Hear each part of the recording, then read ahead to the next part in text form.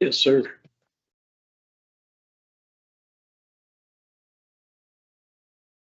Tyson Rivera, please raise your right hand. You solemnly swear or solemnly and sincerely affirm, as the case may be, that you will faithfully discharge according to law your duties as an interpreter to the best of your abilities, so help you God, or upon felony of perjury. I do. Good morning. My name is Parole Officer Bernard. Today is Friday, March 14th, 2025. And paroles. Following board members are present this morning, and by stating their names on the record, certify they reviewed all statutorily required documents and available pertinent information in preparation of this hearing. Mike Pohl. Councilmember Rodriguez. Nancy Turner. Buenos días, soy el oficial de libertad condicional menor. Hoy es viernes 14 de marzo del 2025 y esta es una audiencia de la Junta de Indultos y Libertad Condicional de Connecticut.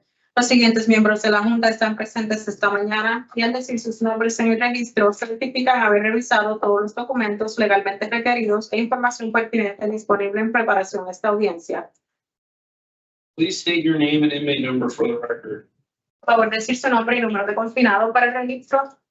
Francisco Alberto Garcia-Pontier, 41-32-31. This hearing is being conducted in consideration of the parole application for Francisco Garcia-Pontier, remaining for 413-231. He's serving a sentence of 8 years executed suspended after 4 years jail with 3 years probation for 4 counts of possession with intent and 1 count of disorderly conduct. As of today, records reflect the parole eligibility date of June 8th, 2024. There is no input in this case. There is an offender accountability plan for the offender. It has been reviewed and shows the offender has completed domestic violence, tier 2, it is participating in school. Utilizing the statewide collaborative offender risk evaluation system, the offender's overall score on the SRT falls within the high range of risk for recidivism. This is your opportunity to express to the board why you believe you should be granted parole. Esta audiencia se está llevando a cabo en consideración a la aplicación de libertad condicional de Francisco Garcia-Pontier, número 413231. Él está sirviendo una sentencia de 8 años de prisión, ejecución suspendida luego de servir 4 años de prisión, con 3 años de libertad provisional por 4 cargos de posesión con intento y un cargo de conducta desordenada. Hasta el día de hoy, los expedientes reflejan una fecha de elegibilidad para libertad condicional del 8 de junio del 2024. No hay testimonio de víctima en este caso. Hay un plan de responsabilidad para el ofensor, el cual ha sido revisado y demuestra que el ofensor ha completado los siguientes programas: violencia doméstica, tier 2, y está participando en la escuela. Utilizando el sistema colaborativo estatal de evaluación de riesgos del ofensor, el puntaje general del ofensor cae dentro del alto práctico riesgo de reincidencia. Mr. García, esta es su oportunidad para expresarle a la Junta por qué piensa se le debe conceder libertad condicional. Puede comenzar. Yo cuando vi el parol, la última vez que yo lo vi, yo hice todo lo que ellos me pidieron y yo he pensado todo lo que ha pasado. Yo me siento muy arrepentido por todo lo que yo he hecho, si le he hecho daño a alguien, si le hice daño a alguien, me siento muy arrepentido. ¿Me entiendes? A toda la persona que yo le he hecho daño. Por favor, para traducir. Okay. When I saw parole the last time, I did everything that they asked me to do, everything that they request for me to do. I regret everything that I have done, and if I harm anyone, I regret everything. Continúe. No me he buscado matica, no he buscado pelea. He tratado de hacer. Ahora mismo me cambiaron de una cárcel level 2 a level 3 para terminar el programa de FADER. Como en el level 2 no había, tuve que venir a level 3. Yo soy level 1, yo soy level 1. Y estoy aquí solamente para hacer lo que ellos me digan. ¿Tú me entiendes? Estoy tratando y poniendo todo de mi parte para ser una buena persona para la sociedad. I didn't get any DR. I didn't get any disciplinary reports. I was on a level 2 and I am now on a level 1 because they changed me so I can, for me to be able to complete the fatherhood program, and I am willing to do everything that they asked me to do. Continúe. Nada, y que estamos aquí, si ellos quieren que yo siga haciendo, yo hago lo que ellos me digan, ¿tú me entiendes? Yo solamente quiero hace la cosa bien y ya, no tengo, tú me entiendes, no, ya yo aprendí que no es hablar, es mostrar, tú me entiendes. I will do whatever they ask me to do, and I understand that it's not about just saying that I'm going to do something, it's about proving that I am going to do it. ¿Sería todo? Sí.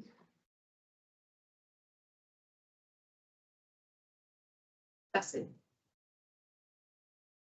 All right. Well, thank you, Mr. Garcia-Pontier. What we're going to do, we read about the whole case, what you did up until the last hearing and what you've done since. Based upon that, we have some questions. Then we're going to talk about your case and give you a decision, okay? Okay, sir, no problem.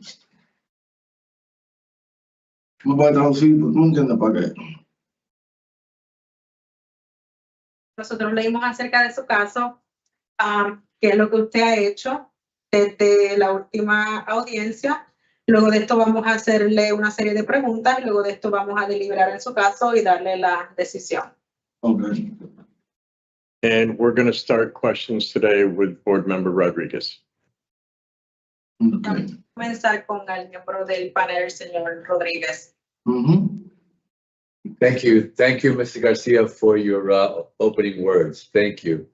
And I'm happy that you have taken the advice of the previous panel and have involved yourself in participation in the programming that you've been involved in, and I'm glad that you shared that you've done that. What I would like to hear from you this morning is exactly what you've learned from those programs and how those programs have changed you so that we can feel comfortable in releasing you. Okay. Gracias por sus comentarios de apertura, señor Garcia-Pontier. Me alegra saber que usted ha tomado los consejos de los miembros del panel que lo vieron anteriormente y que usted se ha involucrado en esta participación de programas. Lo que me gustaría escuchar en el día de hoy es qué usted ha aprendido en estos programas y cómo le han ayudado para nosotros saber que entonces usted está listo para salir en libertad condicional. Ok. Comienzo a hablar de ello, de cualquier cosa que yo he aprendido. Can I start speaking about anything that I have learned? You can start with programming. I'm sorry, you can start with your programming that you've taken. Puede empezar acerca de la programación que usted ha tomado. Yo primero tomé sobre el programa de droga, fue el primero. Ese programa se trataba de cómo tú en el día a día, tú socializas con el medio ambiente y todo lo que te rodea para que así, cuando tú salgas afuera, no te relaciones de nuevo con lo que te relacionaste antes. En el programa de droga te enseñan a todos los días tú hacer una disciplina, de que esa disciplina te ayude a ser mejor persona y no caer en los vicios que caíste en el pasado. The first program that I took was the drug program, and it was about how on a daily basis you socialize and how do you involve yourself with your surroundings and not to do the things that you used to do before, and how to have a better discipline so you wouldn't fall into the use of drugs anymore. Continúe. En el programa de violencia doméstica, ellos nos enseñaron varios diferentes tipos de cosas, nos enseñaban videos y nos explicaban cómo una discusión tonta puede llevarte a algo más allá. Ahí ellos siempre, en el programa de Domestic Violence, siempre nos trataban, cuando tú comienzas a discutir con la pareja, tú tienes que buscar la forma de que esa discusión no pase a otro level. Eso es como tratando de controlar tu ira. Nos enseñaban videos, en esos videos uno aprendía, ahí nos enseñaron un video de una serie de cosas que pasaban en el futuro, que tú no quieres que eso pase en tu relación. En un momento.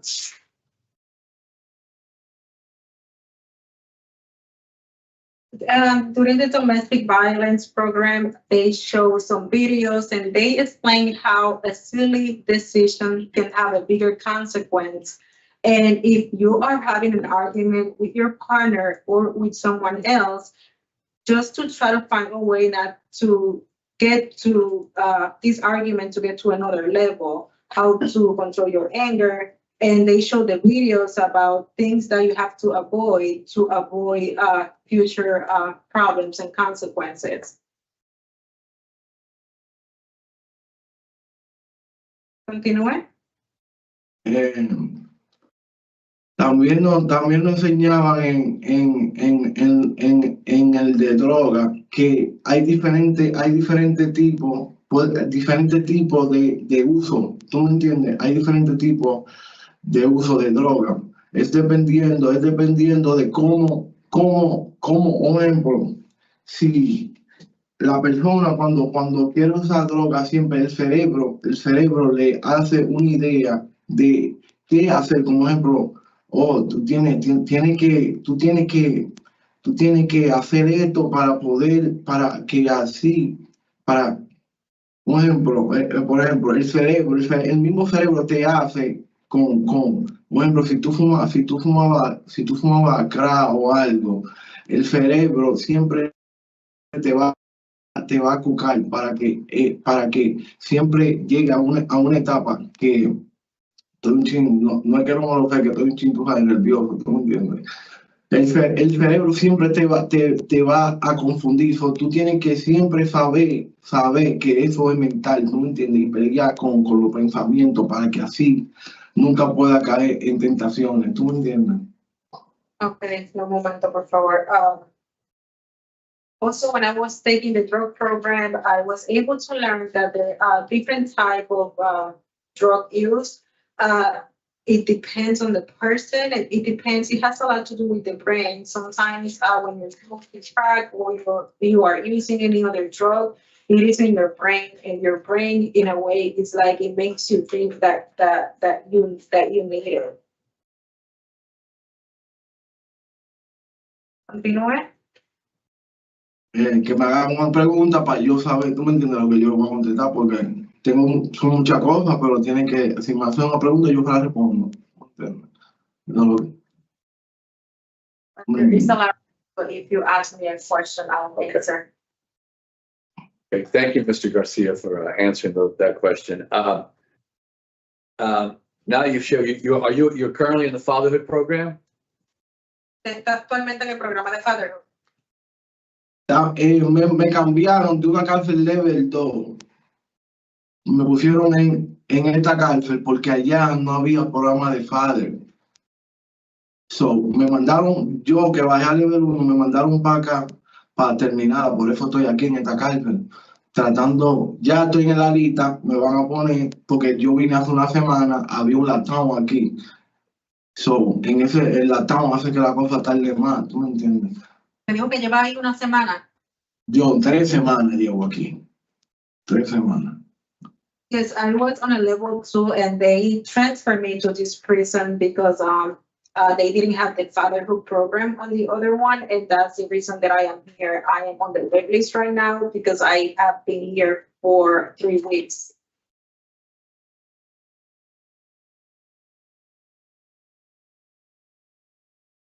Okay, thank you for answering that. So you haven't had a chance to take it yet.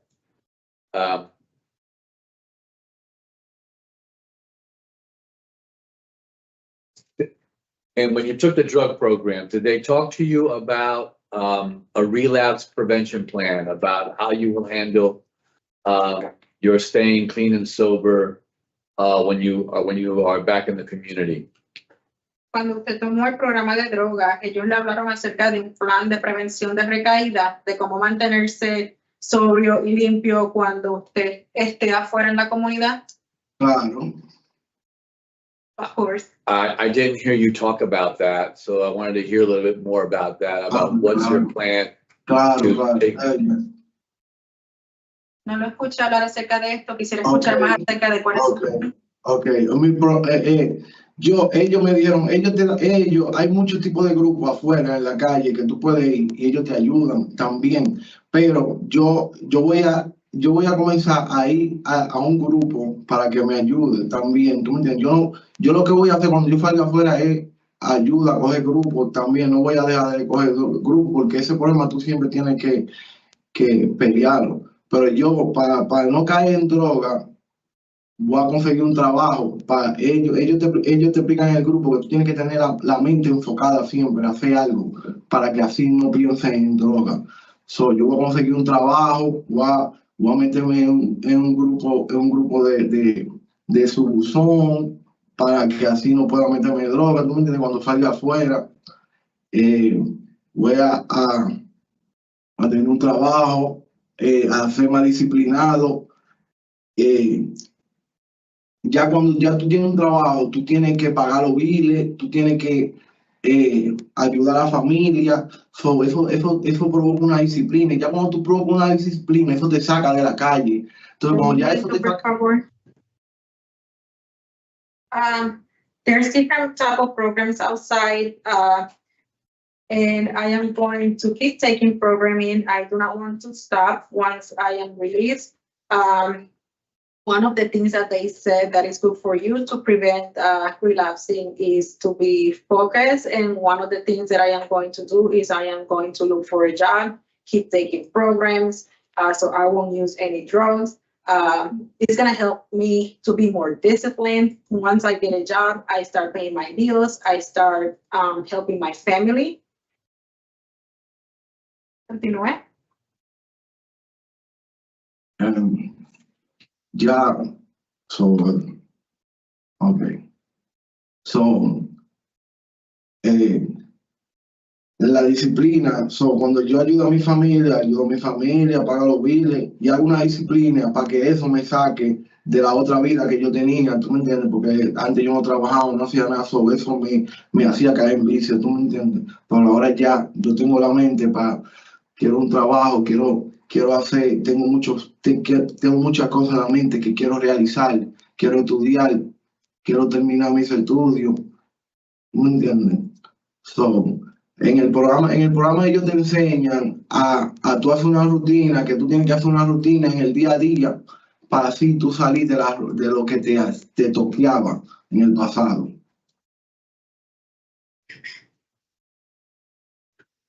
Once I start helping my family, paying the bills, it's going to help me develop discipline, have a better discipline.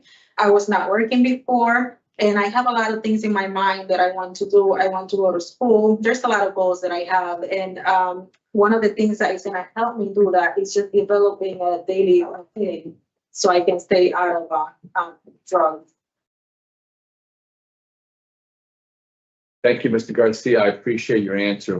My concern, Mr. Garcia, is the drugs that you were involved with, fentanyl, which is a very serious drug and a difficult addiction. You rated a 4 in your score, and I'm a little concerned that although you're thinking about programming on the outside, that you haven't really done enough preparation work to be released with a solid plan to make sure that you have the support that you need. Mi preocupación, señor García, es que la droga que usted está utilizando, que es el fentanyl, es una droga muy seria, es una adicción muy difícil. Usted tuvo un puntaje de nivel 4, lo que es preocupante. Me parece que entiendo que a pesar de que usted quiera tomar programas afuera en la comunidad, que no ha hecho suficiente preparación para tener un plan sólido que lo apoye cuando usted salga afuera a la comunidad.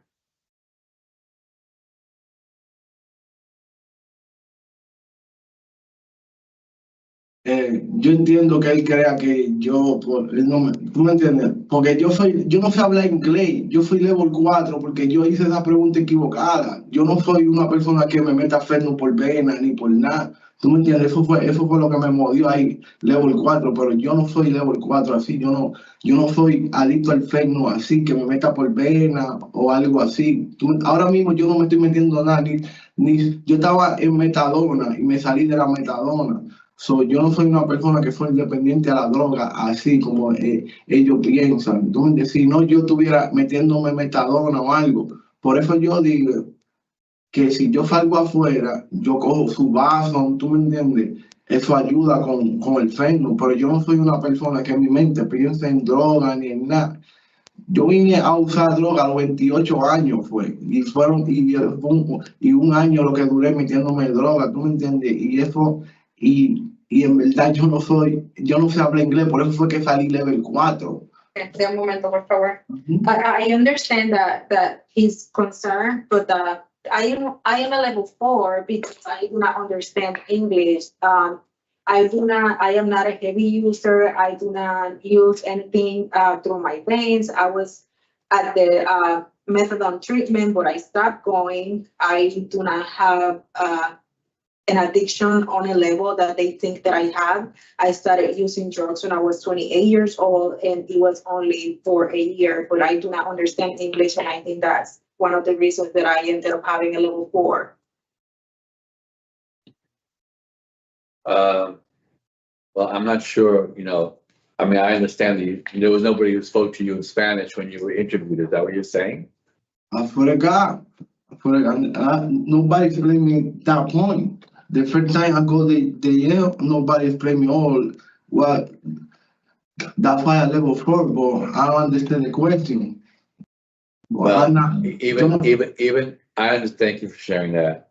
Even if you did not understand what was going on, you did have an issue with fentanyl, even though you don't feel it was that serious. And I'm still concerned that, because one of the reasons that you stated was that you first of all, you were selling because you needed money, but you also having problems. So if having problems caused you to use drugs, then that's something that I would want to see that you're going to be taken care of when you're on the outside, right? I want you to have a good plan. Yeah, this is for you. This is for you, not for me. So I want you to be able to have a good plan. Let me finish so she can translate. Okay, no problem. So I want to make sure that you have a good plan when you come out, so that you can be supported. Well, what is your current support in the community? Mira, yo tengo mi papá, mi mamá aquí. Ellos tienen trabajo. Yo puedo conseguir trabajo de una vez de que salga.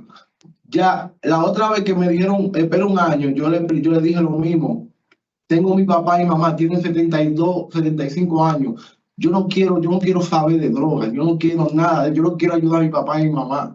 Yo sé que es un trabajo hacer la cosa bien, pero en mi corazón, yo no quiero ayudar a mi papá y mi mamá. Eso es lo único que yo quiero. Yo sé que ustedes tienen que hacer la cosa bien, que no quieren que vaya yo para la calle y me muera una sobredosis, pero yo lo que quiero es ayudar a mi papá y mamá. El miedo es que se me muera mi papá y mi mamá afuera y yo no lo ayude. Ellos vinieron de tanto. I have my parents out there and I want to help them. That's the reason that I want to find a job. The last time they told me to wait for a year. I am 35 years old now, and I really want to help my parents from the bottom of my heart. I understand that that's one of your concerns, but I am afraid that something is going to happen to my parents out there, and I want to help them. Well, that still doesn't alleviate my concern that you have not set up a supportive plan for yourself in this. Have you connected, have you talked to anybody from CCAR in where you're at, or have you found a sponsor for yourself, or investigated where you get a sponsor on the outside? Like, I didn't hear any of that. Yo tengo un apartamento ya. Yo tengo un apartamento, ya yo sé dónde voy a conseguir trabajo. Voy a conseguir trabajo en el mall, limpiando. Yo tengo ya ese plan. De trabajo es lo de menos, porque yo hablo con mi familia todos los días. ¿Tú entiendes? Yo quiero que ustedes vean que yo hice los programas y que quiero hacer lo que ustedes me digan y que yo estoy supuesto a hacer todo lo que ustedes me digan. ¿Tú me entiendes?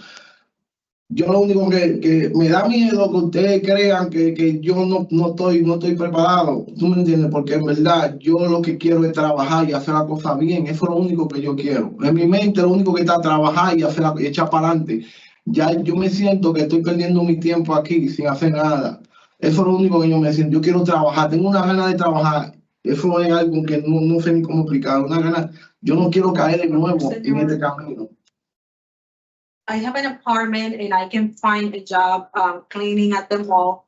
That is not gonna be a problem. I completed the programs that they asked me to complete, and I am willing to take any other program or do whatever you asked me to do. I am afraid that you think that I am not prepared and that I am that I am just gonna keep wasting my time here. I want to keep moving up in life, and I want to move forward. I have a lot of things in mind that I want to do.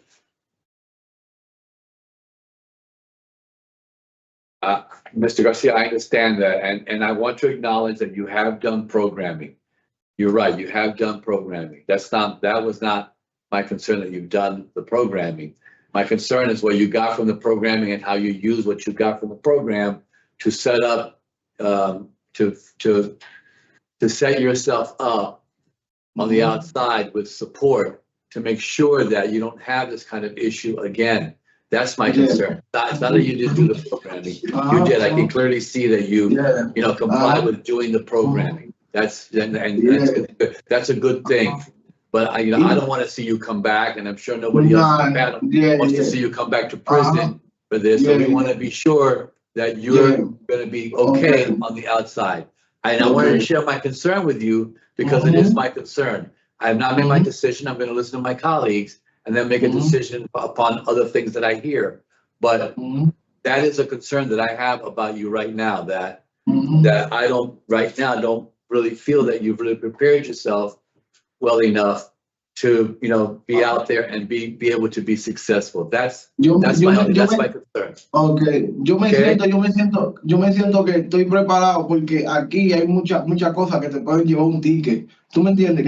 Aquí te pueden llevar un ticket muchas cosas. Y aquí en esta cárcel hay muchas cosas que cualquier persona coge un ticket porque tú sabes, hay cosas malas. ¿Tú me entiendes? Yo no me lo he buscado. Al yo no buscarme, se ve que yo quiero cambiar. ¿Entiendes? Porque si, un ejemplo, yo había llegado aquí y dice, te encontraste un ticket, fue porque ya yo no quiero cambiar. ¿Tú me entiendes? Pero como yo no tengo ticket, se ve que yo quiero cambiar. Porque hay muchas cosas que yo puedo hacer y no las voy a hacer porque yo quiero cambiar. Y ustedes lo están viendo, porque desde que ustedes me dieron el otro año, me dieron, cojan un año, me dijeron ustedes a mí, cojan un año, y lo cogí. Y en ese año no me hallé un ticket. Y yo soy una persona que quiero cambiar. Por eso no me hallé un ticket en ese año. Porque quiero cambiar y quiero demostrar a ustedes que quiero ser una mejor persona. Pero es que yo no quiero estar aquí. A mí no me gusta. Yo lo que ustedes me pregunten, yo se lo voy a responder. Pero yo no quiero tampoco hablar como hacerme ver como, yo soy el mejor, yo soy el papel. No, mi corazón quiere cambiar. Mi corazón. Hola. I feel that I am prepared. There are many reasons that, for example, the last time that I was here, you told me to wait a year and not to get any DR, and I didn't get any DR. There are a lot of reasons here in prison that you can get a DR for anything. And me not getting a DR shows that I have changed and that I want to change. I didn't get any DR. I want to prove to you that I'm a better person. I do not want to come and sit here and say that I am better than anyone. That's not what I want to say. I want to show that I have changed. I hear that from you, Mr. Garcia, and I will acknowledge also that you did not get any DRs, which is one of the things that the panel asked that you not do. I acknowledge that. At this moment, I don't have any additional questions. I'm going to pass it on to my colleagues, and I'm going to hear what they have to say.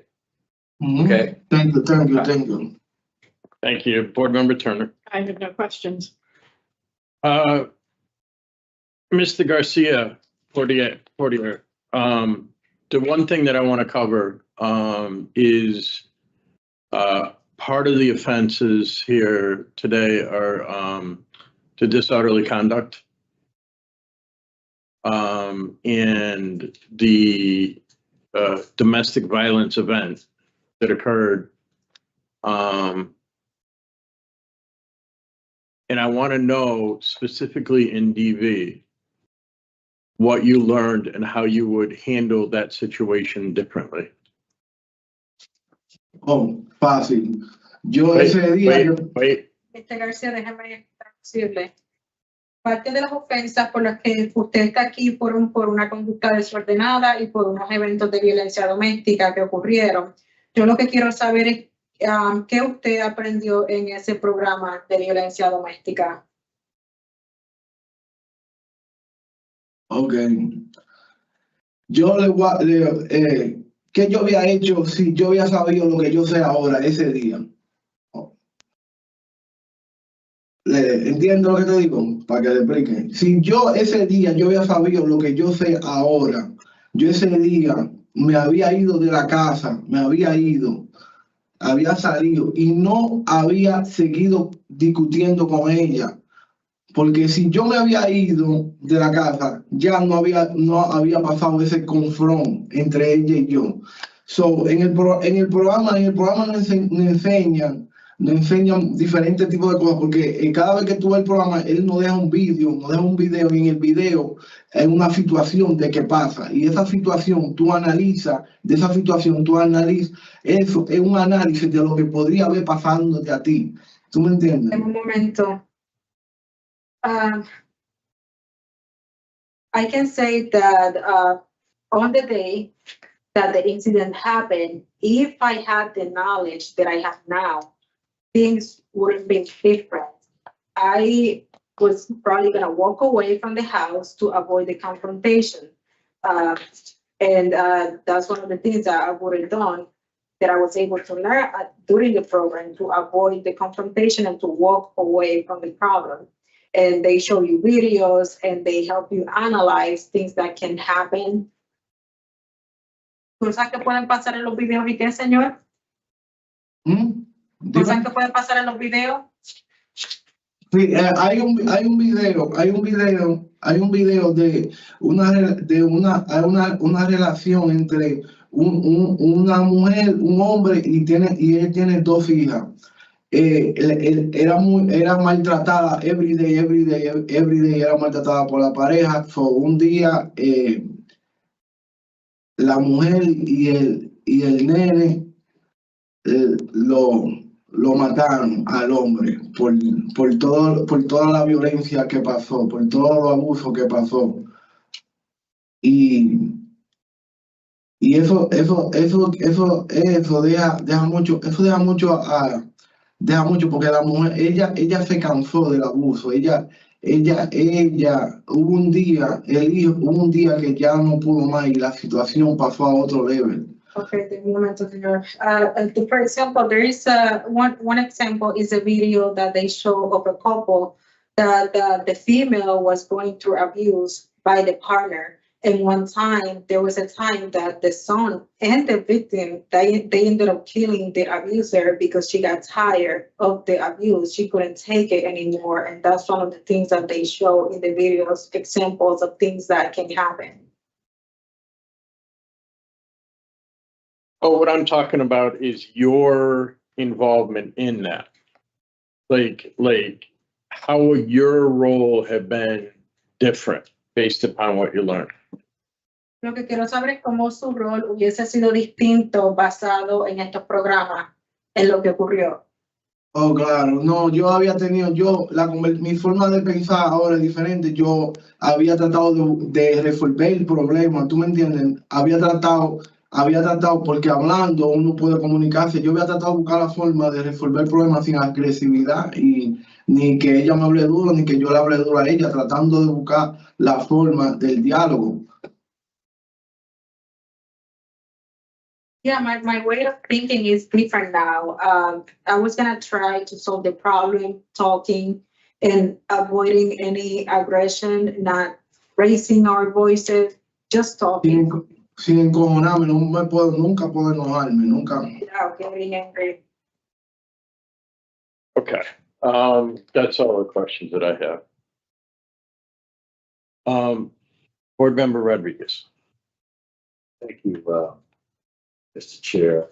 You know, it's one of those cases, it's a rehear. He's basically done what he was asked to do, which is attend programs. They were recommendations. He's followed the recommendations of attending the programs and participating in the programs. He did not get to do the fatherhood program, which I think he should probably still do at this point and get that completed. He has a little over a year left on his sentence. I am concerned about his not having really a set up process for himself on the outside. Because he talked about, when he's having problems, he fell into this problem with the selling of drugs and using drugs. I know he wants to help his parents out, but his focus should probably be helping himself out early on.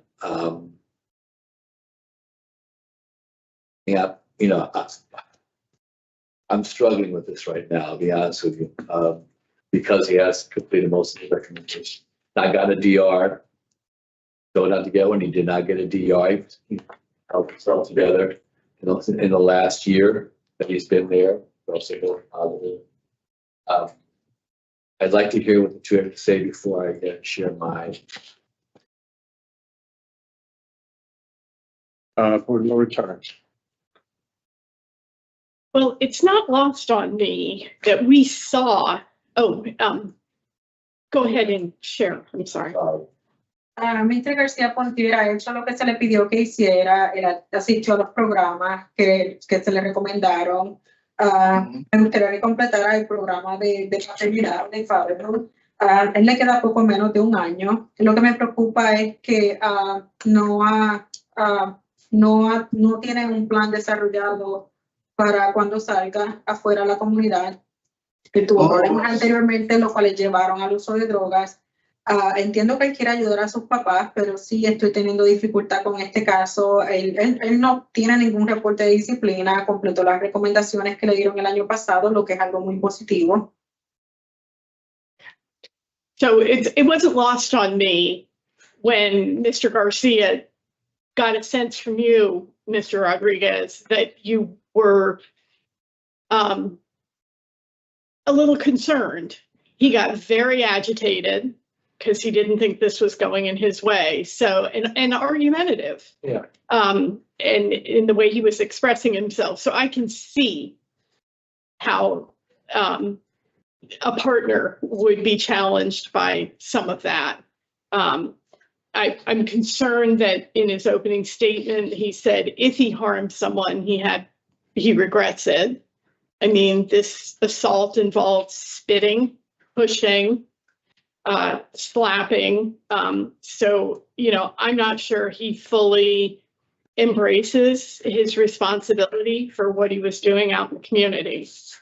With the 1 year difference between his end of sentence and today, as someone who scores high for his risk to reoffend and has a standing criminal protective order against him, but is still having contact with a minor child whom he has in common with the victim, I think ensuring that he gets through the Explore program so that he can continue to work on himself, because I'm not sure that he, as I said, fully appreciates how destructive his behavior, both with his drug use and his intimate partner violence is. So I think that, and the watchful eye of the parole officer will provide some guidance. They'll be well aware that he had a daily fentanyl problem out in the community, and they'll be watching for that. So I have him granted.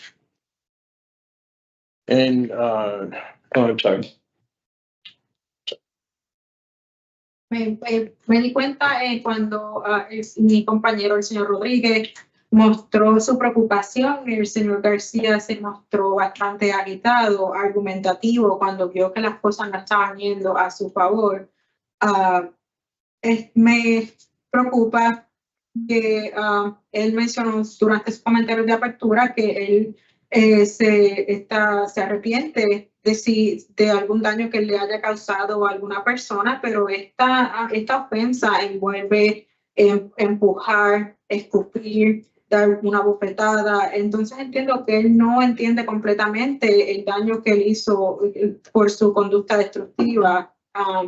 Él le queda 1 año de diferencia hasta el final de su sentencia. Él tiene un puntaje alto, todavía tiene una orden de protección activa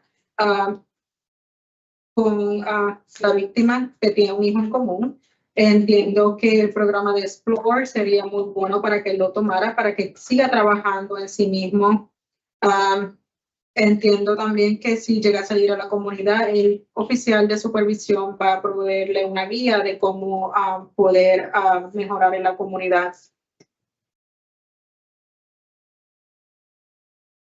Right, and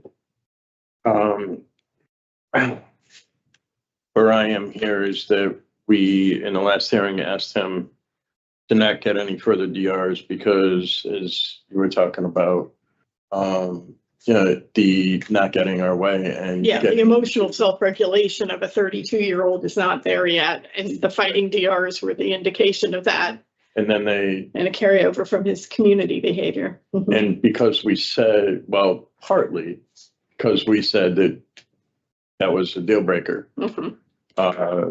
Mr. Garcia-Pontier did not get any further DRs, which shows his ability to control himself to an extent. He did take the TIER program.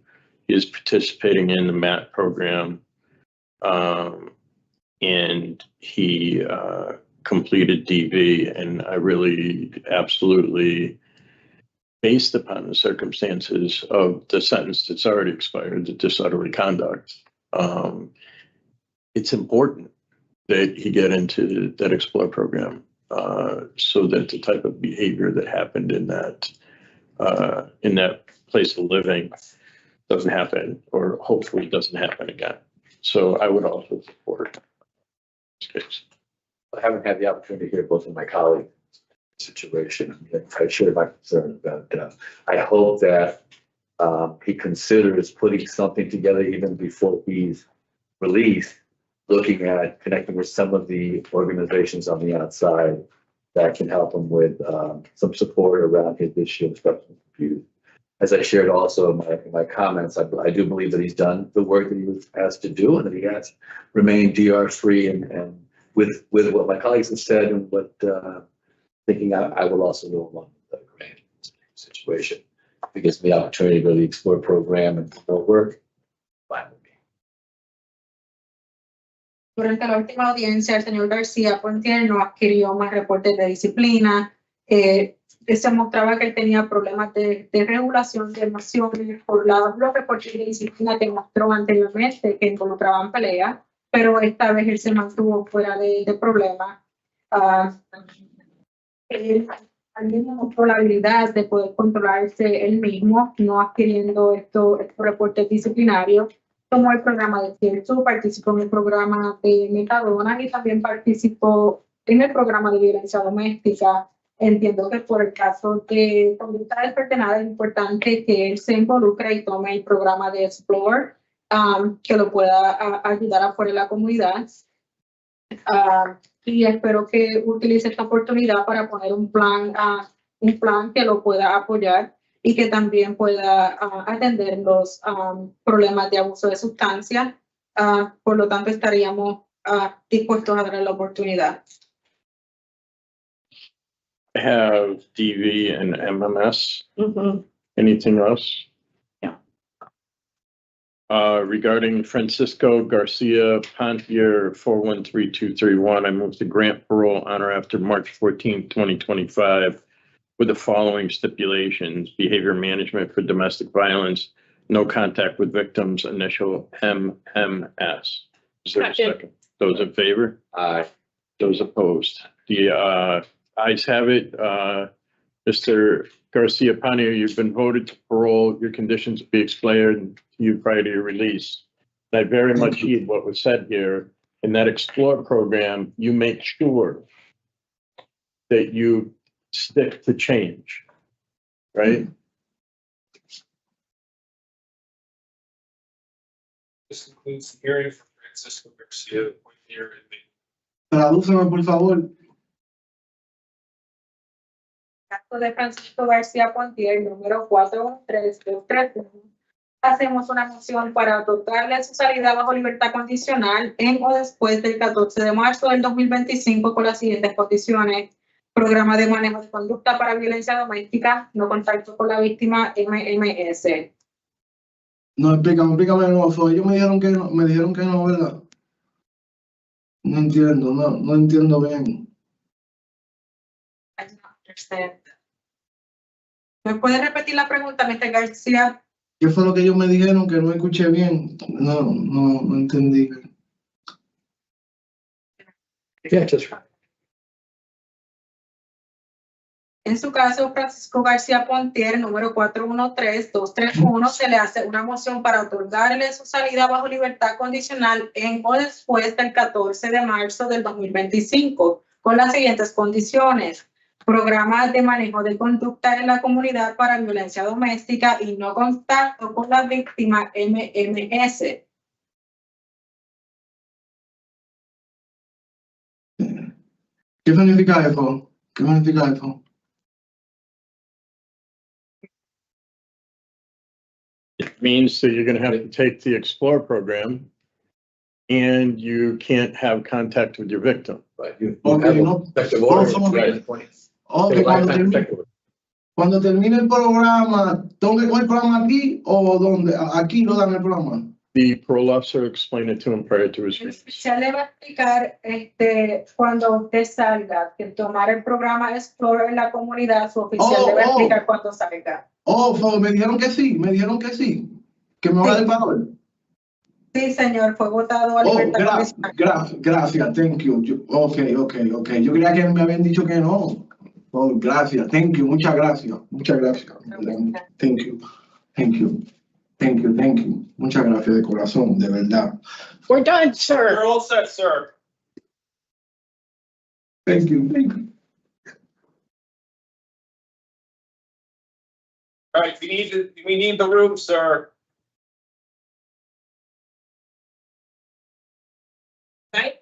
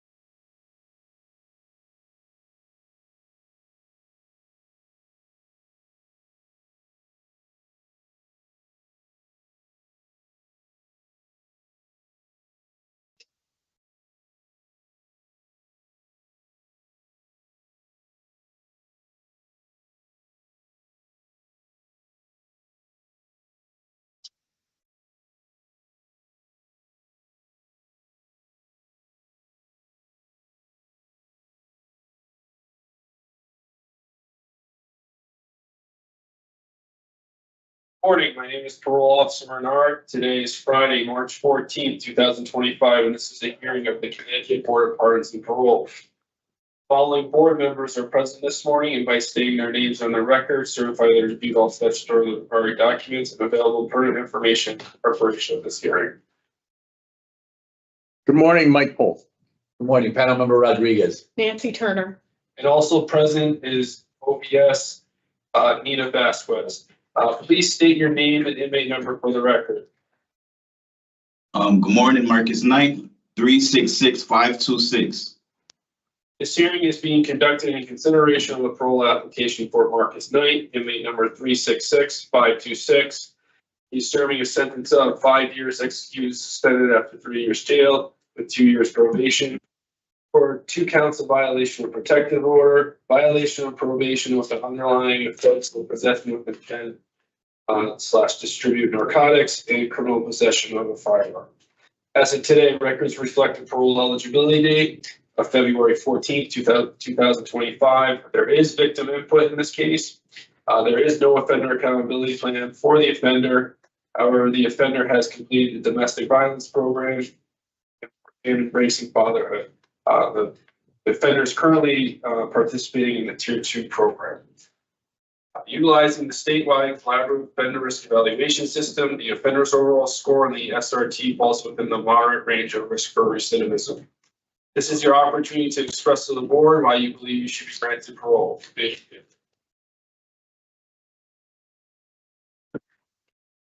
You have something that you want to read to us? Yes, sir, absolutely. Good morning, my name is Marcus Knight. I am writing this letter to take full accountability for my past actions and express my sincerest remorse for the choices that led me to this point. I understand that my decisions not only affected my own life, but also caused harms to others. And for that, I take full responsibilities. There are no excuses for my actions, and I have spent my time in incarceration reflecting on the impact I had on my victims, my loved ones, and my future. Through counseling and self-improvement programs, I have come to recognize where I went wrong and how I must change to ensure that I never make the same mistakes again. I have learned that accountability is not only about admitting fault, but also about actively working to become a better person, someone who contributes positively to society rather than harming. Domestic violence is never okay, and I understand my behavior was totally unacceptable. Domestic violence can take many forms, including physical, emotional, and psychological abuse, and it is essential to recognize that all forms are equally damaging. By perpetrating domestic violence, I not only hurt my loved ones, but also contributed to a culture of fear, control, and oppression. As someone who's been involved in DV, I've learned that it's crucial to address the underlying issues, such as anger management, communication skills, and healthy relationships. I've been working hard to educate myself, seek counseling, and develop empathy and compassion for those who've been affected by domestic violence. I want to assure you that I'm committed to being a positive force in my community, and I'm eager to continue my contributions to the efforts to prevent domestic violence and support those who have been affected by it. During my time in prison, I have taken every opportunity to rehabilitate myself through domestic violence classes and Tier 2 addiction services that have helped me understand the importance of responsibility and integrity. I am committed to proving that I have grown and that I am ready to re-enter society as a law-abiding citizen. I ask for the opportunity to demonstrate this change, not with just words, but with my actions. If granted release, I plan to maintain stable employment, reconnect with my family in a healthy way, and to contribute to my community in a meaningful manner. I know that trust must be earned, and I am fully prepared to show that I am no longer the person who made those past mistakes. So I did take domestic violence classes, and what I have learned from domestic violence is physical and emotional and psychological abuse are all equally damaging. Not only that I hurt my loved ones, but contribute to a culture of fear, control, and oppression, and that is never okay. And also communication is the key. So communication is the key. I also took online courses for anger management, and it taught me how to communicate when you're angry. Anger is an emotion that triggers a strong response. So in my toolbox, I have 5 steps for communicating when you're angry. Step 1, breathe, take a breath until calm. Step 2, change position, because shifting your body will shift your thoughts rather than a reaction. Step 3, ask myself why. Why am I upset? Why did these actions or words make me so angry? Step 4, share feelings of anger and my why statement. Step 5, talk to the other one involved. And also, I completed Tier 2 program, so I have my certificate. So for the addiction service, I had noticed my triggers, and noticing my triggers, I had to find coping skills to deal with those triggers. Using alcohol, I tried to ignore my problems. The distorted thinking caused by the addiction, such as denial, kept me from seeing the true nature of my problems. So I plan on staying sober and attending support meetings in my community. I also want to be a better father to my kids, so I enrolled myself in the fatherhood program. When dads are involved in their children's life, children are more likely to experience educational success. They're more likely to form successful partnerships as adults, and they're also more likely to believe in their own self-worth. I have wrote a pledge on my honor. I will give my children my time, my love, my heart. I will be a good example of a good man to my children and others around me. I will be an involved, responsible, committed father. I pledge to be a 24/7 dad.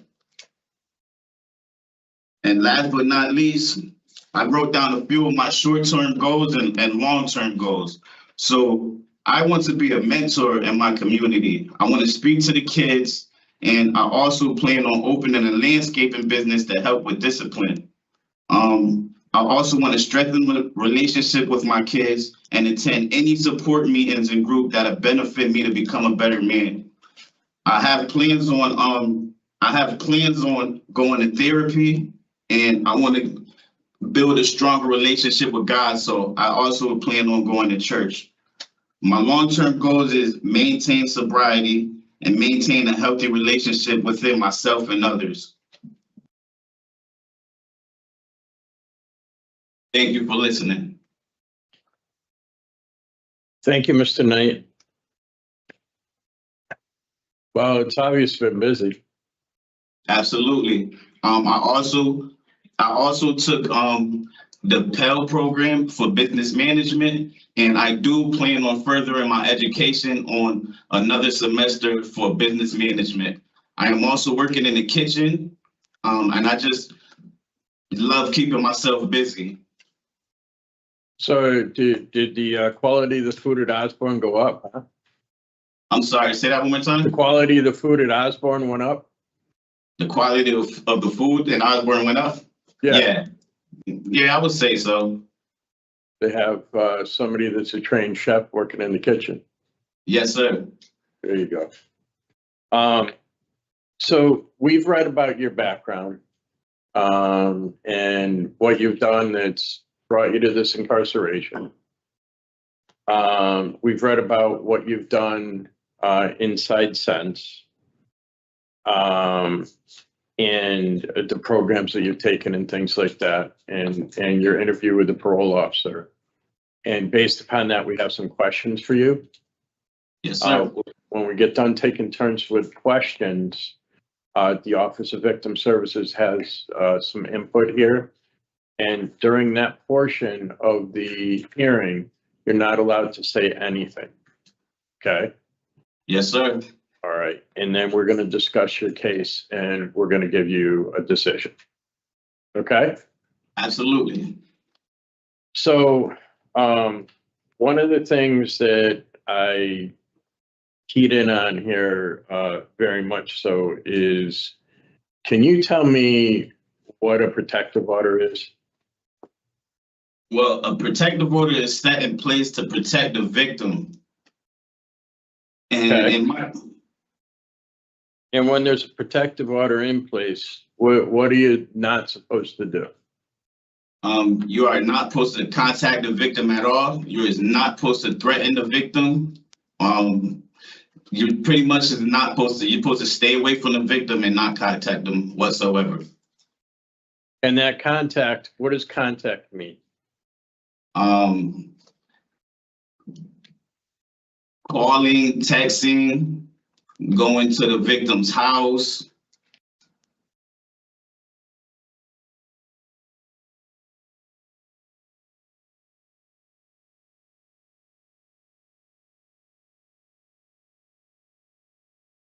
So what motivated you to several times break that protective order? What was the motivation behind that? So I would say anger and being, I would say stubbornness and anger. Okay, and anger, how? Not getting your way? I would say anger and being in a toxic relationship. Okay, so sometimes two people just, yeah, they just aren't meant to be in a relationship. Yeah, absolutely. Okay. And the anger piece of this that you were talking about and the stubborn piece that you were talking about, how did that play out? It played out. I'm aware of some text messages that been sent by me, and it affected the victim emotionally, and that was definitely not. Can we back up for just a second? Yeah, I think the terminology there is a little short, right? I'm aware of, right? And there's a little more to it than that though, right? absolutely. So you're aware that you sent text messages. I'm aware that I broke the law by contacting the victim while a protective order was set in place and set in motion. And I can't really say and justify it with anger or anything. It was just the wrong thing to do. It's absolutely the wrong thing to do. You know, and when it comes down to it, you know, it's like what you sent, you know. That's correct. What And, you sent was read by the police on the other end, you know. Correct. And you know, and regardless, right, of, you know, protective order or not, right? Two people shouldn't be in a relationship where somebody's treated like that. Absolutely. And, Right. and I would be heartbroken if, you know, I have daughters. So I can't see my daughters in that same situation. So it's like, what if someone was treating your daughters this way? Back then, I kind of didn't see, I was distorted. My mind was distorted and I wasn't worrying about consequences and how did it look. But now, just watching the news, every day you have someone killing their girlfriends and it's just ridiculous. It is. I mean, it's more than ridiculous. It's tragic, Absolutely. you know? I mean, if it doesn't work out, it doesn't work out. You can't get on a device or on a phone or whatever and just, you know, terrorize somebody. You know, and when you get a threat on the other end of that phone, how do you think the person feels? That's You know? correct. That's correct. Absolutely. And you know, that's really important, you know. And I'm really glad that you took the domestic violence program. And you certainly laid out, you know, in your remarks in the beginning, you know, what you've taken away from that. Right. And anger management wasn't on your OAP, but you said Right. that you took an online anger management course, and you know, two of the things that you identified that are problems with you when it comes to domestic situations are being stubborn and being angry. Absolutely. Right? Yes, sir. And there's you know, you also came up with a plan for, you know, when you get there. Correct. You know, it's like it's relationship building skills, you know. And part of it, whether it's here on parole or whether it's on probation, part of that's going to be another piece of the domestic violence program called Explore. You know? Yes, yes, sir. And go into that with an open mind and trying to develop, just like you just did with anger management and such. Develop those skills so that somebody else isn't affected the way you affected somebody here. Absolutely. And my time being incarcerated, I actually had a friend that was going through domestic violence, and with my networks, I actually got her into a domestic violence shelter. And, you know, I started noticing things from the outside looking in. I mean, and that's, and when you can see that, you see how people are affected. Absolutely. Just not okay, because then, you know, it also carries on, right? Yes, sir. That's something that you learn too, right? Absolutely. It's not just like text messages are sent and it goes away. No, sir. It's Right? it's emotionally messing with the victim. And it stays with them, you know? So I'm glad to see that you finished Tier 2. When you interviewed with the parole officer, you were in it and hadn't finished it yet. So when it comes to alcohol, marijuana, where are you? So I'm heavy in the entertainment and the music business industry. So I plan on falling all the way back from the music industry, because those is definitely a big trigger. So substituting the music industry, I plan on working more, going to church. And I also want to talk to the youth myself. So how can I talk to the youth if I'm not correct myself? So I definitely will have to get everything in shape so I can talk to the kids in my community. I want to be a mentor. Right. And who knows, from now, 7 years from now, get my record expunged, I could be the mayor of Hartford.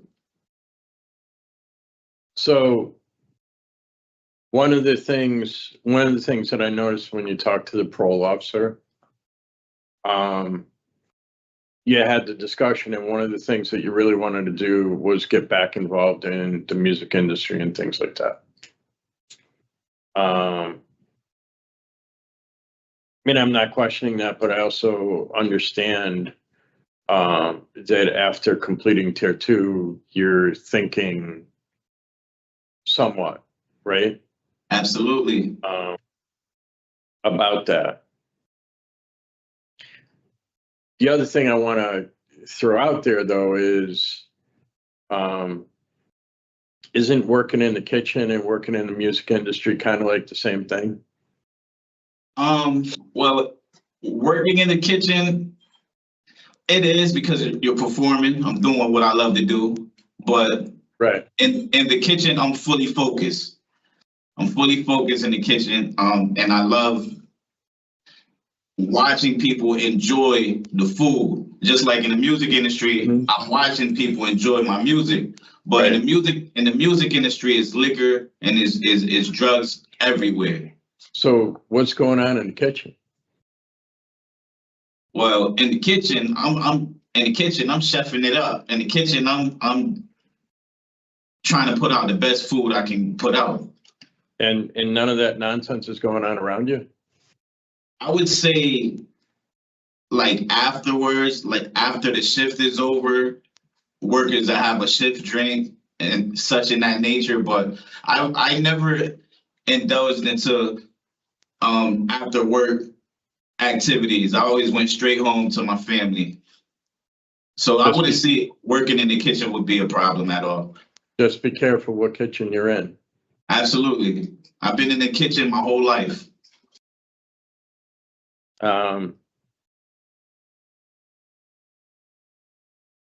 And good on you for taking advantage of the second chance, pal. Absolutely. And doing some business management stuff. You want to go to a friend in Tallinn Yes, sir. Yeah, and you think you'll be able to get back the restaurant job that you had? Oh, so I still have both of my jobs, which is in Texas Roadhouse, and I still have my third shift job in Sardilli's. So once I'm back into society, I'm ready to get back to work.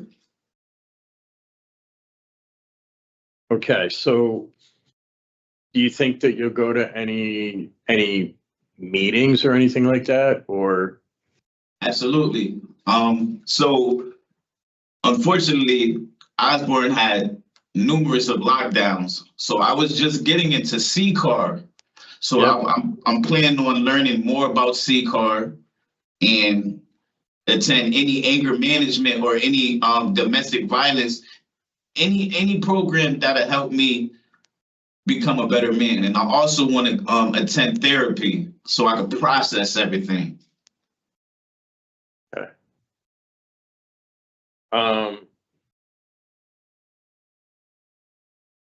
All right. I'm going to see what questions other board members might have. All right. Yes, sir.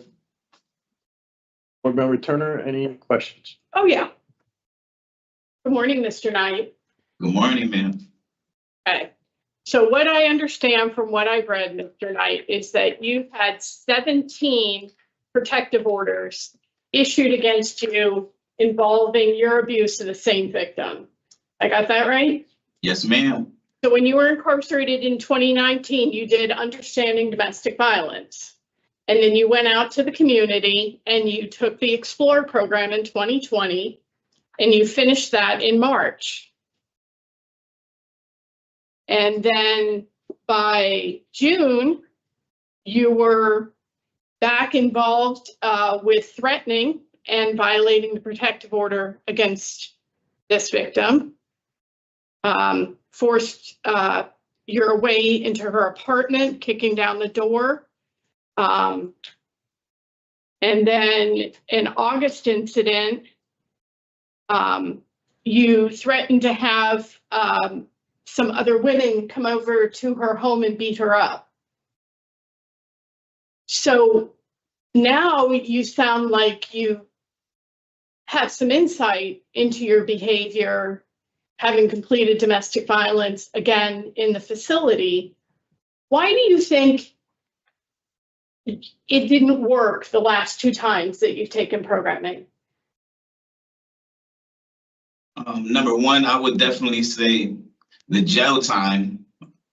Number 2, I would say just being on the outside looking in, seeing someone else going through domestic violence issues, and I'm on the other side. I'm trying to understand, Mr. Knight, why when you completed the Explore program after doing understanding domestic violence, still having a protective order against you and being out on supervision, you didn't make better choices and leave this victim alone.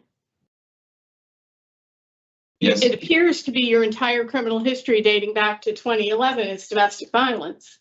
Yes, ma'am. So why didn't those programming participation, why didn't that make a difference? I would say because we kept the relationship going. So now I realize that if it don't work, it just wouldn't work. It just don't work. The relationship. But the relationship could have kept going without you being violent and abusive. So I'm trying to understand, why did you make those choices in the relationship? Not so much about the protective order violations, because, you know, that's just at an absurd level. Absolutely. I would say just being immature. Just being immature and wanting to see things my way. And now. Do you have issues with jealousy? I would say more insecurities. Well, Insecurity. That's how insecurity manifests. It's how it shows up is, you know, you're insecure, so you feel jealous, so then you engage in efforts to control your partner so that you can feel less insecure if you track them and you monitor their activities so that you can somehow be more confident that they're not cheating on you, right? That's your Yes, pattern? ma'am. Yes, ma'am. And I Okay. think. And I that think in you and put- of itself, Mr. Knight, is toxic. Yes, ma'am. Absolutely. And I the way you put it is definitely clear. It's definitely clear the way you put it. I mean, I struggle with trying to understand why you would want to be with somebody who doesn't want to be with you and is afraid of you. So now you've moved on. You have a new relationship, Ms. Devon. Is that Yes, how you ma'am. pronounce her last name? Well, I'm currently not in a relationship at all. Okay.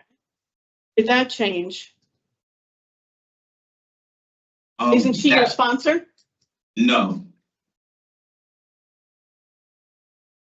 No, she's not my sponsor.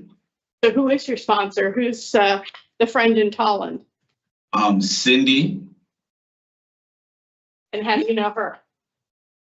She's a family friend. A friend of the family, I'm sorry.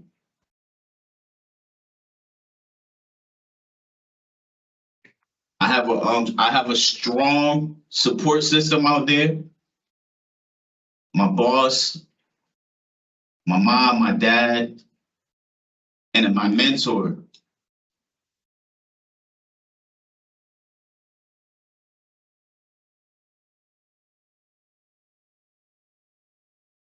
I figured I have to find myself before I jump in any relationship. I have to notice more about myself before I jump in any relationship. So being incarcerated definitely taught me a lot about myself.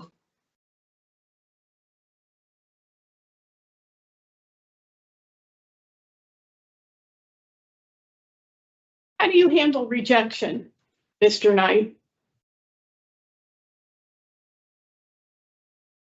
Before I never liked to be rejected, but now It's not a good feeling. Most people don't it's like not. it. It's not. Absolutely not. But now, you just move on. You just move on with life. You get up and put more pieces to the puzzle and just get on with life. To being You try to stagnant. learn from it. Yes, ma'am. So with all this programming and because you referenced it, what does a healthy relationship look like? A healthy relationship should have great communication skills. I think it's based on communication and trust.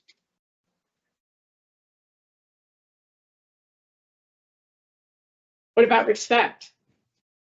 Respect is number one. Respect is a big one. Absolutely. What about healthy boundaries? You know what those are? Boundaries. Boundaries is definitely a good one. Give me an example of a healthy boundary. A healthy boundary, I would say, coming home late at night, because that's kind of been a big one for me. So, it set boundaries I in just place. told my partner, my colleague, that you go right home after work. Absolutely. I'm just trying to think of a scenario to give with boundaries, but You want me to offer you a boundaries, few? you should never disrespect. You should never disrespect your partners. That's a big boundary, especially in front of the kids.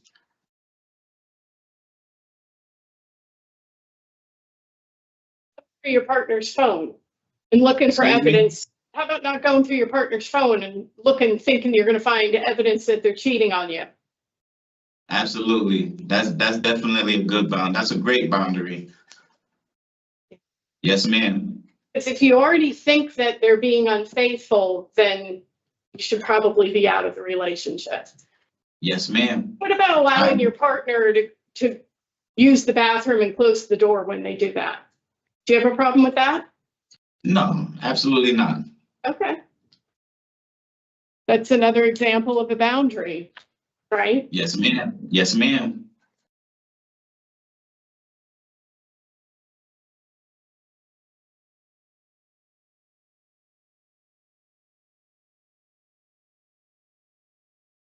So you mentioned that you helped a friend who was experiencing abuse in a relationship. And you mentioned in your opening statement that you've been developing empathy. What does Right. empathy look like to you? Well, empathy looks like to me just being more caring and noticing one's feelings. Definitely noticing one's feelings and not being selfish with my own feelings.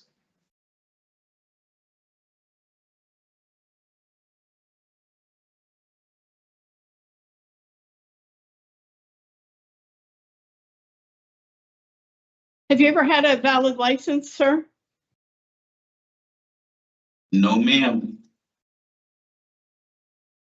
So part of being an adult, and you're now 33, is, you abide by the rules of our society. So you don't drive without a license, you don't drive an uninsured or unregistered vehicle.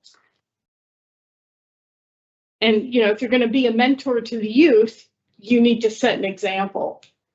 Absolutely. So you were in Tier 4 for 3 months. Yes, ma'am. And you left. Why did you So leave Tier 4? with Tier 4, I wanted to not live, but I wanted to be comfortably inside the jail facility. So Tier 4, they provided rooms, and I just wanted to go to Tier 4 for all of the wrong reasons.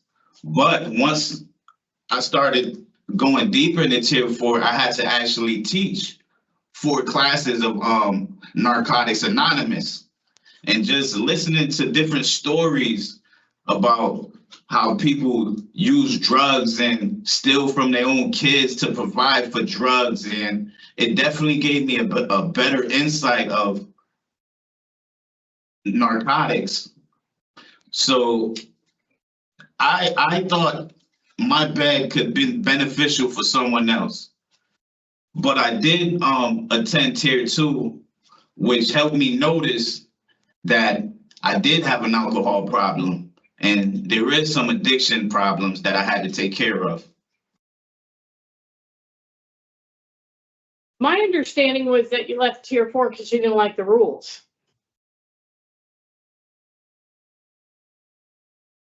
That had contribution to it. That had a lot to do with it also. What rules were you struggling with, Mr. Knight? Well, one rule that I didn't agree with was talking in the back hallway. But now I understand why that rule was in place, because it is for people dealing with their recovery. So, talking loud probably interrupt the next man in his recovery.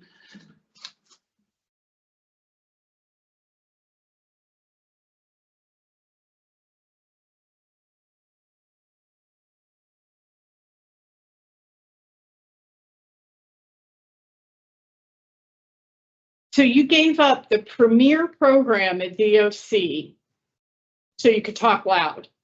No, absolutely not. That's why I got kicked out of the program. I didn't leave the program.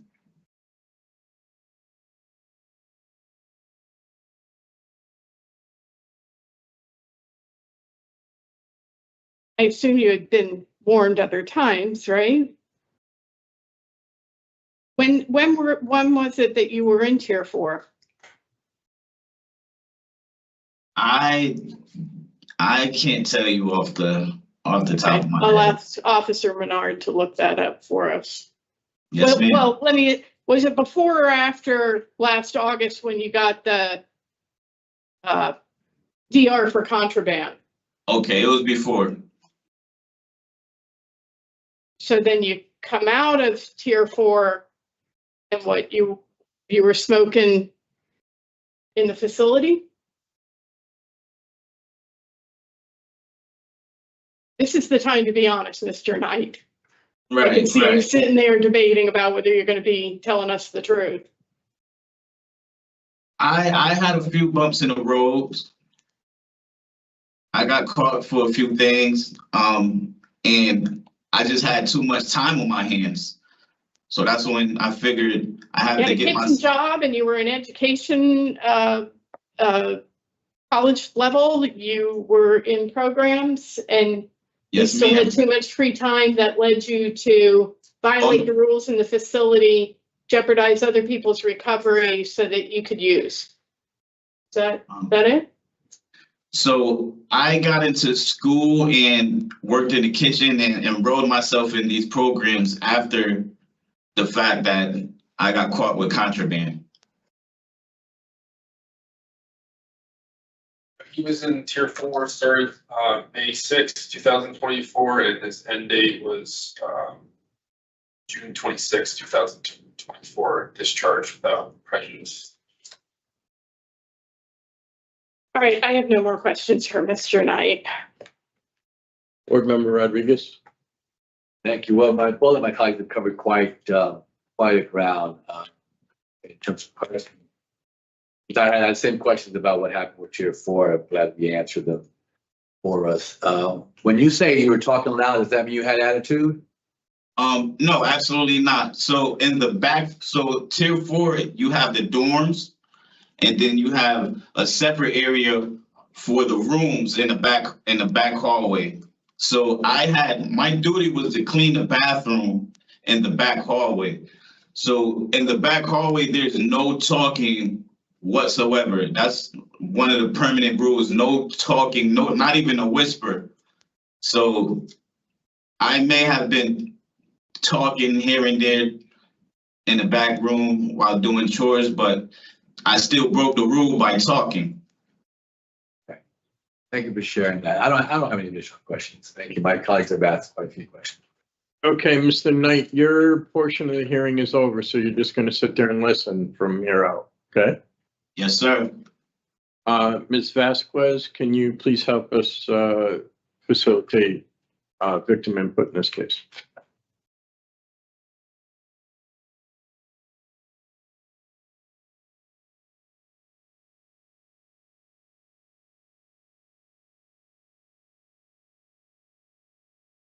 Ms. Vasquez?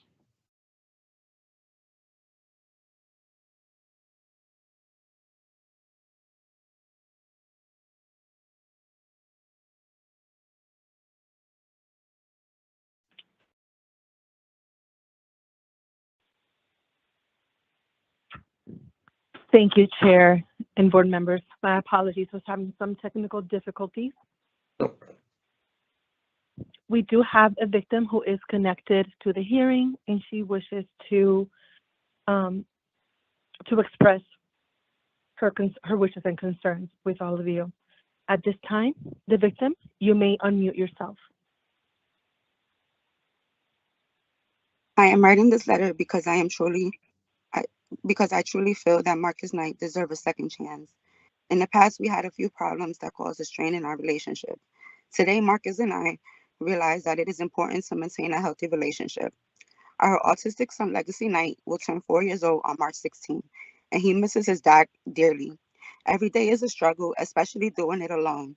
I have no family or friends. I need help, and Legacy needs his dad. I am ready to co-parent with Mr. Knight and truly feel that he has made a dramatic change. Our communication skills has gotten stronger since his incarceration. Communication is the key, and that is what we had lacked in the past. I am not in fear of my life, and I do not detect Mr. Knight as a threat at all. He is actually a kind-hearted person that loves to give back to his community. I've been with Marcus for 15 years, and I know for a fact that he has changed for the better. I forgive him for his past mistakes, and I am ready to move forward. So I please ask that you grant Mr. Knight parole. Thank you for your time. Thank you for your statement. Thank you, Chair and board members. This is all I have for this case.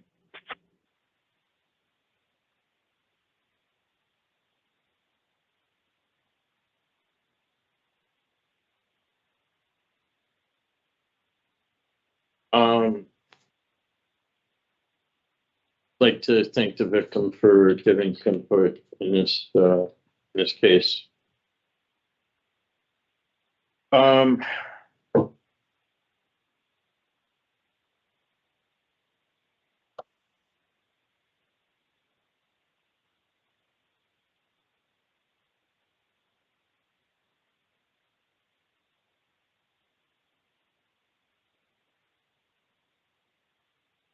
So, Mr. Knight has taken some programs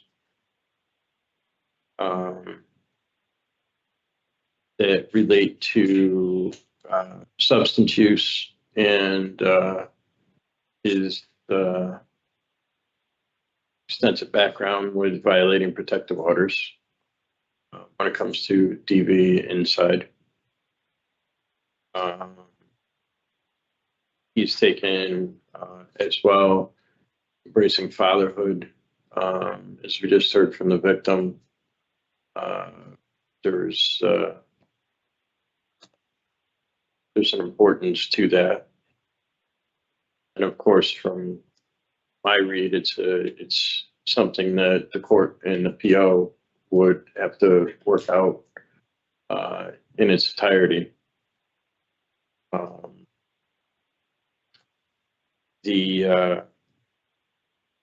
Mr. Knight has skills that lead to employment. He's engaged in second chance Pell Grant program, taking some classes in business management.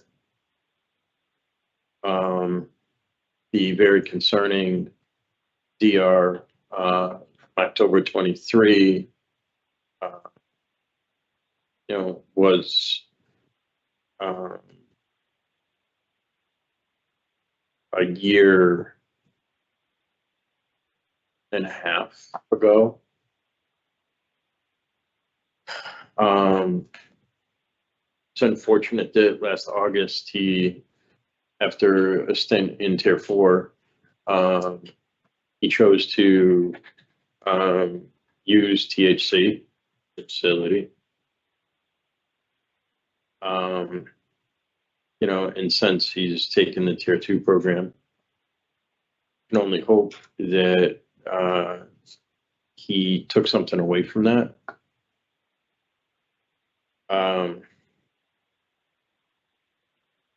Rates out moderate with the concern in scores being his criminal history, which also concerns me.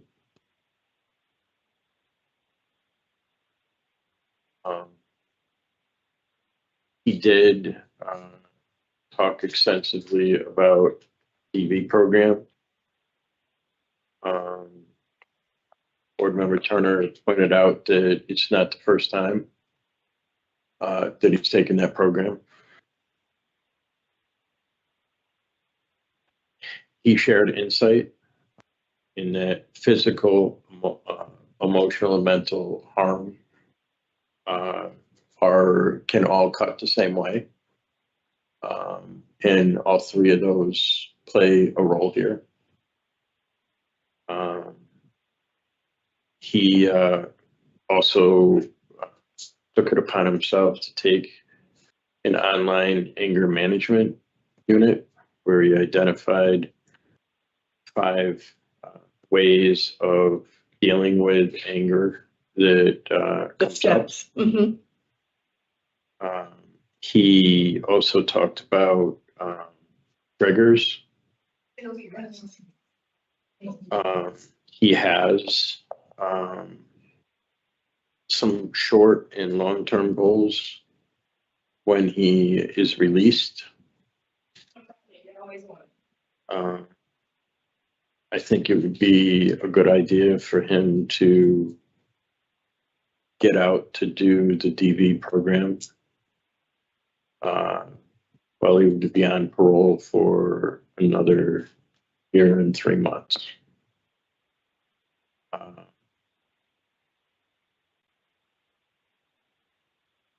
However, I also want to hear from my other board members. So it's this is particularly challenging because Mr. Knight seems to have some insights, has the right language to describe what's going on, and has some perhaps new skills. I think he also struggles to be forthcoming with us. I asked about the relationship that he told Officer Menard about, and now that he don't want to talk about that.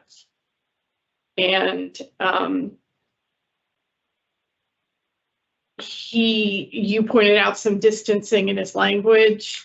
And I think the euphemism of toxic relationship is part of that distancing, because what makes a relationship toxic is the abuse, the threats, the disrespect, undermines any ability to have trust between partners. I'm glad he understands it's his own insecurity that he's got to work on. But we've been at this rodeo with Mr. Knight for 9 years. And I don't think it's the Explorer program that he needs. I think it's the Evolve program, and he can only get that in probation. I have never before seen 17 full no contact protective orders against the same individual with the same victim. That really raises the bar for me. As well as the kinds of threats that he was making. When he was interviewed by the parole officer, he minimized his behavior, saying it was never physical, but this victim is afraid of him, at least in everything that we read. I understand, she's single parenting now, and his health is, important to her, and they certainly have a long history. I think it's a bridge too far for me today. I think he can use the additional year there in the facility to continue working on himself. And I think 3 years for what he was engaged in out in the community, and we didn't even get into the gun in his case, I think is appropriate. So I'm going to have to say no today. Okay. Board Member Rodriguez. Sure.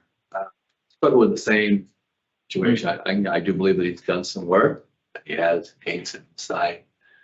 But I struggled with it. He had taken this before. He had taken the Explorer program before, and we're still kind of in the same place. He still has a protective order that's out to 2027. So it's not as if he's going to be able to go out unless it's fixed at some point to even make the context that and I appreciate the victim statement too. I really do. I appreciate struggling out there and really use probably the help, but there's still a protective order outstanding. I didn't hear any comment about going to court to withdraw the protective order or any of that. So I sure would want to see him, kind of get wrapped up in that situation again. I also think that he could do some more work while in prison. I was also struck by 17 violations of protective orders. That's an awful lot.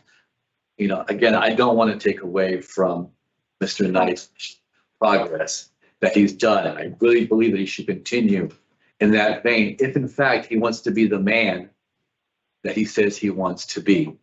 And in this particular situation, he really needs to be able to man up in this and do the right thing for himself and for the folks that are out there that are going to be in his life. I am not going to be supportive of the discretionary today. And again, it's not because of his, work. I think he needs to continue. I think he still needs to continue to work on himself and get those things accomplished. So, current offense committed while on probation. I mean, that's the least of it. I have criminal history, nature and circumstance, or institutional adjustment. Okay. And the 2 tickets.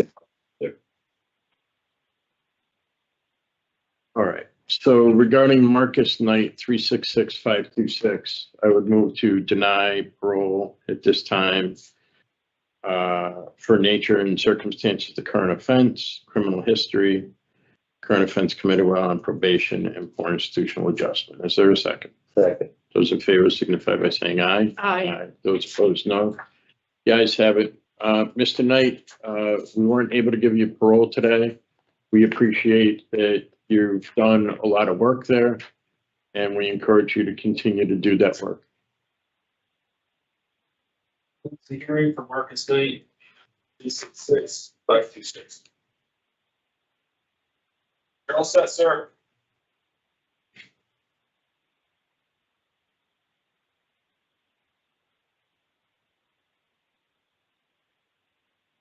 Hey, go ahead. All right, Khalil. Thank you. You're welcome.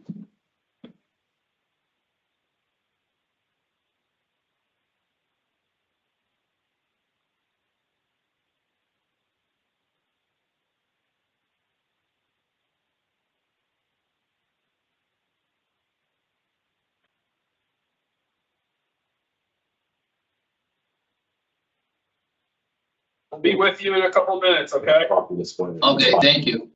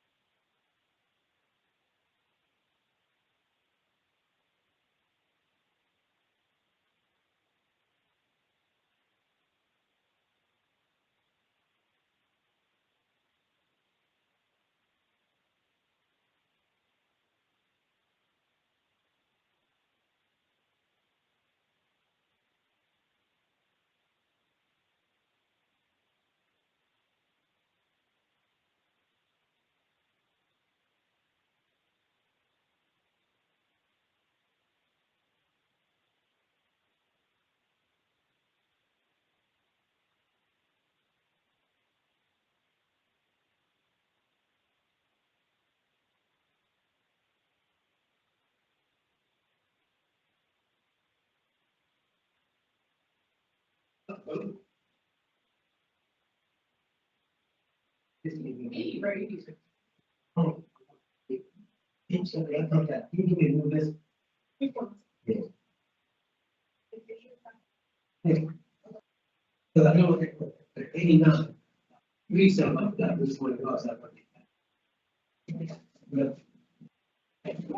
is Paul Bernard. Today is Friday, March 14th, 2025, and this is the hearing of the Connecticut Board of Paroles. Following board members are present this morning and by stating their names on the record, certified they reviewed all statutorily required documents and available pertinent information and preparations. Good morning, Mike Pohl. Good morning, Councilmember Rodriguez. Nancy Turner. Also present is Victim Services Advocate Dina Vasquez. Please state your name and inmate number for the record. Khalil Kelly, MA number 442731. This hearing is being conducted in consideration of a parole application for Khalil Kelly, inmate number 442731. He is serving a sentence of 10 years executed suspended after 60 months jail with 5 years probation for criminal possession of a firearm. As of today, records reflect the parole eligibility date of April 7th, 2025. There is victim input in this case. There is an offender accountability plan for the offender. It has been reviewed and shows the offender has completed the following. He's completed good intentions, bad choices, domestic violence, voices, anger management, alternatives to violence advance, and is participating in the CLIP program. The offender also is a mentor in the alternatives to violence program. Utilizing the statewide collaborative offender risk evaluation system, the offender's overall score on the FRT falls within the range of risk for recidivism. This is your opportunity to express to the board why you believe you should be granted parole. You may begin. Do you have something you want to read? Oh, yes. Thank you. I take accountability for my actions that led me to be incarcerated. During this time, I've been able to constructively rehabilitate myself and show gratitude for the person I am now, and using my past actions as a reflection to the troubled individual I was. The person I am today is focused and mature, not only for myself, but also for those who were affected by my rash choices, my family and society as a whole. My time incarcerated was an opportunity to reconstruct myself and take advantage of the resources and programs that were available to me. Each one of them helped guide and mold me into the person I am today, a motivated and dedicated person who is selfless and in control of my growth. To also help others make a positive change within themselves and surrounding environments. I am grateful for the positivity I was able to grasp while learning and understanding what my negative actions caused. Going forward, if given the chance to return to society, I will continue to have and spread positivity with the mindset I have now, and also be a positive influence in my community and a voice to others to help them seek change. The time I've taken to rehabilitate myself has shown and will continue to show. I will be a reformed working man, continuing to grow and making a positive impact within myself and society. That's it, Mr. Kelly. Yes. Okay, so what we're going to do here is we've read all about your background, what's brought you to this incarceration, what you've done since you've been in, which is a lot of positive programs and things. When we're going to take and ask you some questions about that. Okay. And then the Office of Victim Services is here today with some victims to give input in this case. And Okay. then we're going to talk about your case and we're going to give you a decision. Okay. Okay. And Thank you. I just want to, for me, the questions are going to start with another board member, but I just want to let you know that it's an awful big lift. I appreciate your programs, Thank you. but shooting up Broad Street with a bunch of other guys after you've already had an illegal possession of a weapon and a motor vehicle conviction, Yes. and somebody's died in this particular case, Yes. it's a lot. But in the end, no matter how this comes out, I want you to feel good about the programs that you've taken, and how you're trying to help others there, right? Thank you. But Yeah, what we're trying to get to today is suitability, right? Suitability for parole, okay? All right, Mr. Kelly, Board Member Turner is going to begin questions for today, okay? okay. Morning, sir. Good morning. Thank you for preparing that opening statement for us. And I am pleased to hear and read that you're trying to make some very necessary changes in your life, how you're living it, and how you think about things. Because you out in the community were quite a force of destruction.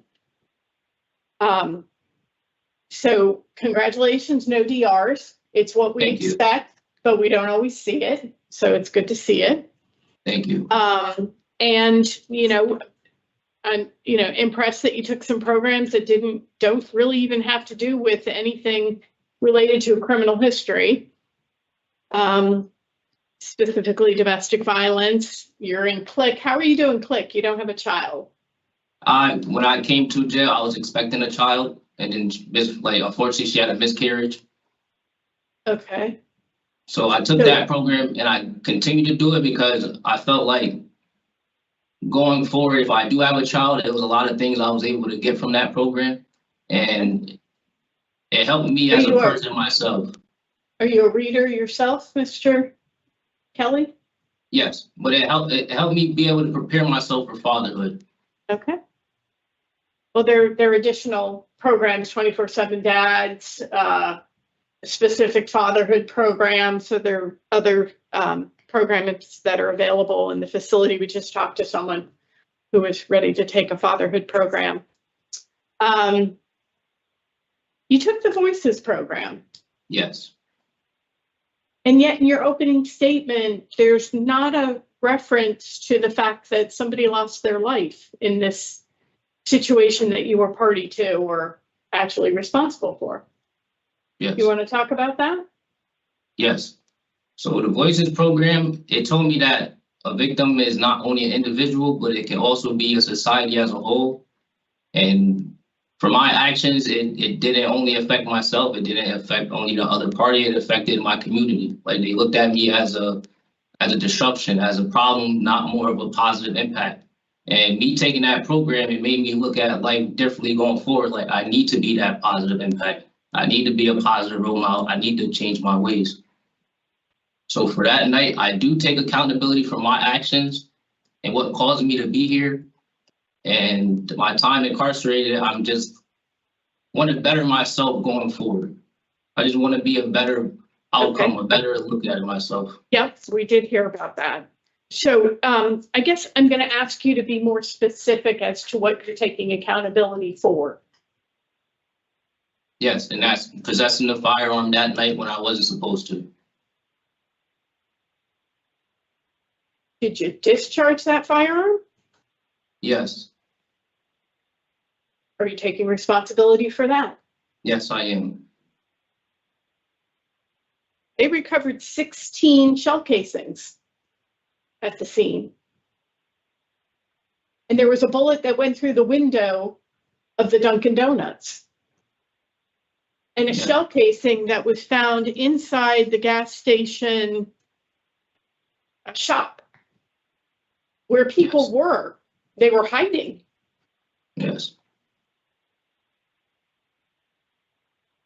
So let's talk about what harm you're responsible for out in society by the choices that you are making.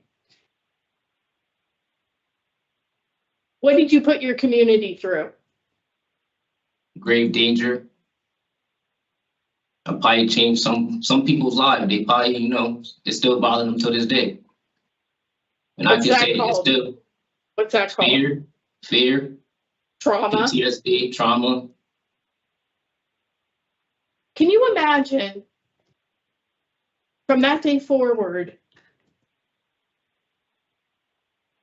what it must feel like trying to go to a gas station and put gas in your car?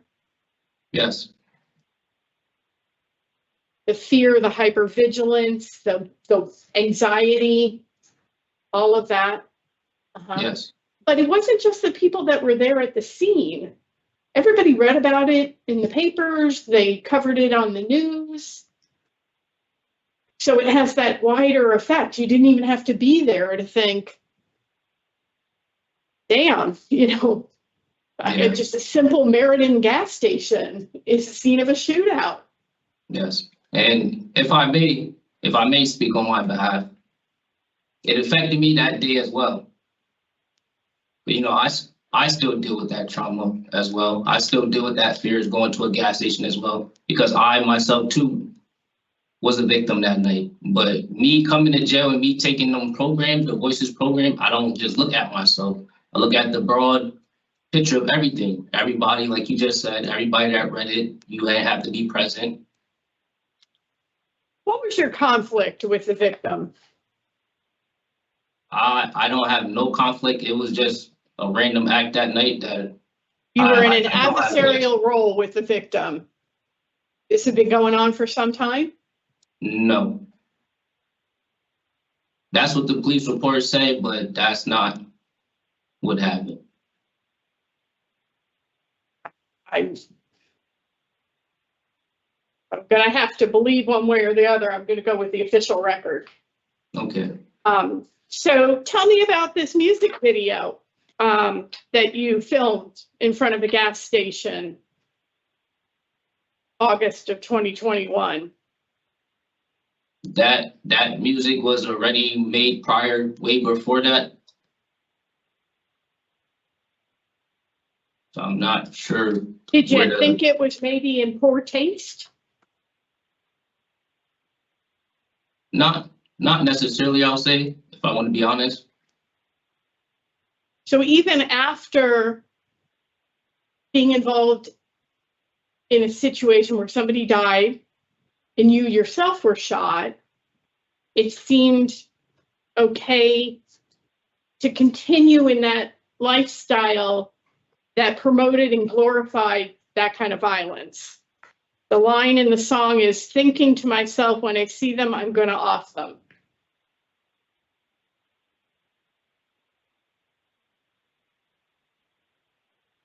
Yeah, I see where you're coming from with that, and I can't justify it. I could just speak on the person I am today, and I could just say that those words from that song didn't mean anything pertaining to this case or why I am here today. Then why'd you film it in front of a gas pump? I don't have Not a park, the answer not a for it. basketball court, but in front of a gas station pump. Okay. So you were on probation at the time. Do I have that correct, for Yes, possession of a controlled substance? And you had a prior weapon in a motor vehicle. What was the weapon? yes, it was a handgun. So why were you in possession of another firearm? I don't want to justify it. I don't want to use the reason as saying I was young, but since those incidents, I just had to tell myself that going forward, I have to be a mature person. I have to change my ways. Okay, let me just put it to you legally, Mr. Kelly. Yes, You are a convicted felon. You are Yes. prohibited from possessing firearms and ammunition for the rest of your life. yes, And that's under state and federal law. I hope you understand that. You have Yes, I 5 do. years ahead of you on the state's deadly weapon offender registry. yes. So again, why did you have the gun? It was a poor choice. It was a rash decision. It was a choice that I will not make again. Why did you have the gun? I felt like I needed to protect myself. Where did you get the gun? From off the street, a crowd of people that I'm no longer gonna affiliate Did you myself buy it with. from They're around. someone? Yes, And how long did you have that gun before this shooting? Not long. I'll say weeks, 2 months prior. So did you ever practice loading and discharging and storing and cleaning that weapon? Prior to my 2019 conviction, I was going for my gun permit, so I did attend the classes. I'm talking about the gun that you bought off the street after Oh. your first gun was taken from you. Because you know every gun handles differently. I'm sure you learned Yes. that in the class.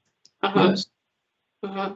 So you thought you could protect yourself with a gun you didn't know how to use. You had never practiced with. Do you hear how Yes. crazy that sounds? Okay. Yes, correct. And you want to go back to Meriden to live with your uncle. Yes. Do you think that's a good choice? For myself, I would say it would be a starting point of changing my life around.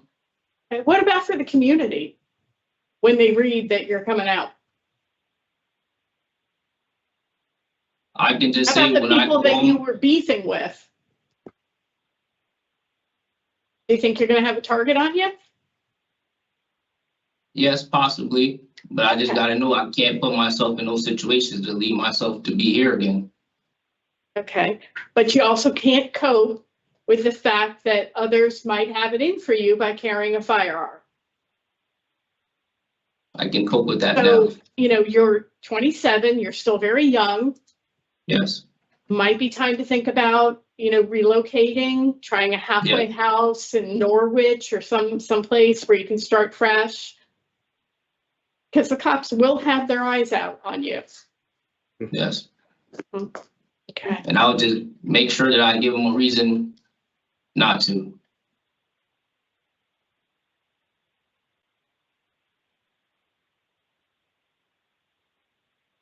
I just, I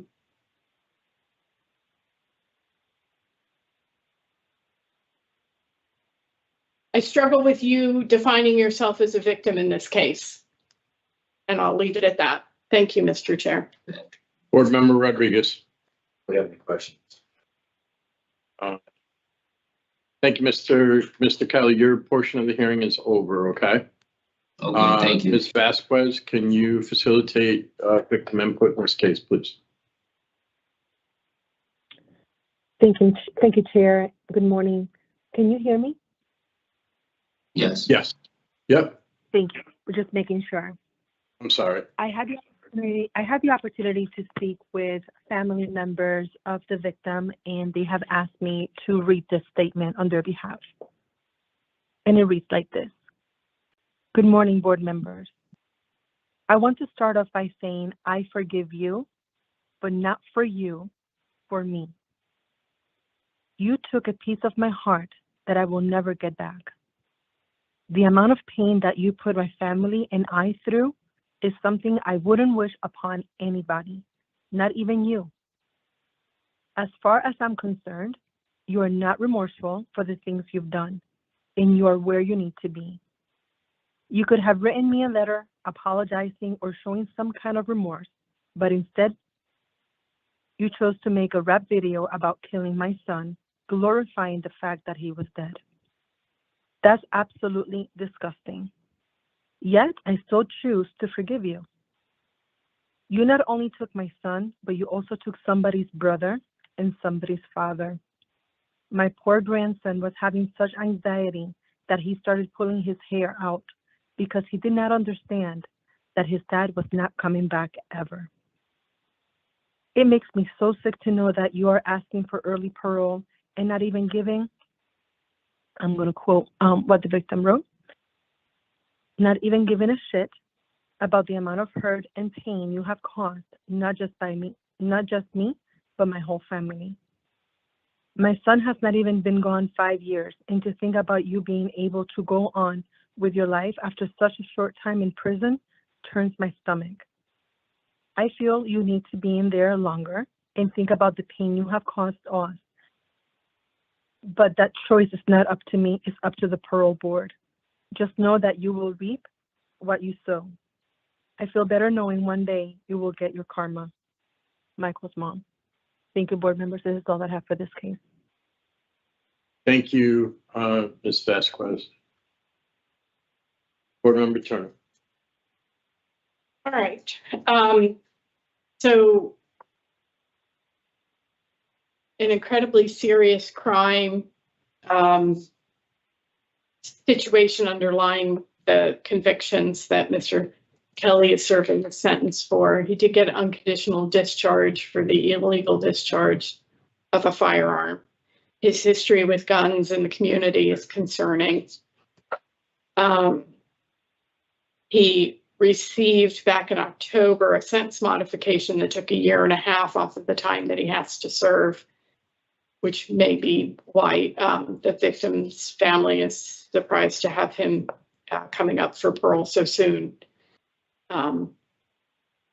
I recognize and appreciate the efforts Mr. Kelly has put into his own rehabilitation, and have already noted his ability to abide by the rules there in the facility, and to become a mentor in the alternatives to violence. I really hope that some of that programming is going to make a difference when he is back in the community. I do have concerns about his release plan and the lack of sensitivity that he would think it's appropriate to go back to Meriden, where this crime took place.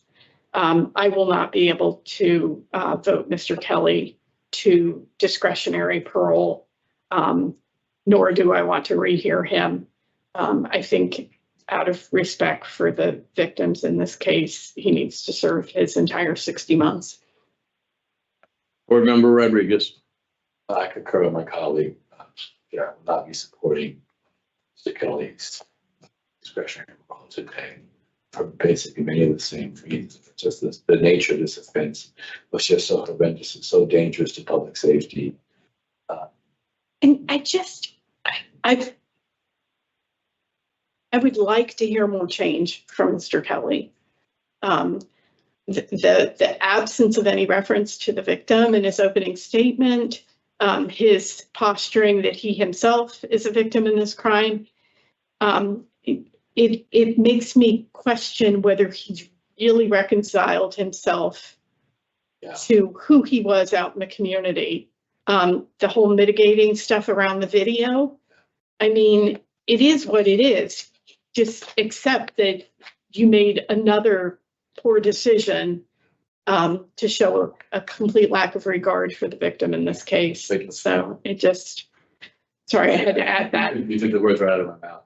That was the next place I was going to go to with this. So anyway, for those reasons, I would not be supporting Mr. Kelly's project, but I hope he continues on the path he's going and he continues to do the work to put himself together, and that he really thinks about the impact of the victim on this. I don't think he's really gotten there yet. Anyway, thank you, Mr. Chair. Thank you. Nature and circumstance, criminal history, current offense committed on probation. Yes.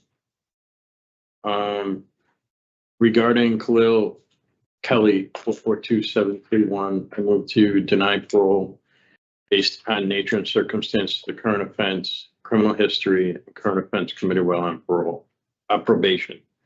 Current offense committed while on probation. Is there a second? Those in favor signify by saying aye. Aye. Those opposed, no. The ayes have it. Mr. Kelly, we were not able to give you probation up. Yeah. I need to get those two straightened out. We were not able to give you parole today. And as I said in the beginning, you know, you're doing a lot in the facility. You know, I really encourage you to keep doing that. And come out and put into action those plans that you have. Okay? Thank you. Thank you. Thank you. This concludes the hearing. Kelly, meeting for 4 December.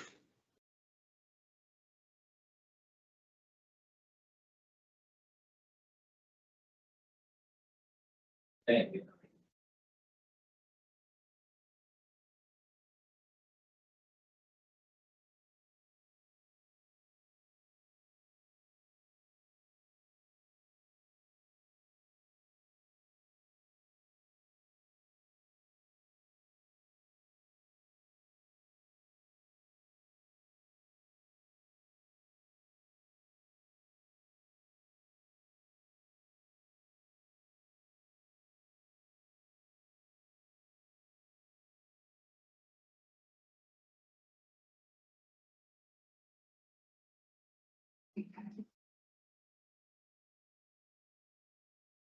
Mr. Cruz, right? Yes, sir. All right, we'll be right with you. Okay. Okay, the other guy, he's on his way. His step. So the other one. Nope, I mean, Escobar-Ayala. Just him, just him. Yeah. No, they didn't go already. I just had to look for the time. So just, yes, okay.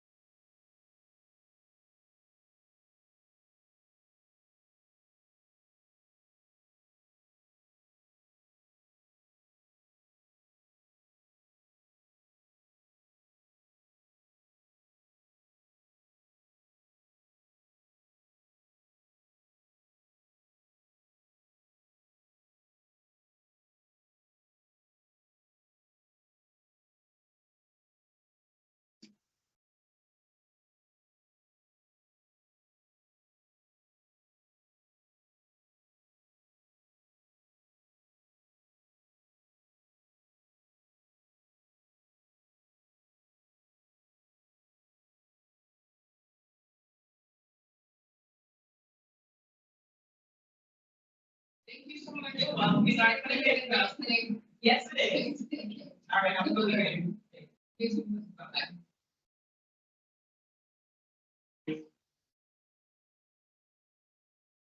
Morning, my name is Parole Officer Bernard. Today is Friday, March 14th, 2025, and this is a hearing of the Connecticut Board of Pardons and Parole. Following board members are present this morning, and by stating their names on the record, certify they reviewed all statutorily required documents and available pertinent information and preparation. Good morning, Mike Poole. Good morning, Paloma Rodriguez. Nancy Turner. Please state your name and inmate number for the record. Michael Cruz, ME number 359639. This hearing is being conducted in consideration of the parole application for Michael Cruz, inmate number 359639. He is serving a sentence of 30 months jail flat sentence for violation of probation with the underlying offense of 2 counts of violation of probation and risk of injury to a child. As of today, records reflect the parole eligibility date of June 26, 2024. There's no victim input in this case. There is an offender accountability plan for the offender that shows the offender was participating in the Tier 4 program. Utilizing the statewide collaborative offender evaluation system, the offender's overall score on the SRT falls within the high range of risk for recidivism. This is your opportunity to express to the board why you believe you should be granted parole. You may begin. So let me begin. I don't feel like I deserve parole, but I do feel like I deserve a second chance. Everybody deserves a second chance. I'm looking into long-term treatment at Sugar Hill Hospital. That's something that I'm looking forward to.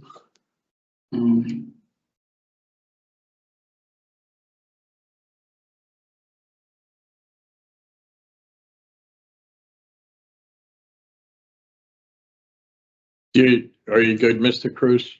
Yes. So, I'll just tell you real quick, we've taken a look at your background, what's happened since you've been in. Based upon that, we have some questions to arrive at suitability for parole. Okay. I just want to clarify a couple of things that have changed since the interview, right? So we did get, you did get an intox ticket in March 3rd. Yes, And you were removed from the Tier 4 program.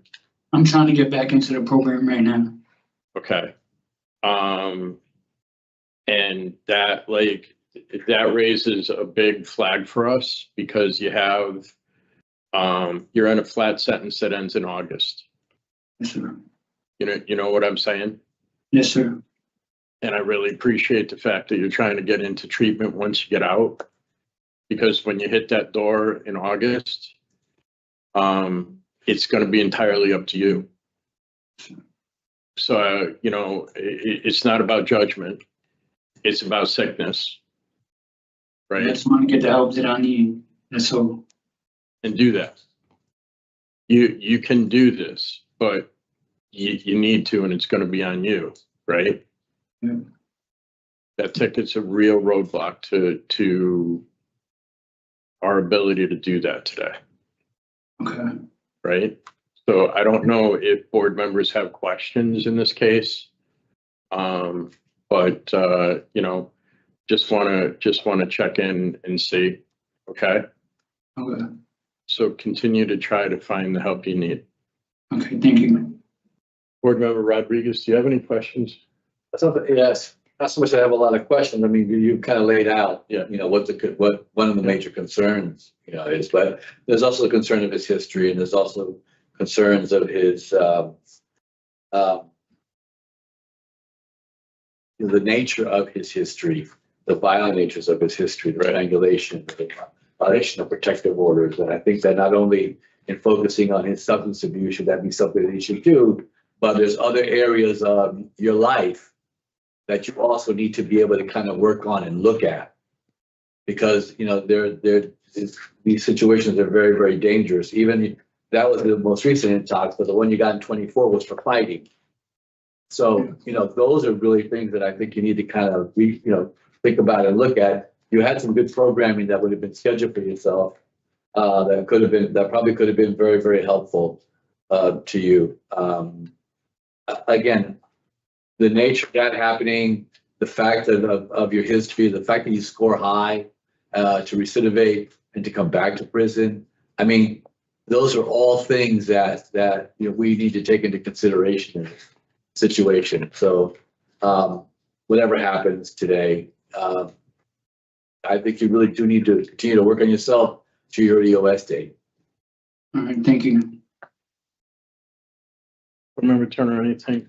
Yeah, just real briefly. Mr. Cruz, when did you come into the facility on this sentence? I believe 2 months ago in this facility. No, I meant In January. I came in this facility in January. not specific to the facility, but when did you start this period of incarceration? I started last January. Okay, so January 2024. Yep. Okay. And how long did you wait to get in the Tier 4 program? I waited up until January. No, I waited up until March.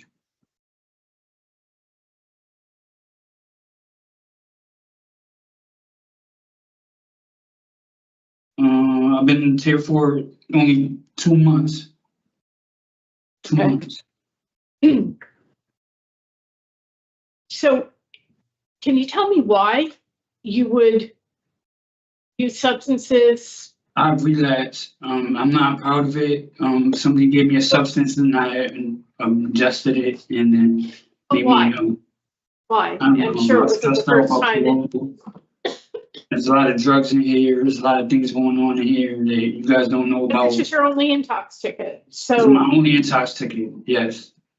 so why, with all the drugs that are circulating and the offers that people make, why this time while you're in Tier 4?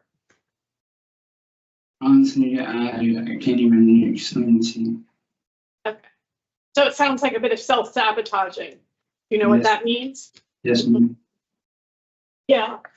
And honestly, Mr. Cruz, it's tragic because you really needed this program. And when you were interviewed by Officer Menard, you kept talking about wanting to be a good dad and be there for your kids. Yeah, that's And still my. it's very sad that you lost sight of your children and their needs, Mm. and you took what was offered to you, knowing you were violating the rules, you were undermining your own progress and recovery.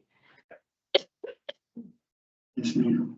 And I, even if you don't get back into the program or you get into tier 2, I hope you'll explore why you gave it all up, why you made such a poor deal, and really set yourself back, because it's costing you a lot, and it's costing your children as well. Mm. So with the time remaining, because your end of sentence is perhaps as early as August, ask about a fatherhood program. We've talked to many people in your situation just this morning who are doing the CLIck program or the fatherhood program. Build some tools for how you're going to reconnect with your children, Okay. and appreciate, that they're at very different ages and they're going to have very different reactions to you being back in their lives because you've been gone, and they have feelings about what it was like having you gone. And you're going to have to be able to withstand some of that, that's going to flow to you from them because they're hurt. Yeah, And you also really could benefit from a domestic violence program. I don't know why it isn't on your OAP, I but did ask about it. a couple of times in that program. Okay, well, you I probably, appreciate it. yeah, okay. I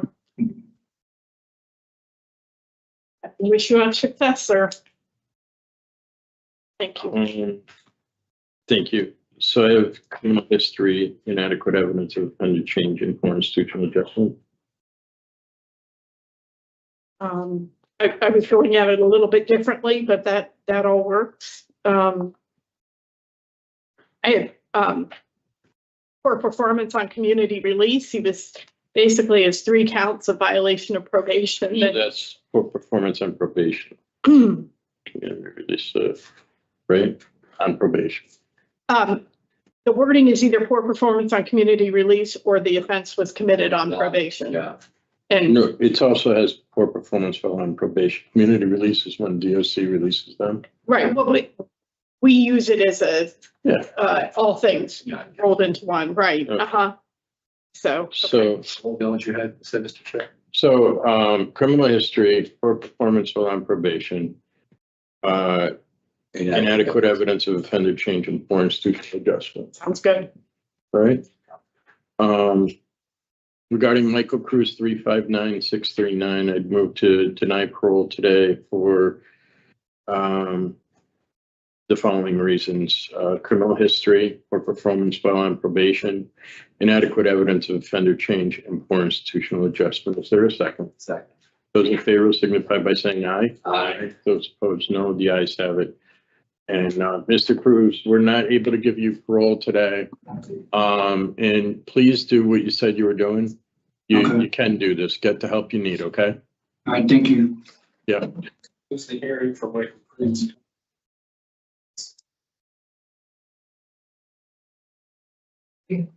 DelValle?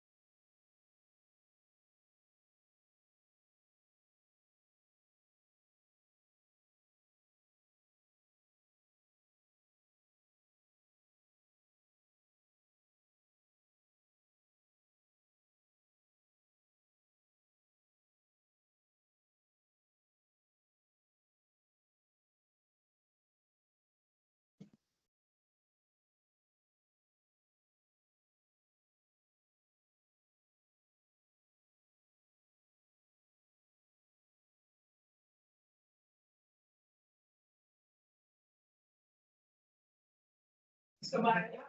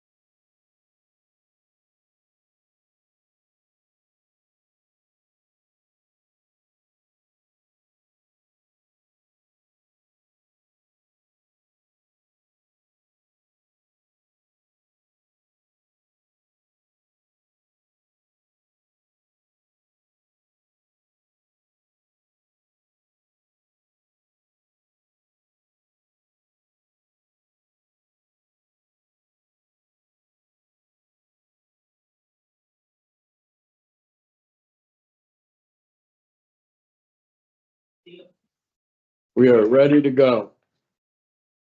Morning. My name is Parole Officer Renard. Today is Friday, March 14th, 2025, the hearing of the Connecticut Board of Pardons and Parole. Following board members are present this morning by stating their names on the record, certified they reviewed all statutorily required documents and available pertinent information preparation this hearing. Good morning, Mike Pohl. Good morning, panel member Rodriguez. Nancy Turner. Please state your name and inmate number for the record. Rafael, DelValle, 429449.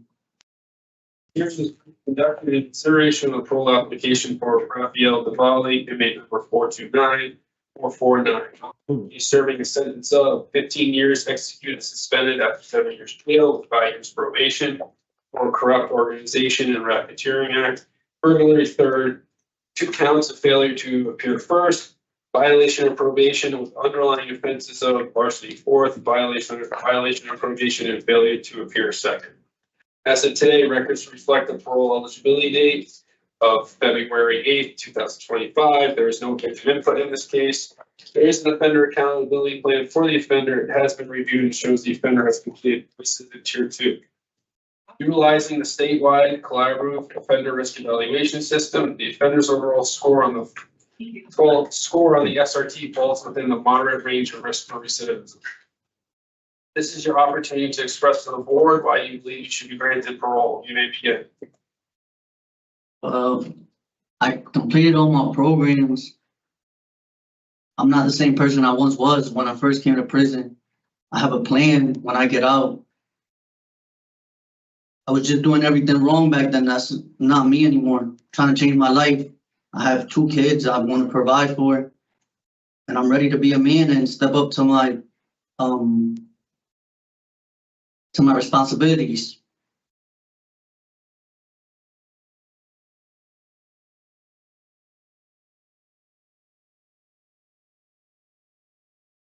Is that it, Mr. DelValle? Yes, sir. Okay, thank you. So what we're gonna do is we take a look at your background, what you've done since you've been incarcerated. Based upon that, we have some questions to arrive at your suitability for parole.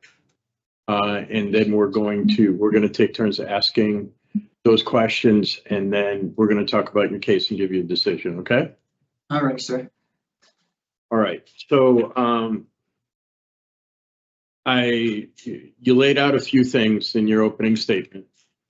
One of the things that you didn't talk about is the offense itself, or Yes. not the offense, these offenses, because it rose to the level of racketeering, right? Which is multiple crimes of the same kind of caliber, right? Yes. So can you talk about that and the impact you had? Yeah, I had a negative impact on the community, on my victims, their family. I would like to apologize for that. We were going into these gas stations, just breaking into them, taking their ATMs, whatever we could make money off of. That was basically it. It was a lot of them. It's a lot of places that we went into. So why? Just from my perspective, I was just being a follower. I wanted to have everything everybody else had: cars, money, women, alcohol. I just wanted to party and just not be responsible, I guess. So it was greed, envy. I think that's what I just pulled out of. Pretty much just. You wanted what everybody else had, but you didn't want to work for it. Exactly. Yes.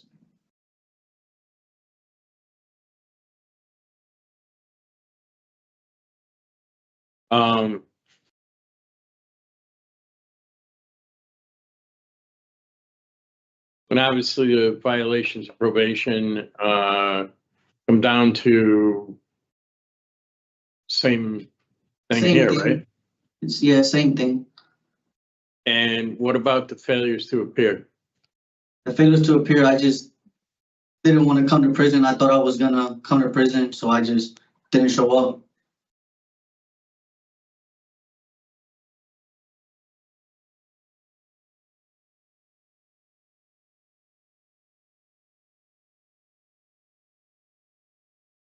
Sure. What did you learn from not showing up? I learned that either way, I was gonna come here. So whether I showed up, it was better for me showing up because I would have never probably caught other charges and been through all of this. Yeah. Just doing everything wrong. I have no excuse for my actions. So That's I don't know that there is an excuse for your actions, right? yeah, there's no excuse for my actions. I was capable of. Yeah, go ahead. I was capable of working, doing things right. There was nothing wrong with me. I just decided to take the wrong route for all the wrong reasons. So that the route that you took there, how's that paid off for you? Not well at all. I'm in here. I don't see my kids. I can't watch them grow. I didn't watch them walk, use the bathroom, talk, nothing. It's not a good feeling. So, how much of what you were doing was driven by addiction? I don't want to say too much because it wasn't too much. It was more, only addiction I really had was alcohol and marijuana, and so it wasn't too much. It was more about the money and cars, jewelry, like I said. Blaine, look at the outside of me. Don't look at the inside. Yeah, basically, yes. So Xanax and the perks weren't a big thing for you? Before I came to prison, so it was like 2028. I didn't last too long on those. I probably 2018? No, 2018, I'm sorry. Yeah, boy. So I did those for a while, but I seen that I was hurting my family, my mom, I seen her crying, and I didn't want to harm, I love my family. I don't want to harm them in any way. So you're able to stop that? Yes. Okay. While you've been in, prior to sentencing, you wound up with some disciplinary reports. Yes. Were those in county? Those were in county, sir. Fight, Bruno, tattoo gun. Yes. You haven't had any tickets in almost 2 years there? Yes. It's been sentenced? Yes. Right. You were able to take the Tier 2 program? Yes, I was. So what did you learn in there? I learned that I have to work on myself, constantly work on myself. Because you could change places, people, or things, but you're always going to be you wherever you go. That's not going to change. And there's help out there. You could take AA meetings, get a sponsor. Just got to have a plan when you get out of here. And so just to go back for a second, so the people, places, and things shouldn't just be discounted, because what you need to do is the people, places, and things that were doing corrupt organization and racketeering, that's not the people, places, and things you want to be doing. Yes, exactly. Right? Yes. It's just negative people I was around. Just bad influence, I guess. I consider myself bad influence on others when I was doing what I was doing as well. So, has it helped you at all being around Tier 4? You get a chance to talk to any of the guys down there? I didn't do Tier 4. They moved them. But you're down in the basement with the Tier 4 mentors, right? Yeah, I talked to some of them. They, their issues that they had and everything like that. I try to take as much advice as I could. And yeah, that's pretty much it. And the Fat Dog program that you're doing. Yes. How long have you been in? I've been in there coming on a year on the 25th of this month. It'll be a year that I've been in the program. It's a real good program. I like that I'm giving back to others. I learned a new skill I never learned before. I had before. It teaches you responsibility, and I gotta take care of a whole animal. Honestly, I like the program. It's a good program. So are you still with the same dog, or are you on to another one?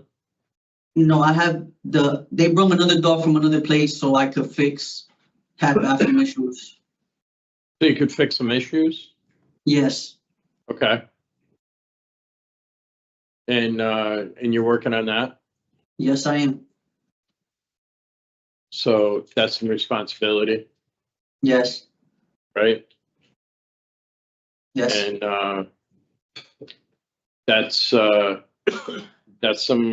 humility there too. It's working with an animal that you're not going to see after a while, but is going off to help somebody that you're not going to know.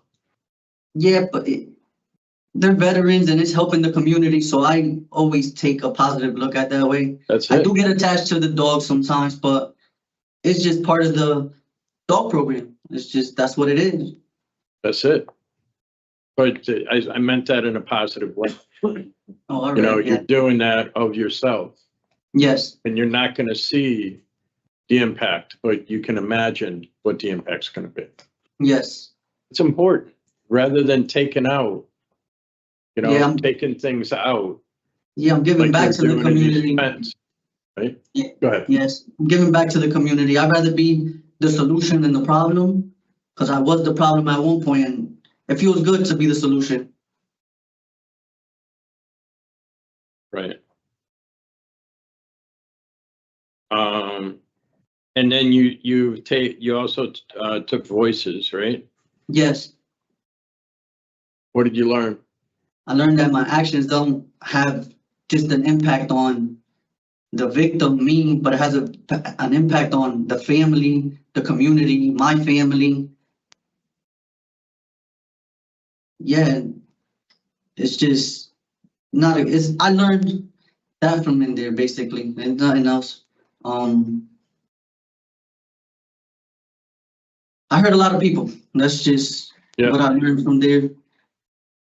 I would like to apologize to them, say I'm sorry, and hope that one day they can find it in themselves to forgive me. I'm not the same person I once was. I learned a lot while being in here, incarcerated. When you get out, you want to go to a halfway house. Yes, You want to have an opportunity at detailing cars. yes.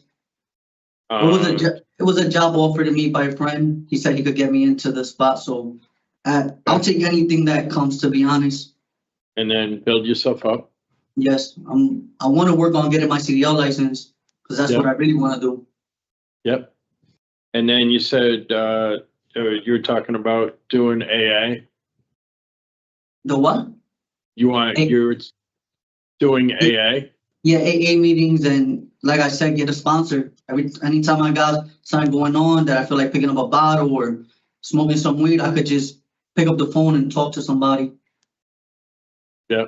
Where's home? Home is, well, it was New Britain, but now my girlfriend lives in Hartford.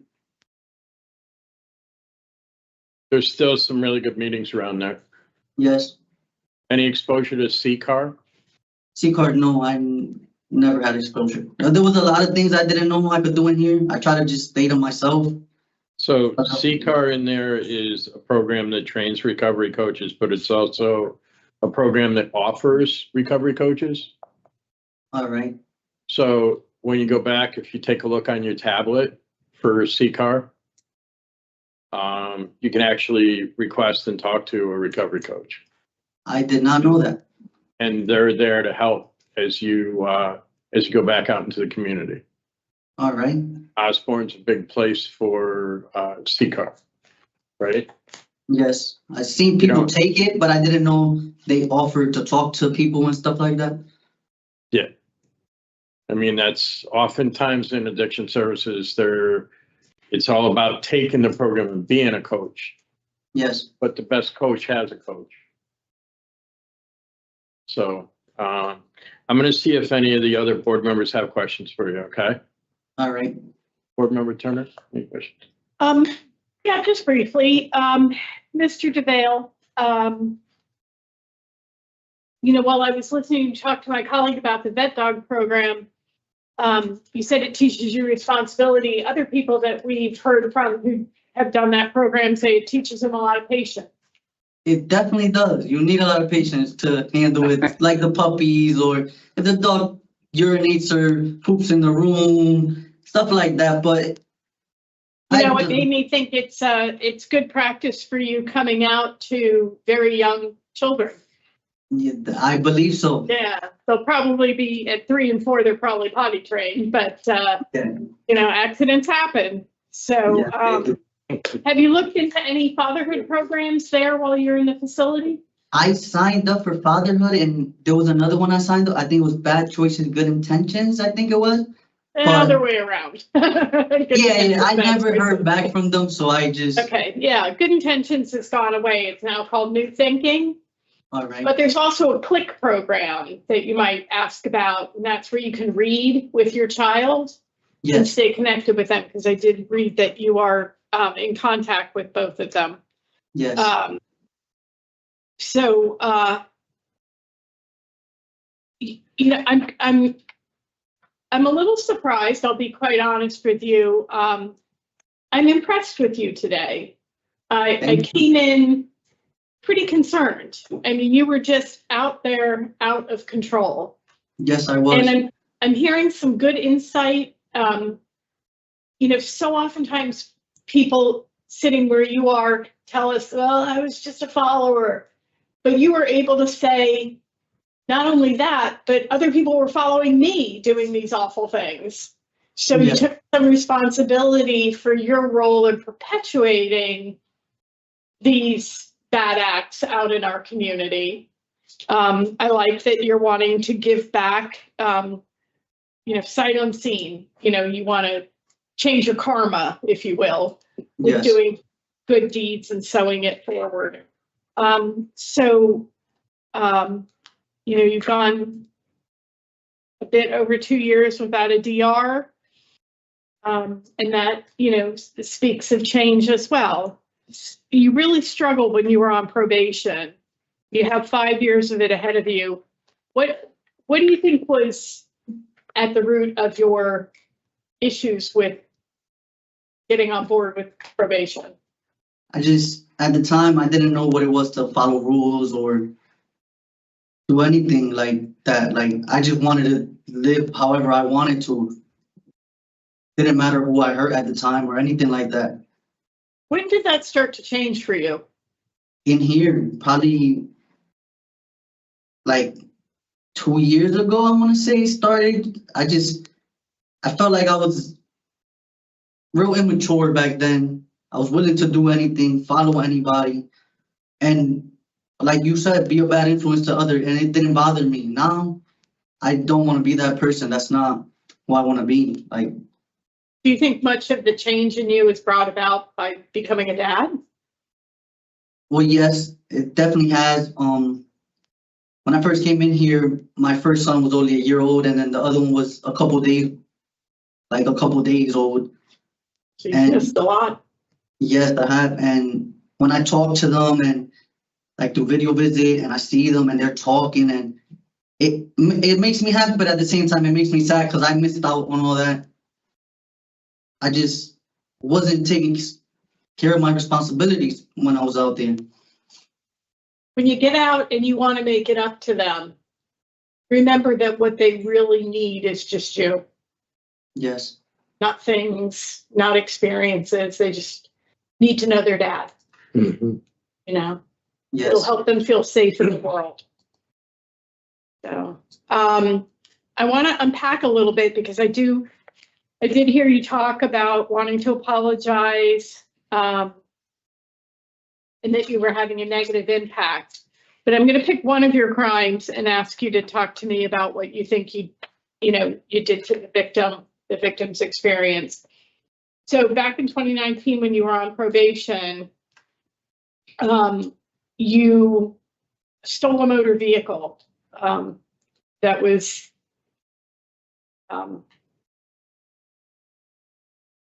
this was in New Britain. The person had provided you with a ride, stopped at a store and came out, and you and the car were gone. Yes.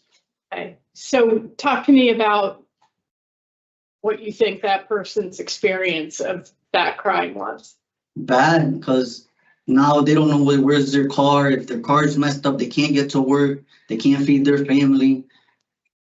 Was doing all the wrong things. I know it was wrong at the time. I just, like I said, I didn't care. Okay, I want you to stay in the thinking of the person you victimized. All right. Yeah, So they probably financially, I messed them up. Probably mentally, because now they don't know what's going on. Well, you caused a huge inconvenience because, you know, there's a lot of red tape when a car goes missing, and with the insurance company and any kind of repairs that were needed. And so they might have a deductible on their insurance policy that they got to meet before they can get compensated. You know, so there's that energy and time that is taken away from them. But here they thought they did something good to help you out, and you basically betrayed them. Yes, I did. So, you know, the next person who needs help, they're probably not going to want to help because they're going to remember how burned they got by you. Yeah, that's true. There's also another layer to it, which is, you know, the broader society. And, you know, as you go out and you assume your responsibilities and you save for a car and you get your driver's license and you get insurance and you register the car, you know, you'll come to appreciate that, you know, that we all pay through insurance rates and car tax for the bad deeds of people out there doing the crap that you were doing. Yeah, that's true. They work hard for their things for somebody like me to come and just steal their. It's not just the individual person, because you understand insurance companies aren't going to be out their money. They just raise the rates for everybody else and they spread the cost across all of their policyholders. So we all pay for the choices that you were making to go for a joyride. That injures the whole community. I get it. Oh, good. I just wanted to paint a bigger picture for you. Yes, I never really looked at it that way. Good. So I counted 17 co-defendants. Yes. Are any of them still friends of yours? No. You seen any of them? Well, I seen one or two, and that was the fight I had. Oh, and counting. Yes, and the only person I really around is, well, not around, but is my brother. Probably the only person I'm in contact with. Is that Lewis? Yes. Okay, thank you. Okay. I just wanted to. Yeah. I really hope, you know, in at this point in your life, your late 20s, that you have started to figure things out. Yeah. It sounds like it. And, you know, for your sake, for the sake of your sons, your children, you know, I do hope, you know, you may stumble, but, you know, keep your eye on the long game. Yes. And understand that, you know, your probation officer, and if you're granted parole, you know, these are people in your support system who want you to be successful and can help you do that. Yes. Did you learn in the Tier 2 program about, or did you get more comfortable with the idea of asking for help? Yes, I did. It's not a bad thing to ask for help. I learned it's just part of life. Yeah, none of us have to go it alone, and especially struggling with any kind of addiction, it's much harder to try to do it by yourself. Yeah, we often hear people tell us that they've come to realize that asking for help is a sign of strength, not a sign of weakness. I believe that is true. But thank you for talking with me. Thank you, Mr. Chair. Board Member Rodriguez, any Thank questions? you, thank you, Mr. Chair. Well, no, Mr. DelValle, I came in with a different thought as well. And I'm glad to hear, you know, the maturity that you've gained in this particular situation. In the situation you're in, you're still a young man, by the way. Yes, You're only 28 years old. You're still a young man. So, but you know, the growth and maturity is quite evident in a lot of your responses to the questions that have been given to you. And I just want to be able to acknowledge that. I don't really have a lot of questions. I've covered a lot of ground with you. But I did want to acknowledge that. Hope that, you know, that this is what you continue, you know, to move on. Throughout your, whatever you have left to say and when you're out. it will be, regardless of your decisions, it will be. Good, that's good to hear. Thank you. Thank you, Board Member Rodriguez. So I think we're all pleasantly surprised about Mr. DelValle. Say it one more time for me, please. DelValle, DelValle. yes. Mr. DelValle's work and change since he's been in. Certainly this was a huge operation. Yeah. With a lot of businesses and a lot of co-defendants and I don't know that I've seen more co-defendants such, but here's the thing, you know, Mr. DelValle has completed some tier 2 invoices. He's in the vet dog program. Although he received 3 disciplinary reports when he was in pre-sentence status. He hasn't received any since being sentenced. He said up front he's not the same person. I think he showed us that he's not the same person.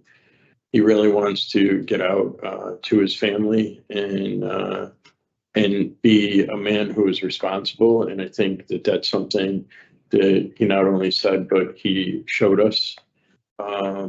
He wants to not be the negative impact that he was. And he apologized for what he had done. He said it was motivated by greed and envy, and he saw where that's the only thing that's got him has been a prison cell. You know, he talked about his failure to peers and ultimately needing to take responsibility. He's been part of the vet dog program for a year.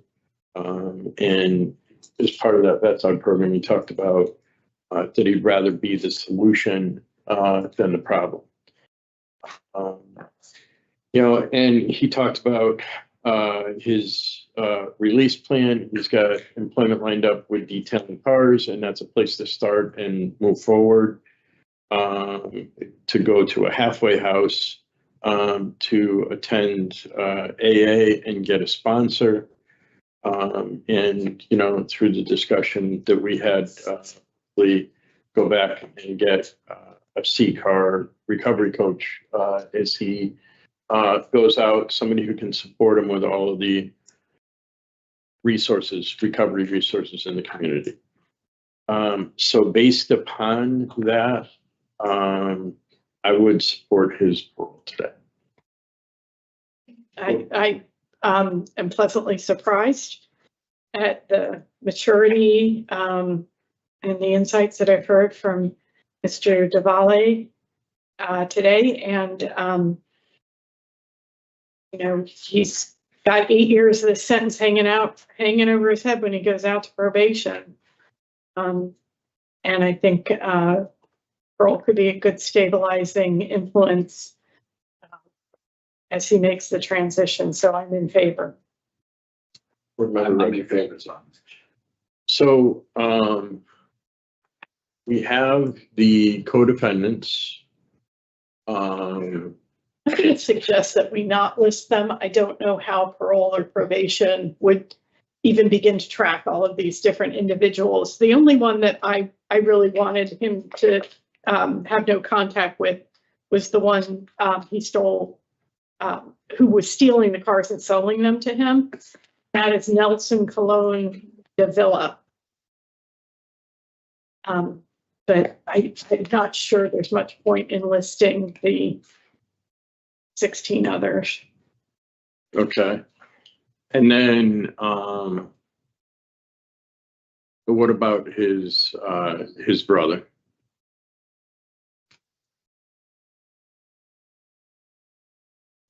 Was your brother sentenced? Was your brother convicted and sentenced, and is he doing supervision? He is currently in McDougal right now, so he's got convicted and sentenced. So how about we do Louis DelValle without parole officer's permission? Yeah, that's what I'm gonna say. That way they can get involved. I have no alcohol, halfway house, and I'd like him to stay away from tour liquors. Just Windsor. That's That's where they did the ATM. TOUR. TOOR Liquors. 396 Windsor Avenue in Windsor. 396. Yep. What avenue? Windsor. Windsor. Windsor. 396. I'm sorry. Windsor Ave. Windsor Ave, Windsor.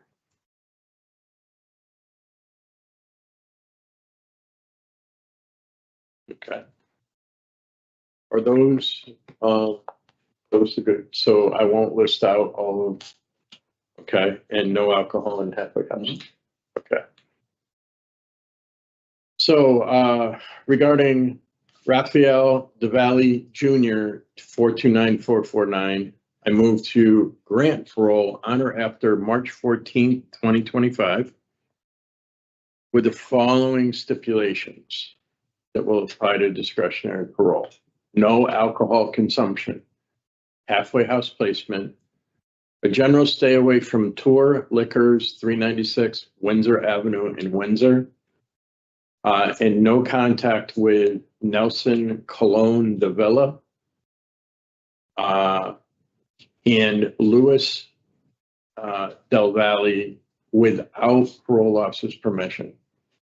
So I gotta ask the parole officer to. Hang on one second. Oh, all Is there a right. second? Second. Those in favor signify by saying aye. Aye. Those opposed, no. The ayes have it, and parole is granted. So the way it works is because your brother's a co-defendant. When you're on parole, you need to deal with a parole officer before you can have any contact with your brother, because he's Alright. one of your co-defendants, right? All right, And that was the he'll only also, question. yep, That was it. I just wanted to know if I could, I just need permission to interact with him. I get it. do you interact with him now under DOC supervision? No, he'll probably tell my mom something to tell me like he loves me or something like that, but other than that, no. So, so that's what's going on right now is a DOC matter. When you're released on parole, right? Yes, That's when you need to get permission to speak with your brother or to be around your brother. all right, Okay? all right.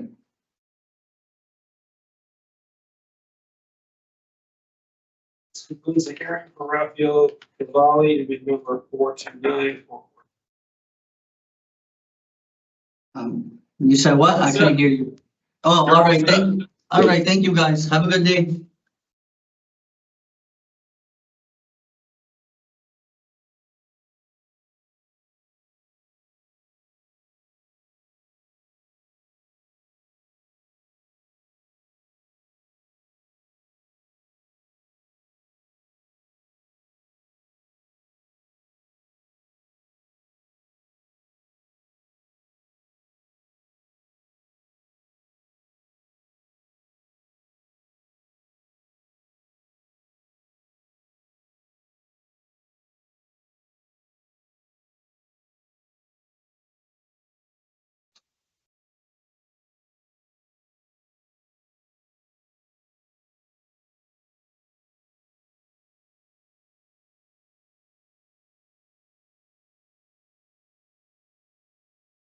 Good afternoon. My name is Parole Officer Menard. Today is Friday, March 14th, 2025, and this is a hearing of the Connecticut Board of Pardons and Paroles. The following board members are present this afternoon, and by stating their names on the record, certify they reviewed all statutory documents and available printed information in preparation of this hearing. Good afternoon, Mike Poole. Good afternoon, panel member Rodriguez. Nancy Kerr. Please state your name and inmate number for the record. Good afternoon. My name is Liroy Alfredo Escobar-Ayala. My number is 431-595.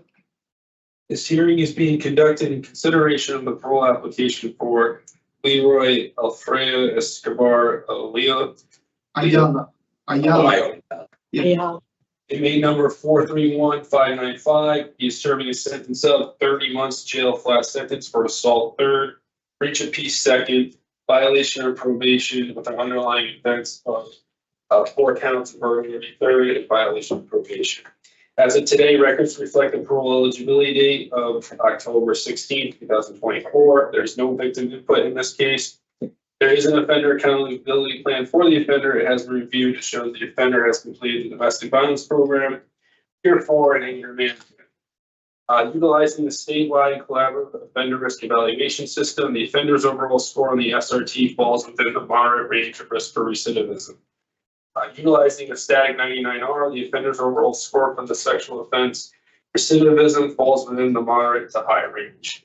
This is your opportunity to express to the board why you believe you should be granted parole. You may begin. Do you have something written that you'd like to read to us? Oh, yes. Good afternoon, parole panel. I am hopeful that you grant my parole. Since my incarceration, I have made great strides to better myself. I am enrolled in the school and I have maintained good academic standing for the past 16 months. I also have graduated from Tier 4 program. I have successfully completed the domestic violence program and also the anger management program. I have taken advantage of all the resources that were given me. The skills I learned in the program have helped me to get new skills in behavior and for life skills. I would like to state that I take full responsibility for my poor decisions and actions that led me to my incarceration.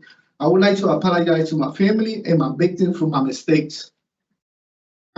If I am granted parole, I already have employment lined up. I also have a support system in place to help me be successful. Once again, thank you for listening for my statement and for your considerations. Thank you. Thank you, Mr. Ayala. We've read about your background. Yes. And what you have accomplished since you've been in, right? Yeah. Based upon that, we have some questions, and as well as your parole, the interview with your parole officer. And then we ask the questions. We talk about your case. We give you a decision. Okay. All right. Thank you.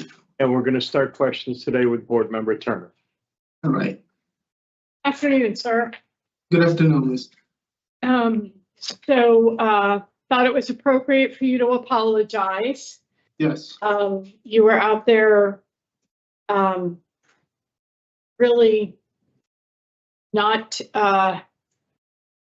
doing life the right way, shall we say. Okay. Yes. But that's been ongoing. Your criminal history goes back to 2019. And you've had some domestic violence, some burglaries, larcenies, that kind of. So now you're 25? Yes, I'm 25, Ms. Okay, so that's a good, demarcation of adult Yes. going forward. There was some confusion. Did you take the Voices program, sir? No, I didn't because when I was in Tier 4 program, my counselor supervisor over there in Carl Robinson told me, Ms. Roger told me that if I take Tier 4, I didn't have to take Voices. But when I came over here to the jail, they told me I have to do it, and they had me on the list, and they never called me. So okay. I just wanted to clarify because I wasn't sure from my notes what I'd read. Yes, Miss. So you completed Tier 4 last October. Yes. Did you struggle in the program? Yes, I did. I struggled because, my behavior sometimes. But So it wasn't a learning thing. It wasn't a language barrier. Yeah, my language, because the English is my second language, and I have learned it in jail, since I was in NYI. So going through talking in public and all that, it was like a big issue for me. But I made it, and I graduated. But I did have some struggles in it going through. You mentioned your behavior. What do you think was the problem? Probably because of my age, my conduct, the way I behave, or the way, I don't know, How are you behaving? In the program, I was doing good. It just, sometimes, I used to play around with people and all that, so it's We're taking things seriously, maybe? Yes. Okay. I'm asking you about it, sir, because I'm looking at the evaluation of your time in the program. And it's not very strong. Yes. You got fair for your initiative, your attitude, your productivity was only good. Overall, you got a fair rating. But you were going all the time. You weren't missing it, but you were there, but you were kind of not on board. Yes. Do you think you have a problem with substances? Yes, I do. Okay. Yeah. So what did you take away from the Tier 4 program that's going to help you? What I have learned in the Tier 4 program is they have the 12 steps that I can follow to better my recovery. And they have NA and AA that I will go in the community. And I also learn about my triggers, what my triggers are, what has led me. I also learn what I got to do, if I'm in a high risk situation. I have a relapse prevention plan. I'm moving forward to look for a sponsor, and I learned a lot about myself that I didn't know. So you were abusing alcohol and cocaine? Yes. Okay. Why? What did you learn as to why? Because I don't have no family, and I was feeling lonely. Okay. And I was feeling lonely, and I don't have no family around me, and all I do is work out there, and I was feeling. So loneliness is a trigger. Yes, and being bored is part of my triggers too. Not doing nothing is what led me to my addiction. And I also learned that I don't just have an addiction problem. I also have criminal addictive thinking, my mind. Is that something you think you can overcome? Yes. Yes. So what would you describe that thinking as? Thinking when it comes to my mind, what I'm planning to do. You said criminal addictive thinking. So what is that for you? What does that look like? Criminal addictive thinking is like I'm doing something good, and at the same time, my criminal addictive thinking saying me they do the wrong thing, it's on my mind. Would that be you're at your job and you're doing your duties, but you have an opportunity to steal, so you have to struggle with the decision of whether you're going to jeopardize your job and coming back to prison by stealing? Yes.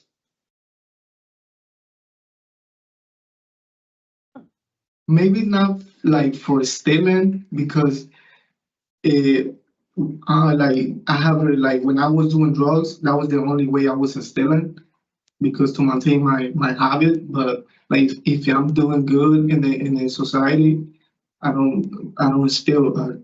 I work for my things, and I take care of my responsibilities. So you mentioned from tier 4 that you identified high risks. What are your high risks?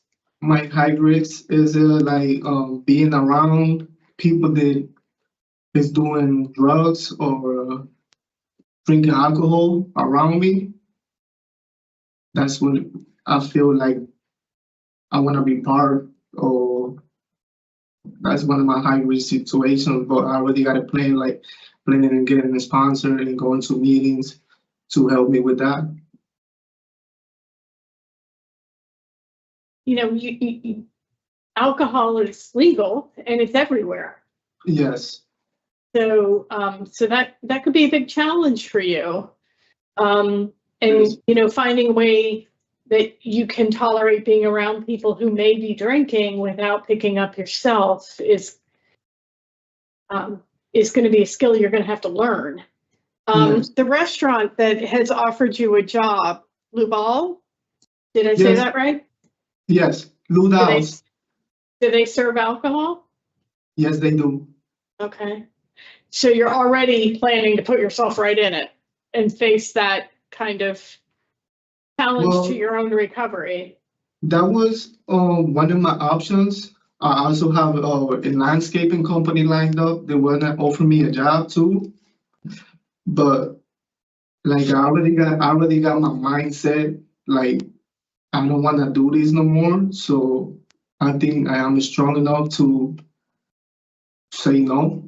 And I would like to go to meetings because I do want my recovery. I'm 25 now, and I think being here in prison is like helped me to recognize what I was wrong, and I don't want to be here no more. And I want to do the right thing because I want to see my mom too.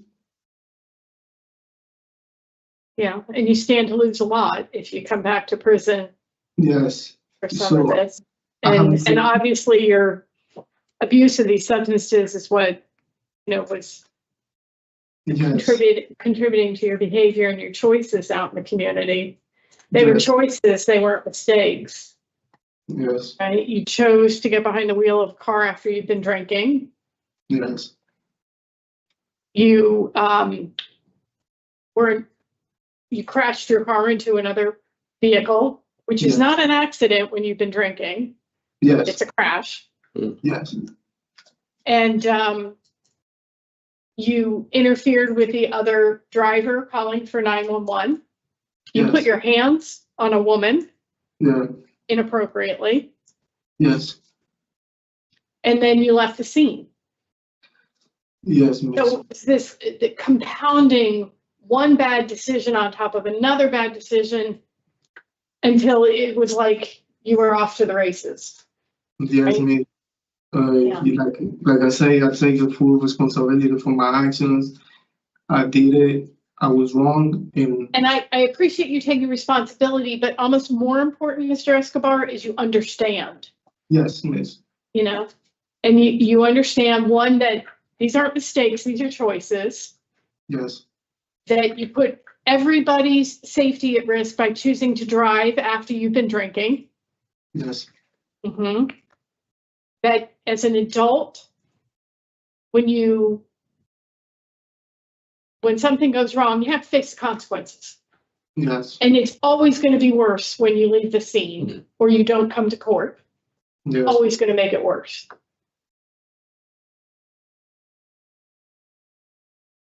You were drinking to kill your pain. Yes. How are you going to deal with your pain? Your pain sober? Well, I will have resources like having a sponsor and have like therapists or something to talk about it, because I do. Did you get to unpack any of that pain in tier 4?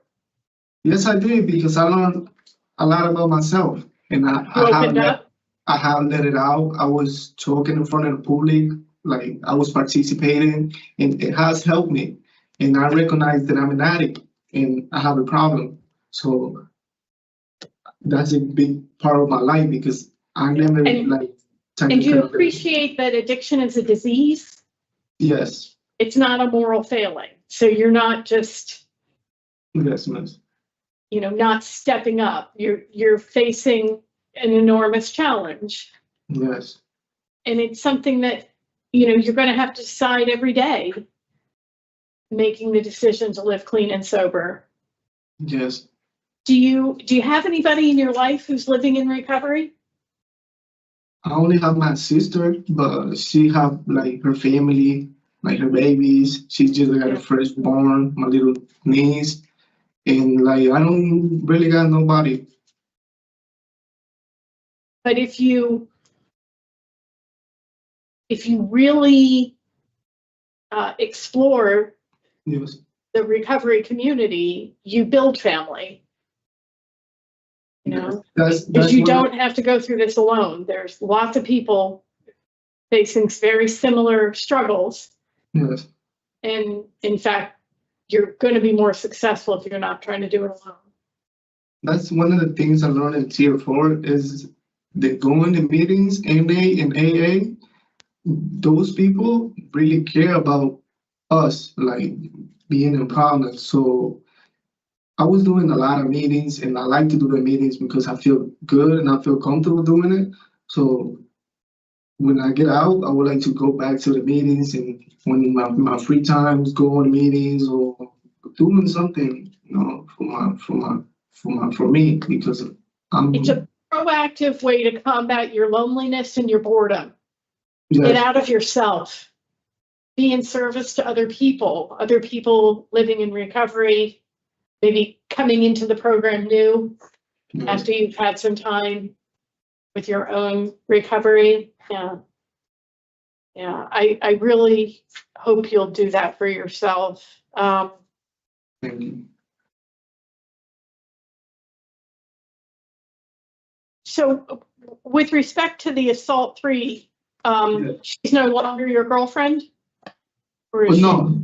Oh, I think she moved to Tennessee. Okay. Yes. So at the time of the assault, you told the police that she was cheating on you and you were jealous.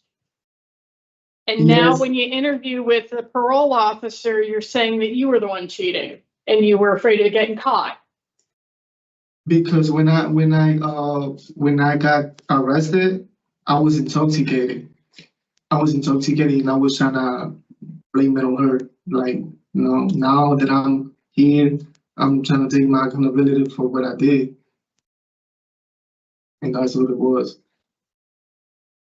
So what does a healthy relationship between two adults look like? A healthy relationship is supposed to have a good communication. It's supposed to have trust.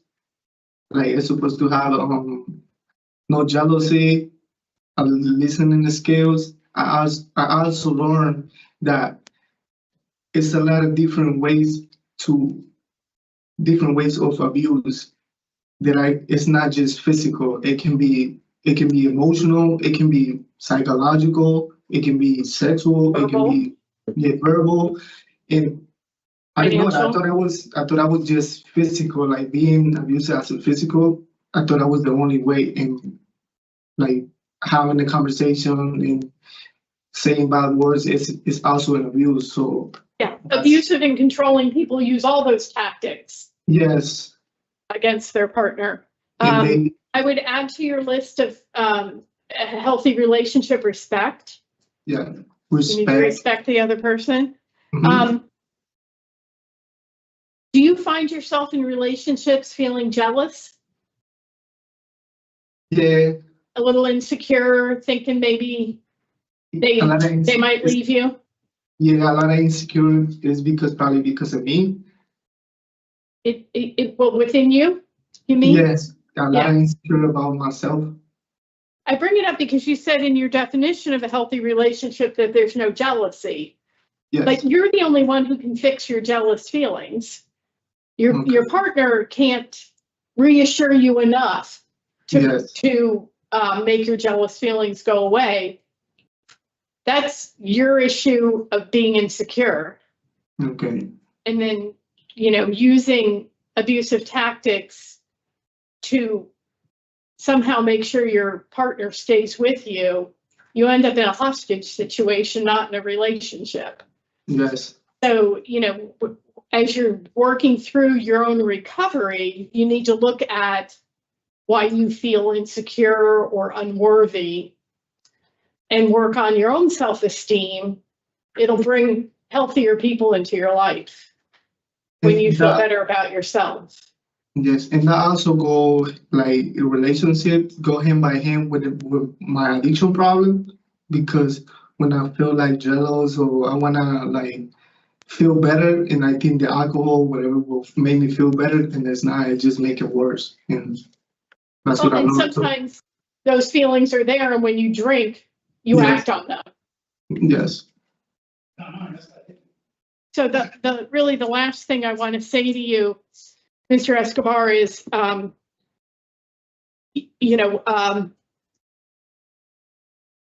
you have a problem with alcohol. Yes. Drink or don't drink, that's on you. But if you drink, do not get behind the wheel of a car. Okay, I will, miss. We make these decisions about letting people finish their sentences out in the community, and we have to do so considering public safety.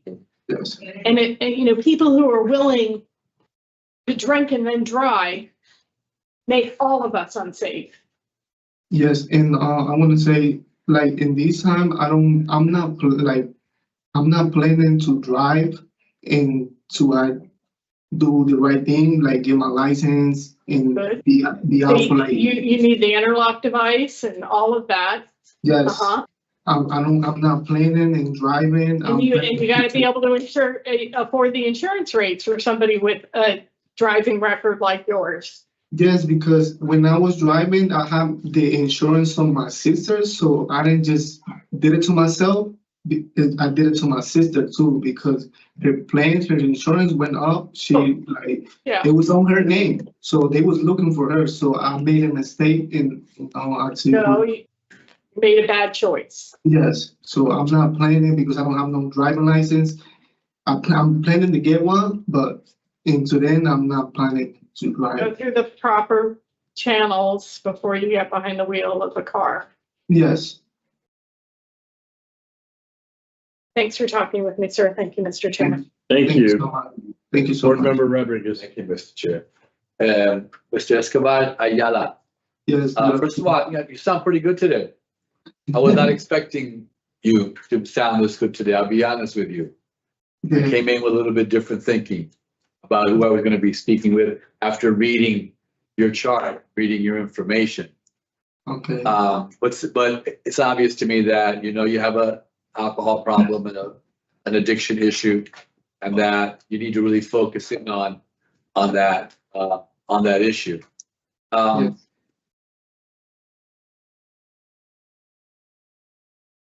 What's your, and the other thing I want to also acknowledge is your English.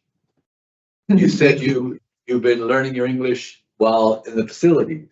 Yes, I've And been in that sense, you've done a very good job in first, taking the opportunity to speak English, because it's hard when that's your second language and you're so comfortable with your Spanish, I'm sure. Yes. So I want to acknowledge that.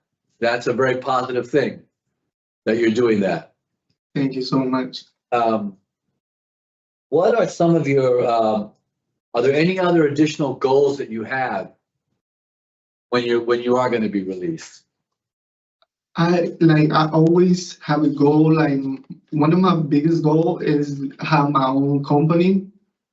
Like, one day I want to have like a landscaping company, because that was in my head this whole time. Like, that was one of my dreams, to become a owner of something, and I want to make it happen.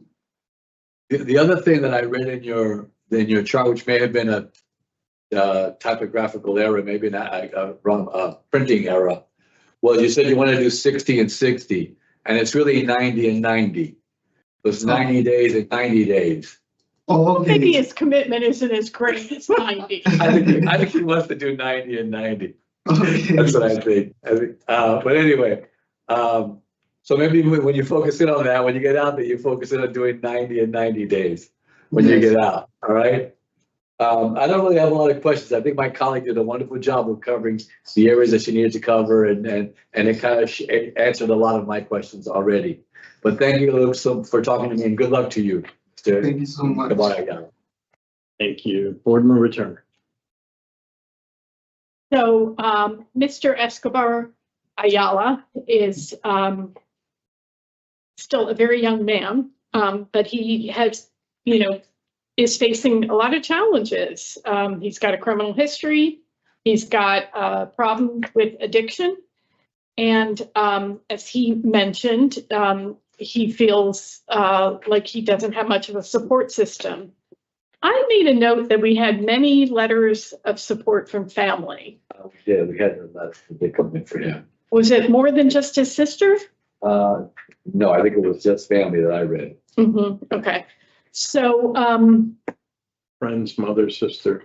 okay. So he does have some people in his corner, yeah. And he understands that he can build a network in the recovery community to support him. He understands what it means to ask for help, and he's got insights he's working with. He's got information about his own risks, his triggers, and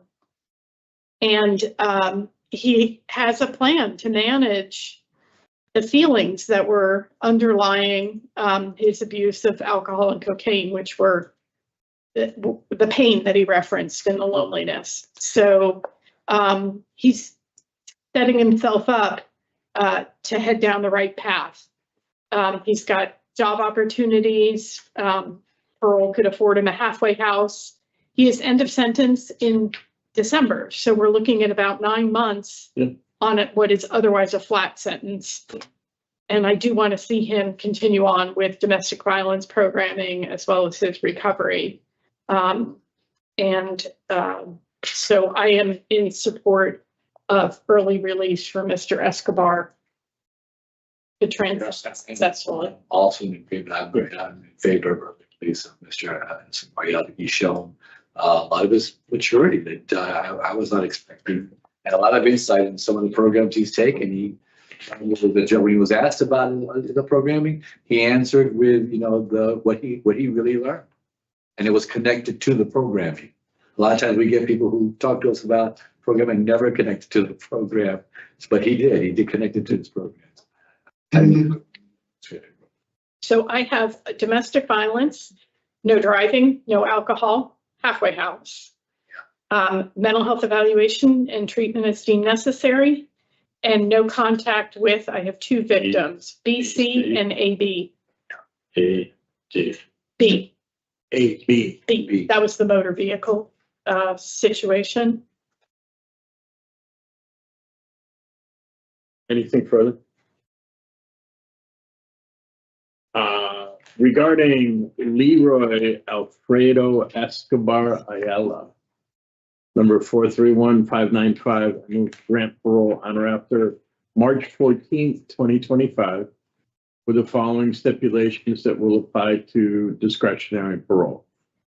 No alcohol consumption, halfway house placement, mental health evaluation and treatment is deemed necessary, no operation of a motor vehicle without parole officer's permission, behavior management for domestic violence, and no contact with victims initials BC or AB. Is there a second?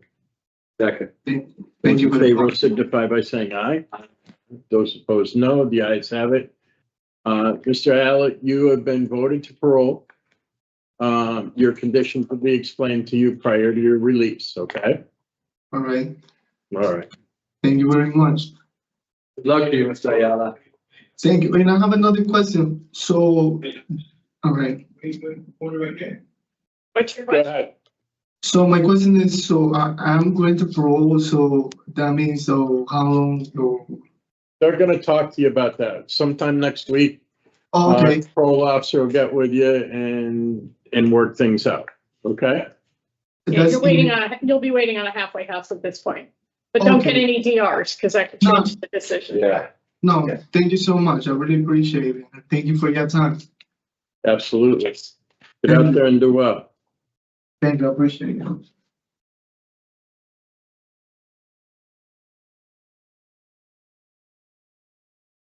Yeah. I give you it back.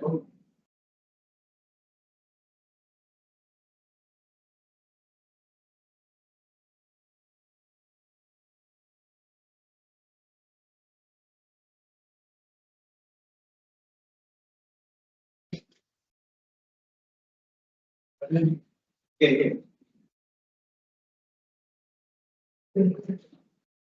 Kenyhercz, right? Yeah, 10 years.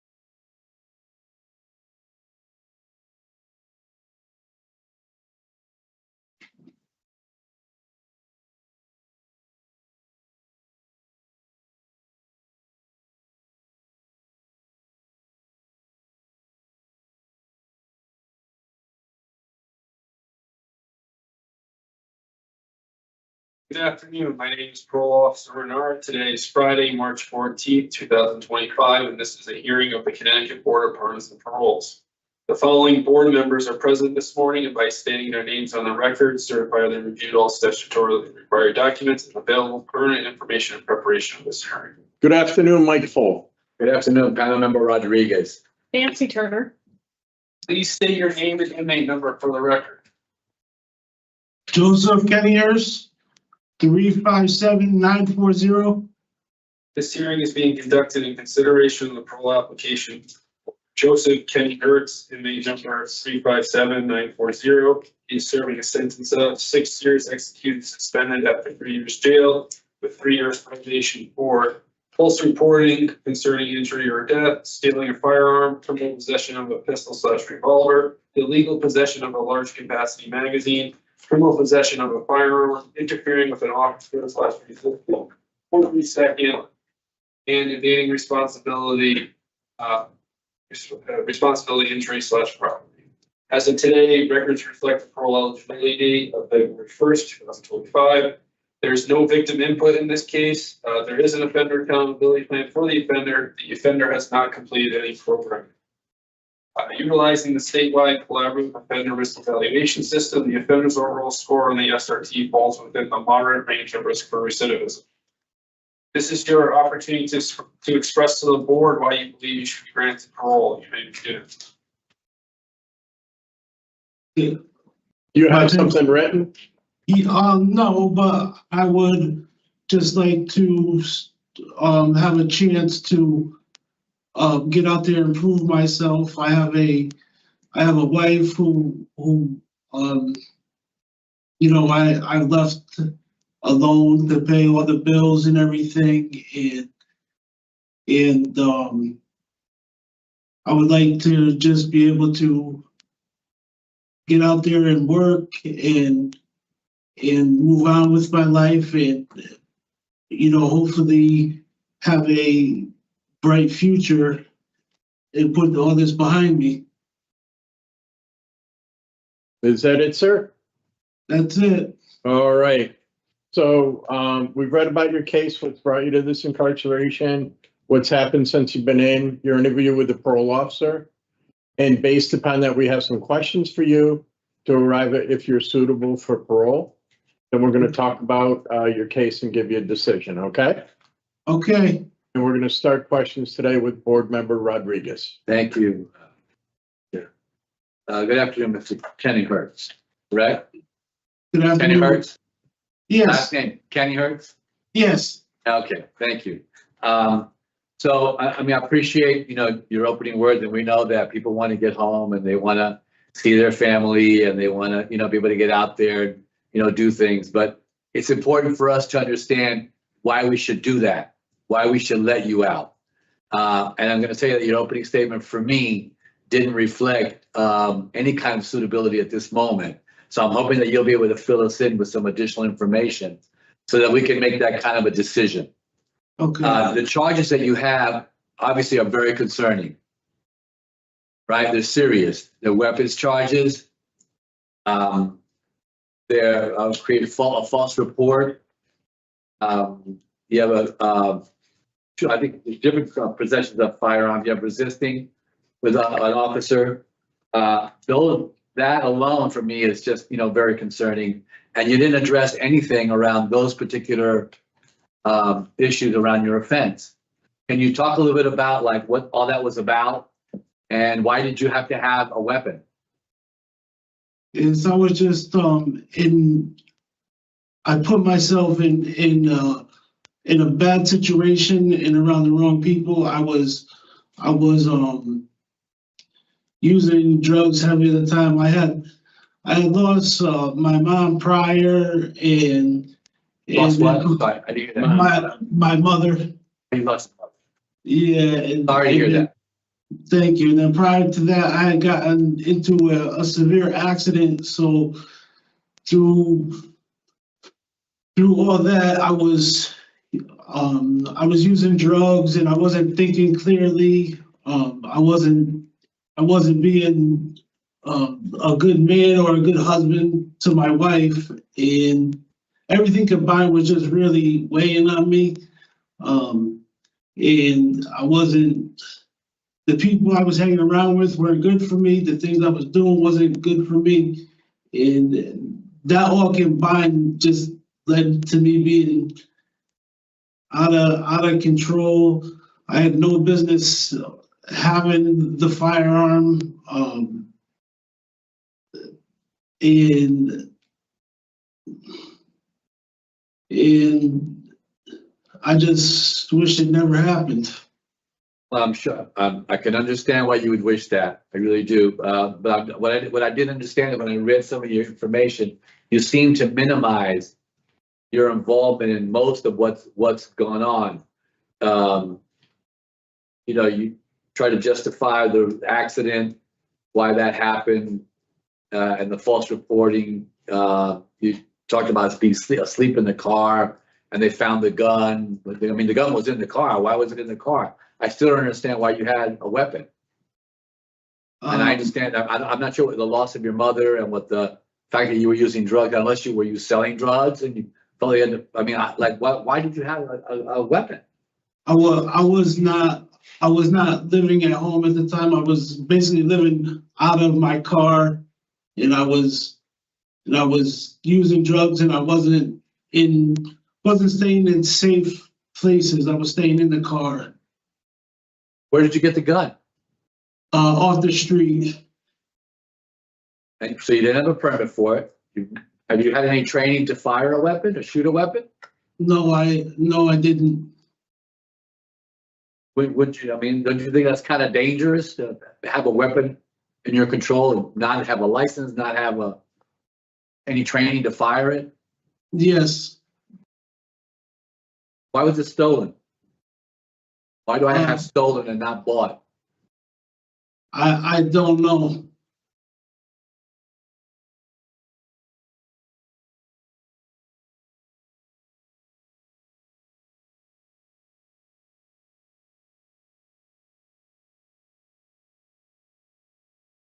I'm hoping you can understand the difficulty in this, right?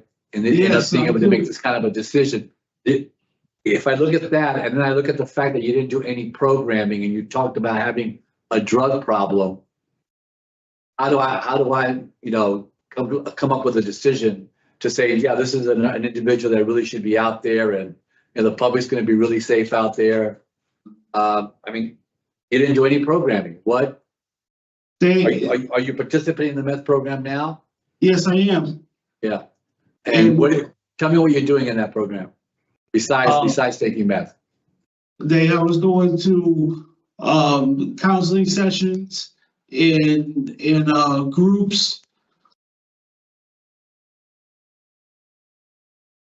And what are you getting from all of that? I'm getting the when I do go back in the community that I do need to seek aftercare, get into a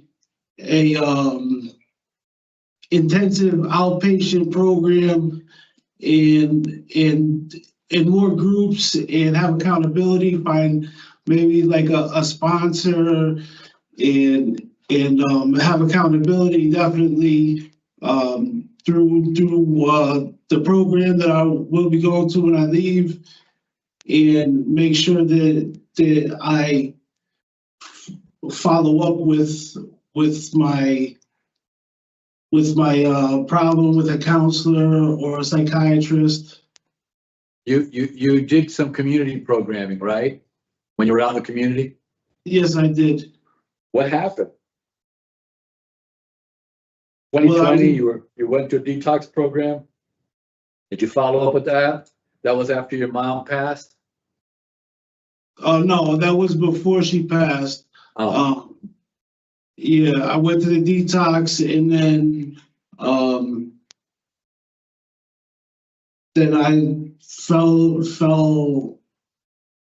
fell again, and then after she passed, I started using again, and then that led me down this road.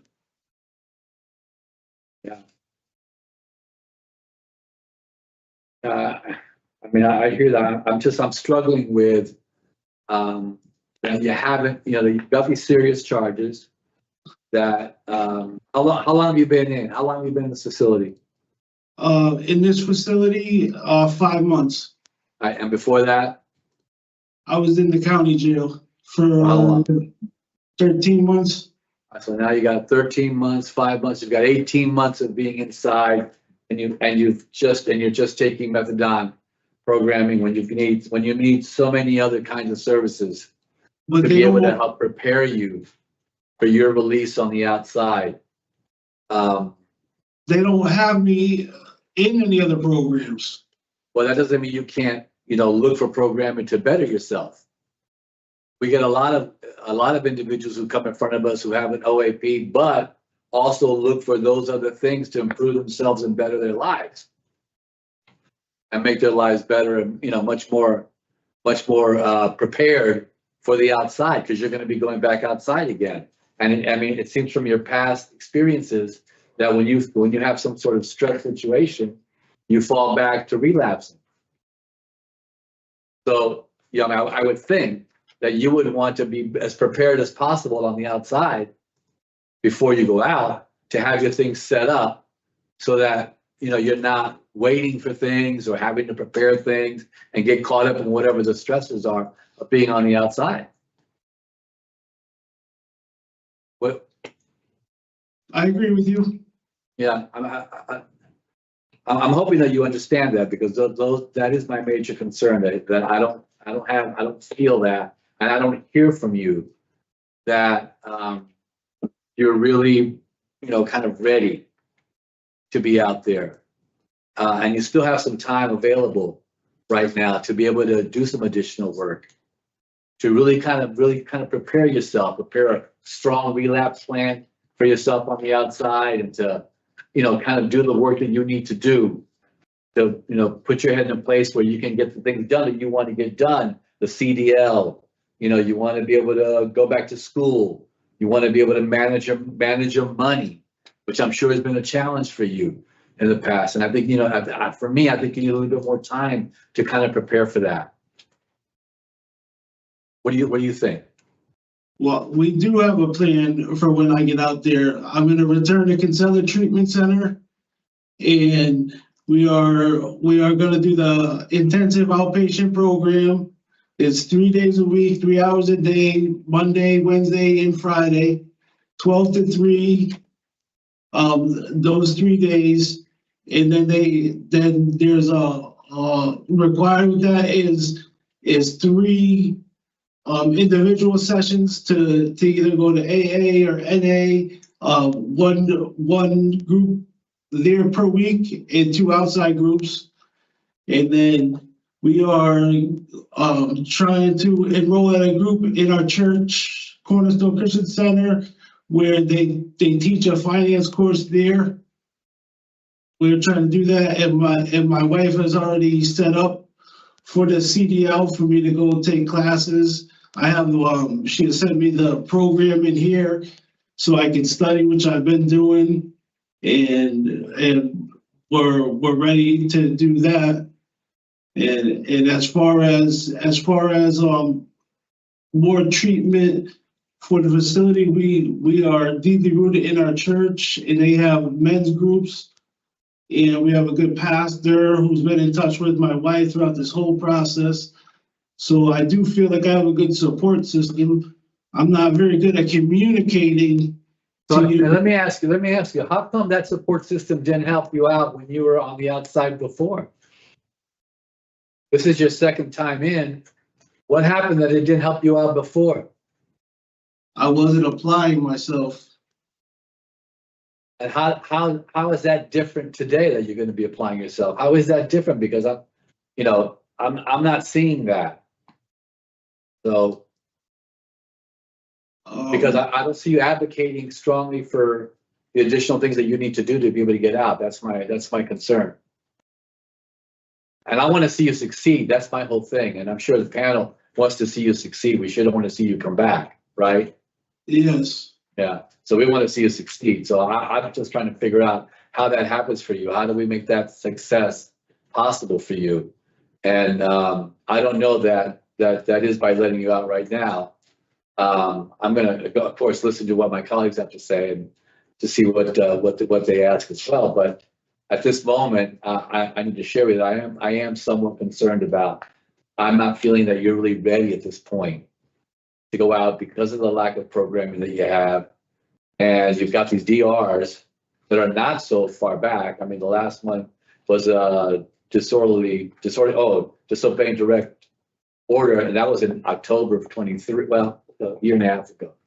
But still within the last 2 years, so even though you haven't had anything, I am still concerned about it. Yes, I mean it's not easy to get into programs. I mean, unless you're on your OAP, it's really not easy to get into programs.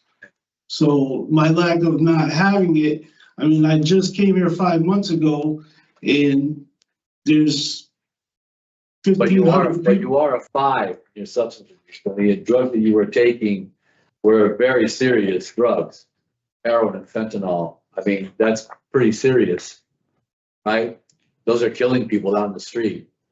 Fentanyl's killing people out in the street. So that's very serious. It's not as if you don't have a serious issue. Yeah. Right now at this moment, I don't have any additional questions for you. Thank you. Mr.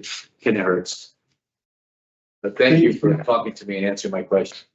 Yes, no problem. Sure. Thank you, Board Member Rodriguez. Board Member Turner.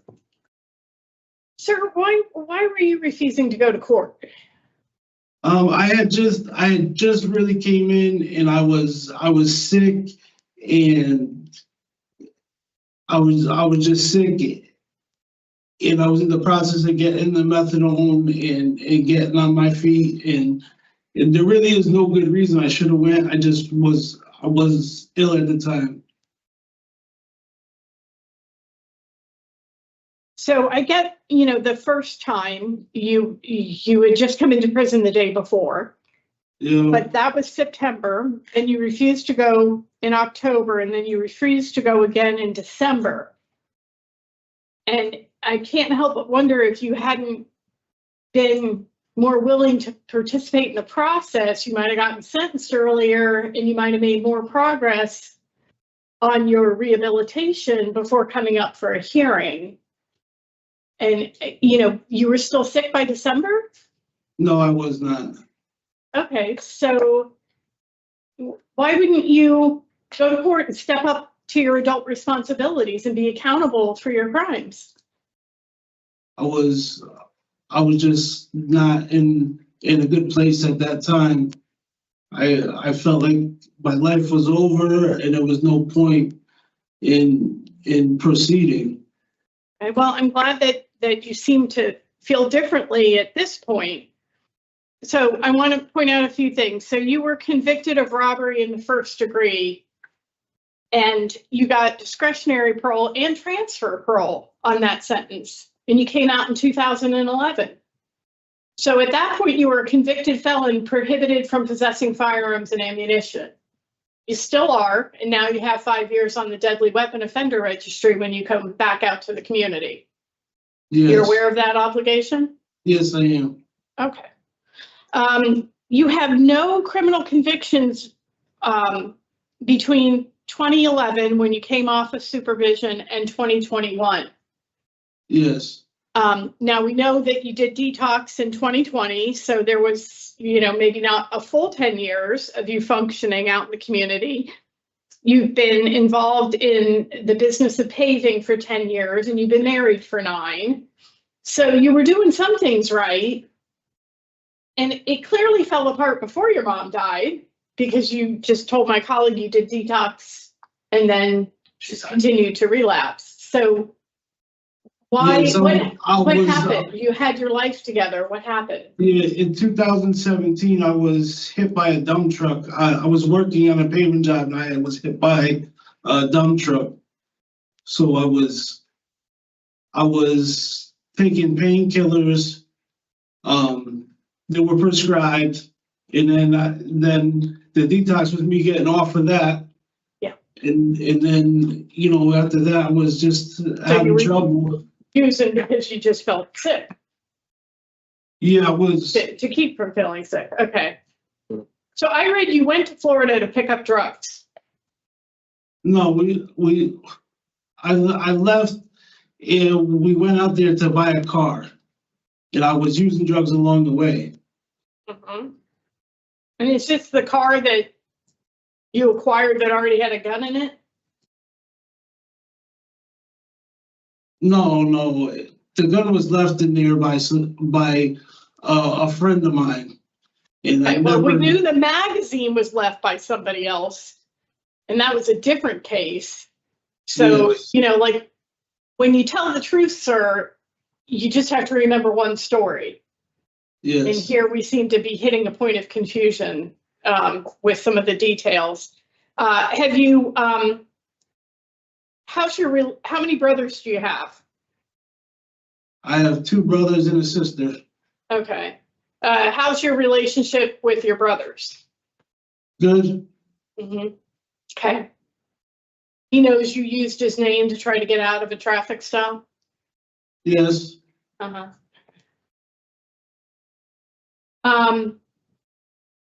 You know, what stands out for me, you knew you had the hearing today, right? Yes.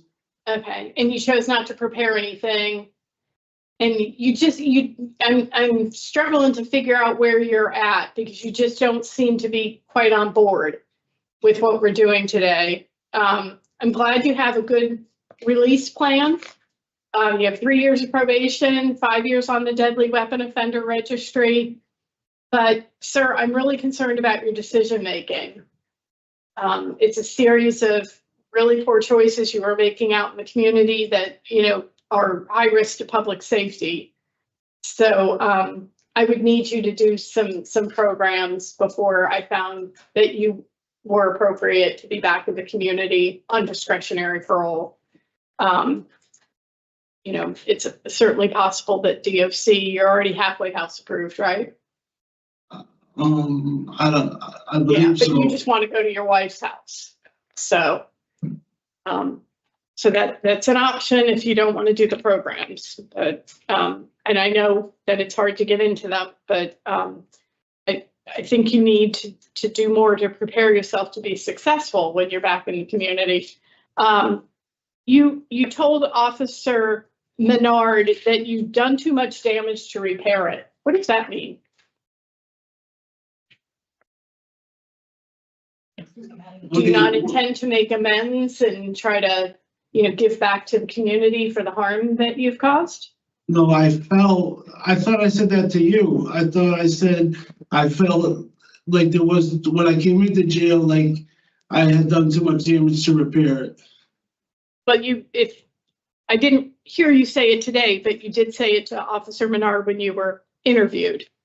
You're only 41.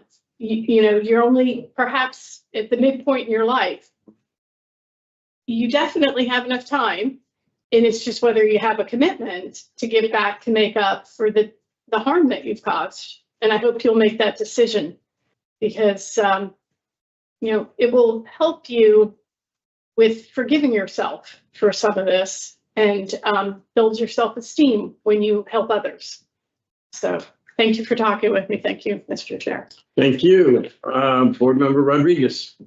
Thank you, Mr. Chair. Mr. Kenyhercz.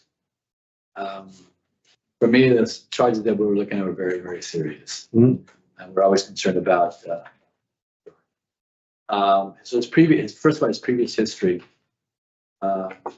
with driving under the influence, the robbery first, those things kind of impacted me looking at them. When he presented his opening statement, he didn't address any of those, anything in the recent charges.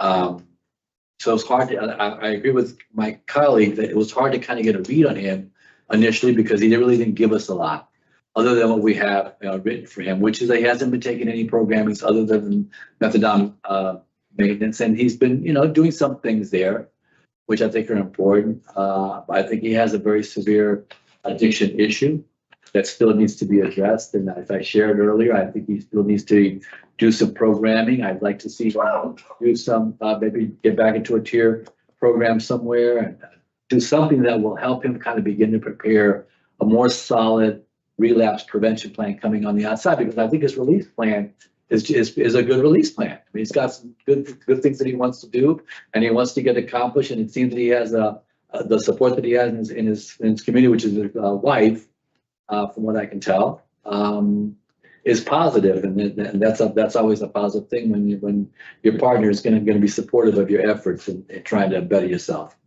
But for the moment, I am not in support of his discretionary parole. I would entertain, bringing him back if there's something that we think that he can accomplish in the time that he has left, which is about a year and a few months. Because EOS is in May of 26, is that right?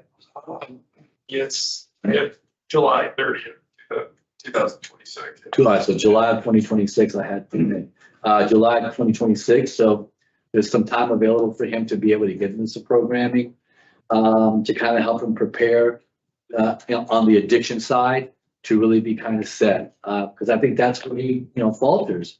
That's where he seems to have his issue. Under certain kind of stresses, he relapses. And that's kind of where I'm at this point. But I'd be happy to hear what my colleagues have to say in terms of a rehear. Right now, I'm a denial. Board Member Turner. I'm looking at the parole summary from his last period of incarceration, and he had done no programs at that point as well. He was on the wait list for everything, including addiction services. I came in with a deny and a rehear, and I'm not feeling very enthusiastic about a rehear. I don't know. There's something that we're not getting today. I felt the same way. There was something missing in today's interactions and responses. She just said she denied me before we even came here. We come in prepared with a decision, and then we get input and we listen. So, thank you for your time. Thank you. I appreciate it. So, criminal history? Just give us a second, okay? Are we gonna stay? Okay. Criminal Where history. are you with a rehear? I mean, he's halfway house approved. Mhm. Um, But he wants to go live with his wife.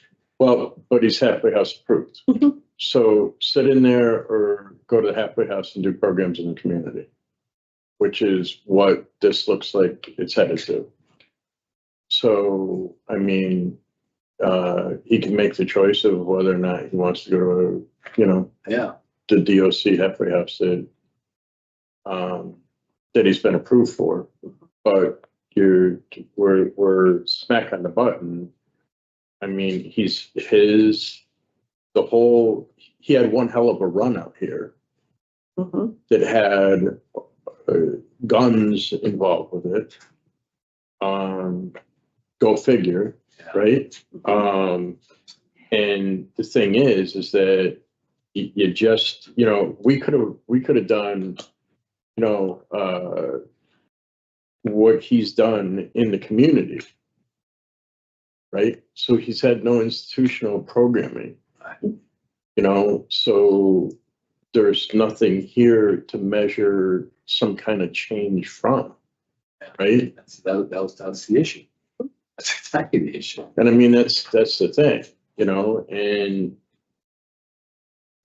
But, you know, but I look at, he had rebuilt his life after his last period of incarceration. He was on a solid path, and then his addiction grabbed him. Yeah. And in part, no fault of his own. He had an injury and was probably overprescribed pain medication, and we see that all the time. Yeah.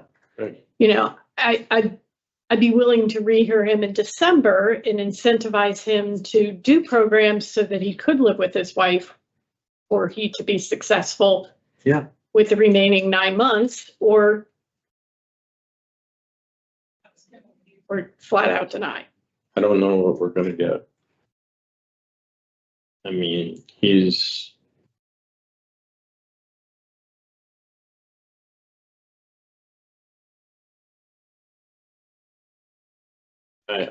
we're rocking a hard spot. Can somebody get into an IOP without being actively using in active addiction?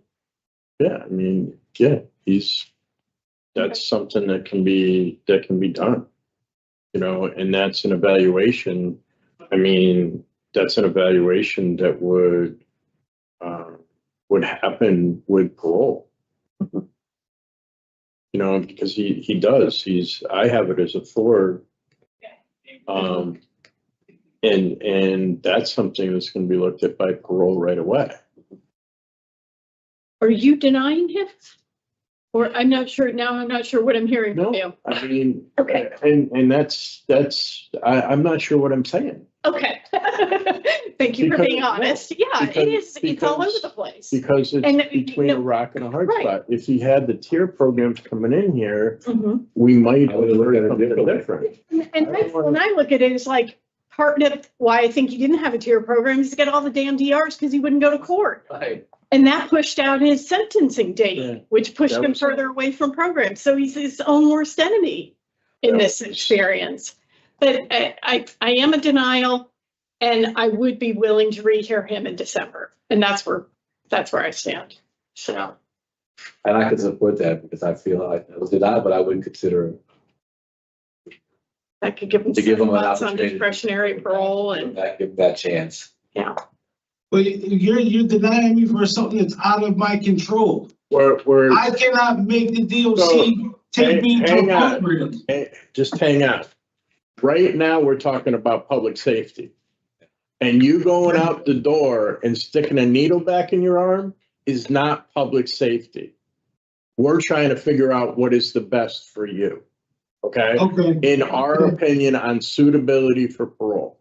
That's what we're trying to figure out. It's nothing against you or anything like that, right? It feels like it is because she told me that I was denied before she even came in the building. So how does that make somebody like me feel? It's not. Makes me not even want to try to say, you know what, I don't even want parole because we have to this is what I have to deal with. Sure, we have to prepare coming into a hearing, and we read everything and we get a picture. No, I understand. And we use, wait a minute, let me finish. And we use an instrument to guide our decision-making. And then we come in with an open mind. Right. And in all fairness, I wanted to hear from you. And I was tremendously underwhelmed by you today. That's why I asked you when you knew when the hearing was. Because everybody who sat in that chair today has had a prepared statement. And you just winged it. And I get that you haven't had the programs and you've only been in the facility for 5 months. But you created that situation through your refusal to go to court 3 times, pushing out your sentencing date, pushing out your OAP. So you need to step up and take some responsibility for the situation you're in right now. This isn't There's all on nothing on my DOC. OAP though.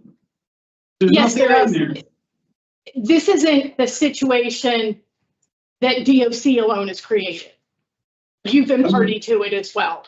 So I'm Look, not I'm saying- sitting here willing to bring you back and give you another chance once you get programming. I can deny you flat out if that's what you want. But I'm trying to give you a chance to perhaps go out in December to your family, to your wife, to start rebuilding your life.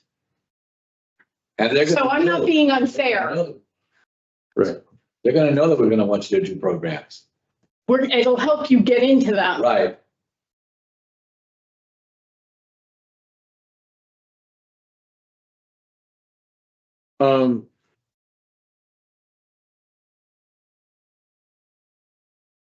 So it's March. We're talking about a tier program. So 9 months, December, but Oh, wait, hang on for 1 second. I'm not negotiating off of December. I think he has other programs. New thinking, this is a Okay. textbook for this guy. Voices, there's a lot he could be doing.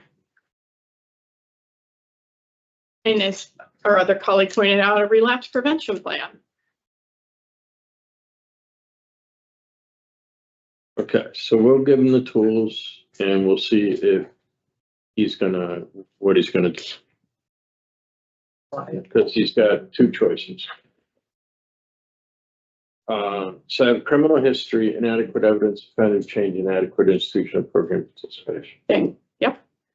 I have 1225. I have a tier program. relapse prevention. Recovery plan. Recovery. And do we want to get into new thinking and voices, or do we just say positive program No DRs and additional programming. and positive program? Right? It's all positive, isn't it? Right, just like without naming them, because we did say Yes. voices and new thinking, right? Well, to give him an idea of some of the things that he could be asking Okay, for.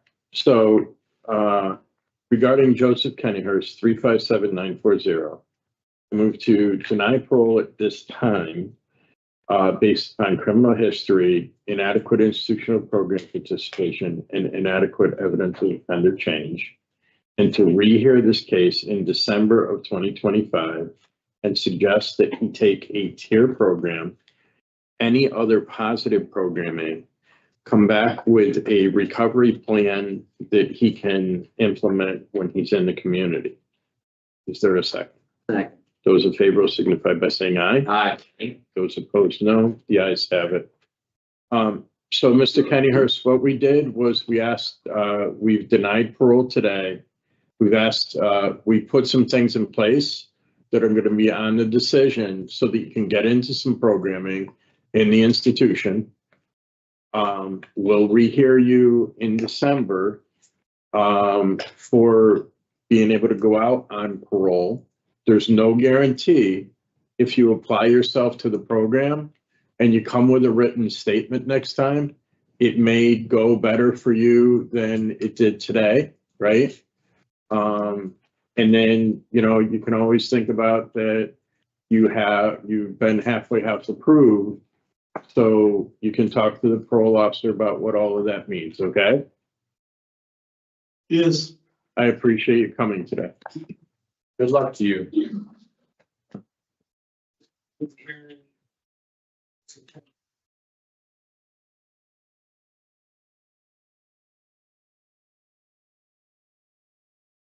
Yeah, absolutely, right in the wheelchair. Okay.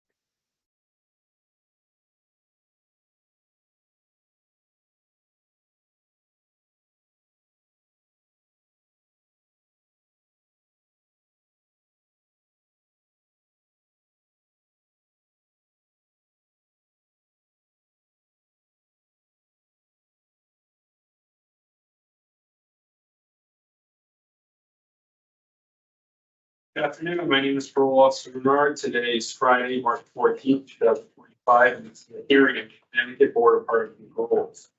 Following board members are present this morning and by stating their names on the record, certify their all statutorily required documents available, pertinent information in preparation of this task. Mike Paul. Panel Member Rodriguez. Nancy Turner. Please state your name and inmate number for the records. Good afternoon. My name is Clinton Prentice, 414870. This hearing is being conducted in consideration of a parole application. Prentice, inmate number 414870. He's currently sentenced of 2 years and 1 day jail, followed by 30 months of special parole for violation of probation with the underlying offense of assault on a public safety officer. As of today, records reflect the parole eligibility date of November 4th, 2024. There's no victim input in this case. There is an offender accountability plan for the offender. It has been reviewed and shows the offender is currently participating in the vocational programming of barber school. Utilizing the statewide collaborative offender risk evaluation system, the offender's overall score on the SRT falls within the moderate risk for recidivism. Utilizing the static 99R, the offender's overall score for sexual offense recidivism falls within the high range. This is your opportunity to express to the board why you believe you should be granted parole. You may begin. Hi, yes, my name is Clinton Prentice. I took some time to Go prepare. ahead. Yes, sir.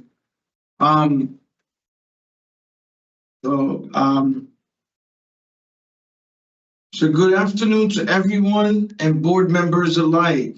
I'm grateful and thankful to be given this opportunity to come before you today. I'd like to start by stating how remorseful and apologetic I really am for all of my actions leading up to this point, which have caused my incarceration.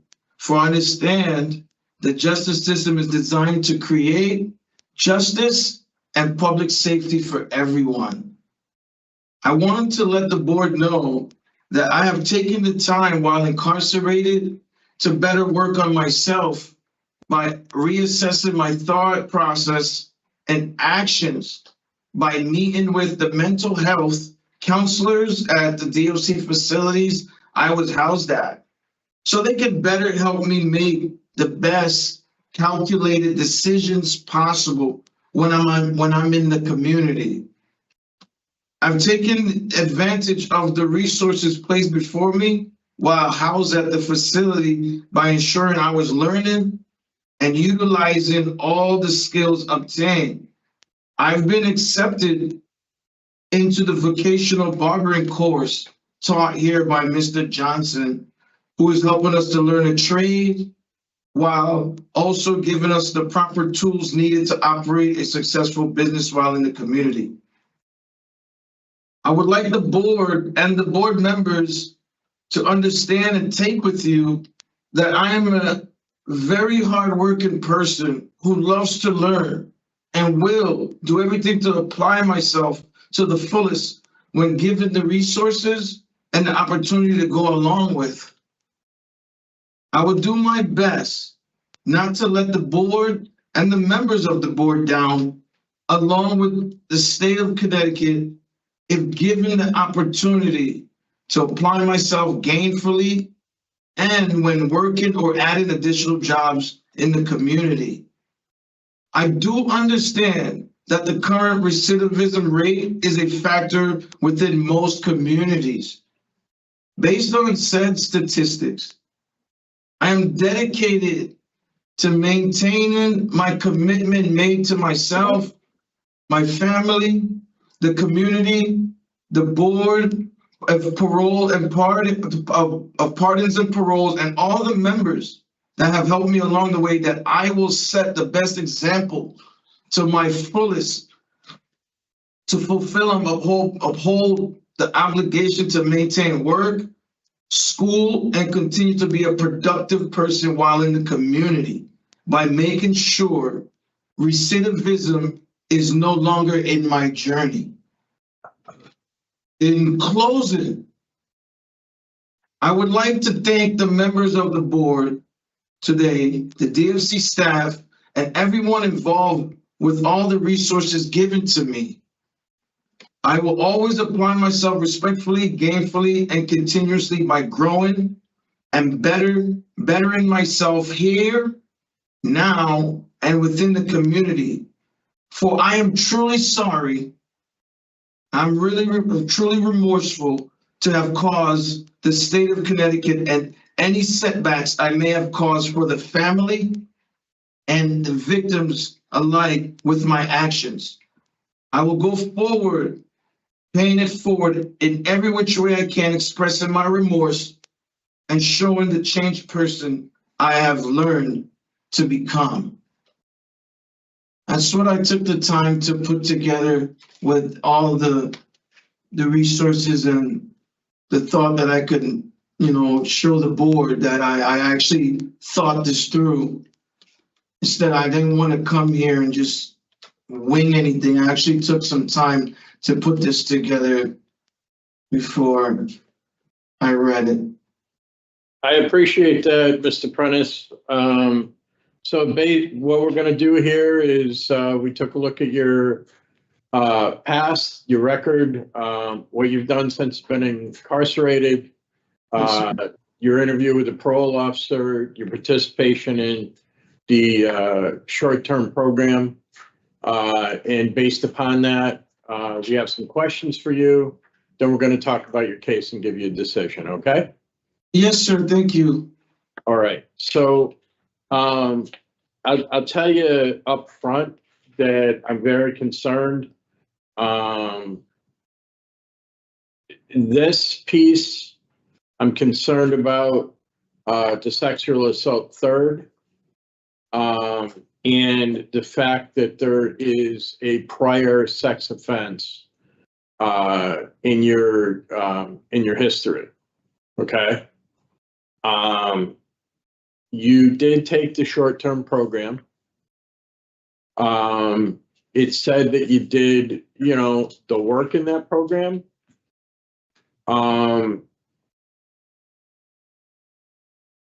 It didn't say that you pulled a lot from that program.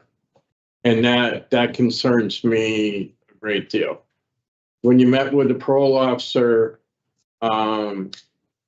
you said you admitted to certain behavior, but disagreed with the police report. Okay. And in this, where'd it go? It dropped on my end. I figured you could still see it. Are you still there, Mr. Prentice?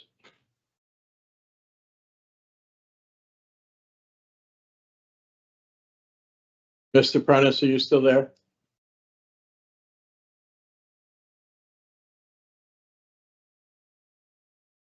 Okay.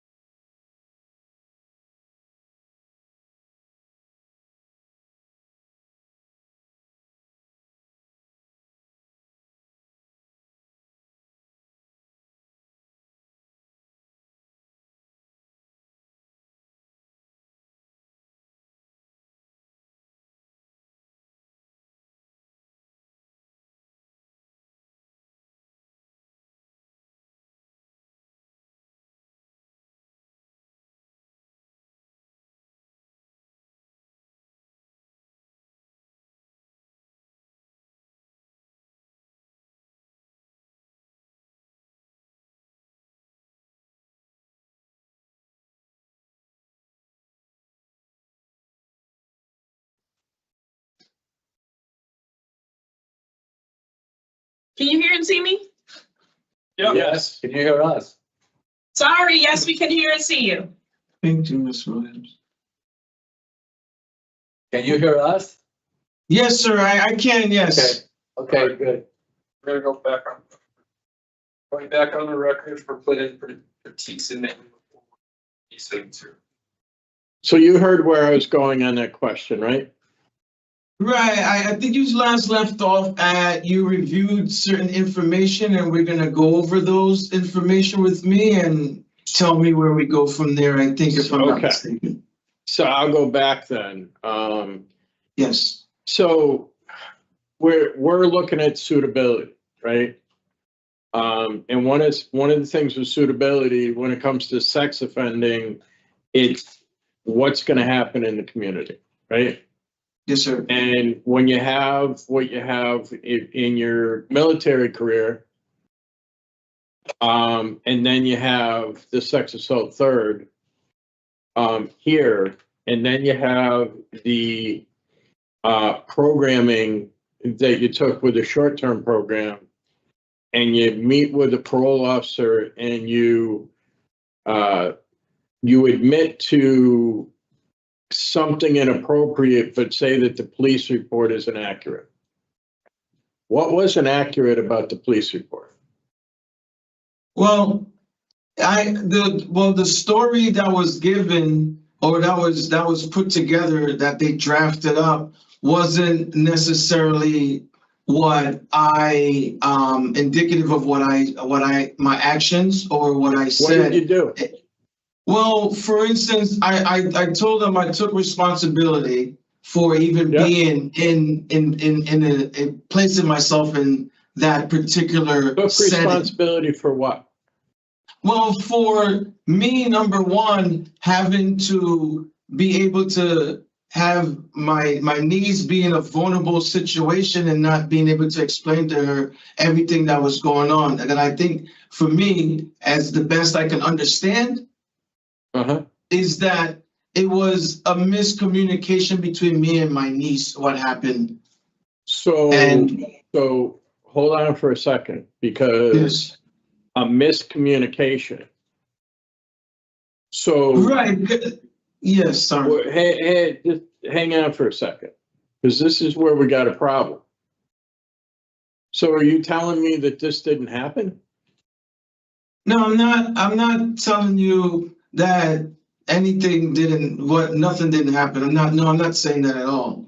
What I am saying is that I took responsibility for that day, sir, of my actions and where I was at that time, because I'm an adult and I want to become a better person. So no, I'm not saying that this didn't happen. No, I'm not saying that, because in order for me to move forward and become better and not reoffend or commit anything, I have to accept where I was, what happened, so I can understand how to go forward.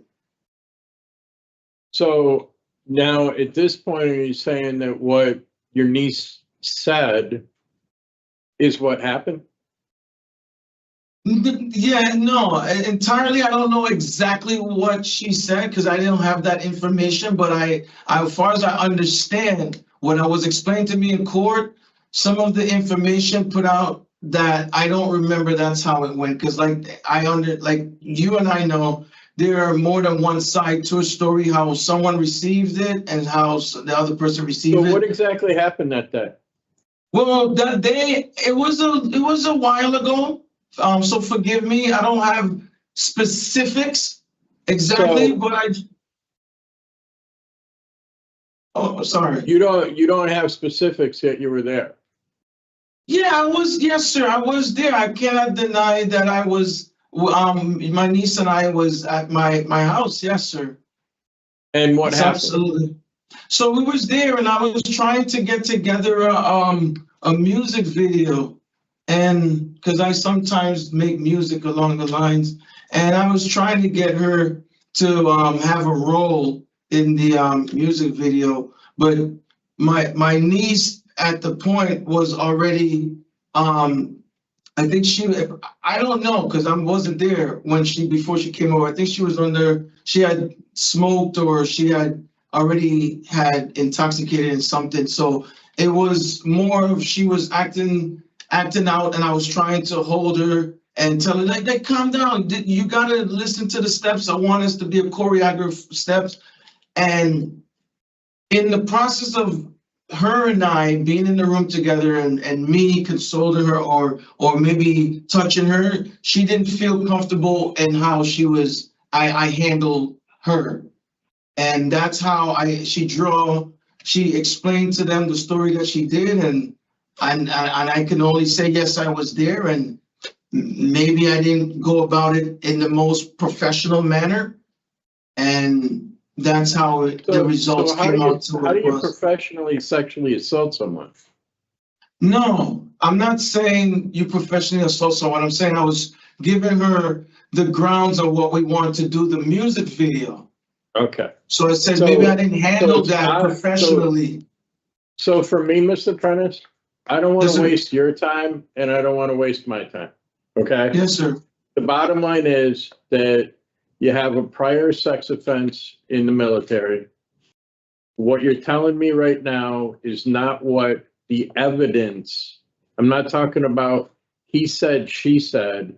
I'm talking about the evidence in the case doesn't bear out what you're trying to peddle here, right? So what you have 30 months on special parole. And during that time, you're going to have to take treatment for problem sexual behavior. Yes, and there's a whole host of things that goes along with that that are going to try to help you get to the bottom of a second sexual offense here that has been committed. Okay. Yes, sir. And I really hope that you're able to get something out of that. Yes, sir. And that you don't offend against somebody else. But I'm not, when it comes to suitability for parole, I'm not there. And so the discussion becomes something different, really. Okay. I understand. Do you have any questions, Board Member Turner, Board Member Rodriguez? A little bit. So Mr. Prentice, what we have indicates that you picked the victim up and brought her to the place that you were residing. It's not your house, it's Irene's house, but you're a resident there. And that's where you want to go back and live? Yes, ma'am. I've been living there. And you would regularly have young people come over, hang out, and smoke pot and listen to music? No. That was your thing? No, absolutely not. Sometimes no one's there for months, 8 months at a time. No, absolutely. No. Because I don't like too many traffic at my house. So I don't have people there on a regular all the time. Well, you went out of your way to isolate the victim so that you could perpetrate the crime. And you completed the short track program back in 2022. And some of the risk factors that were identified was your cognitive distortions relating to consent. Can you tell me what consent means? Yes, consent should mean that you're given permission, in my best educated explanation. And both permission parties. For what? It can be consent for many different things. Consent, you're given permission with both parties have a mutual understanding and a mutual agreement that both parties understand. So there's an agreement to intimacy, to contact, whether it's holding hands, kissing, or intercourse. And both parties have a right at any point to withdraw consent, don't they? Yes, ma'am. So although you appear not to have read the arrest warrant, it is an incredibly detailed and very credible account that the victim made of the assault that you perpetrated against her and her efforts to get away from you, to get away from the the contact that you were having with her to resist you. She said she was trying to think smart and not make you mad and try to come up with, you know, excuses and reasons to put you off. And you were having none of it. She said no, and she resisted. What does intercourse mean to you? What is the definition you work with?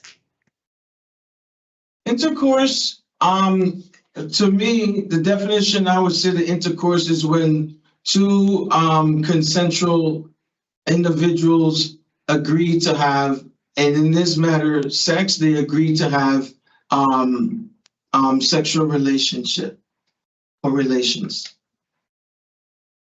Okay. So you, after completing the problem sexual behavior short track program, you had an evaluation in January of this year by the Connection. Do you remember that?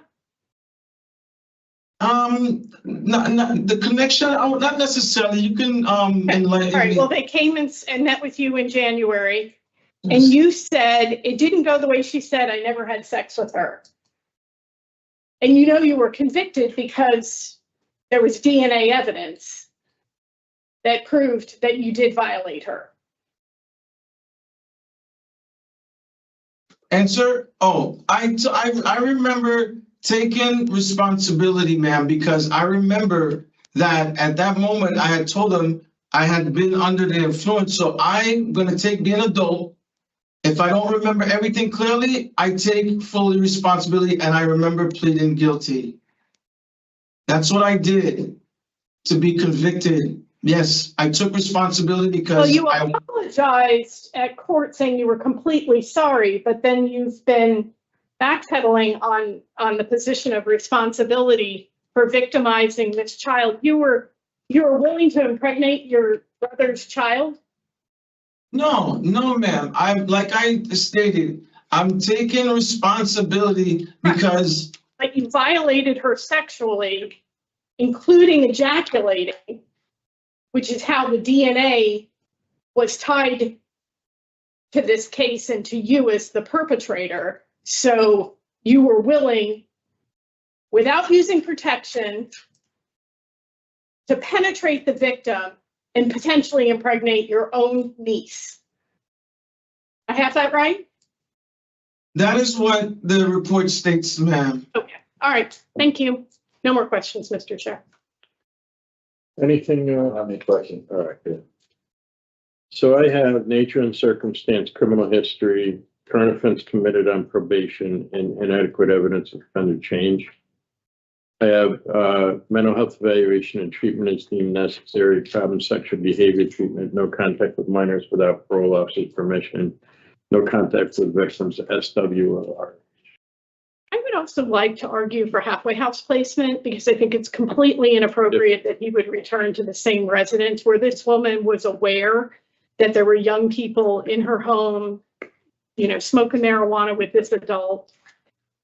Okay, regarding Clinton Prentice 414870, I move to deny parole based upon nature and circumstances of the current offense, criminal history, current offense committed while on probation, and inadequate evidence of offender change, and to set the following special parole conditions.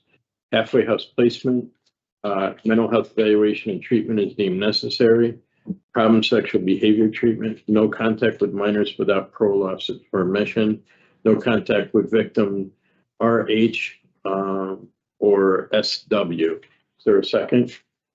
Those in favor signify by saying aye. Aye. Aye. Those opposed, no. The ayes have it. Mr. Prentice, you'll go out at your end of sentence to special parole, okay? Say that again, sir? You'll go out at the end of sentence to special parole, okay? Okay, what is special? Oh, go ahead, sorry. End of sentence is towards the end of this year. Okay. It's towards the end of this year. And then you'll be on special parole. Go ahead. This concludes the hearing for Clinton.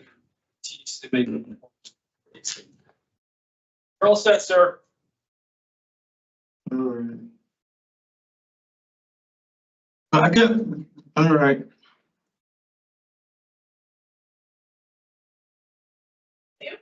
No, sir. Yours.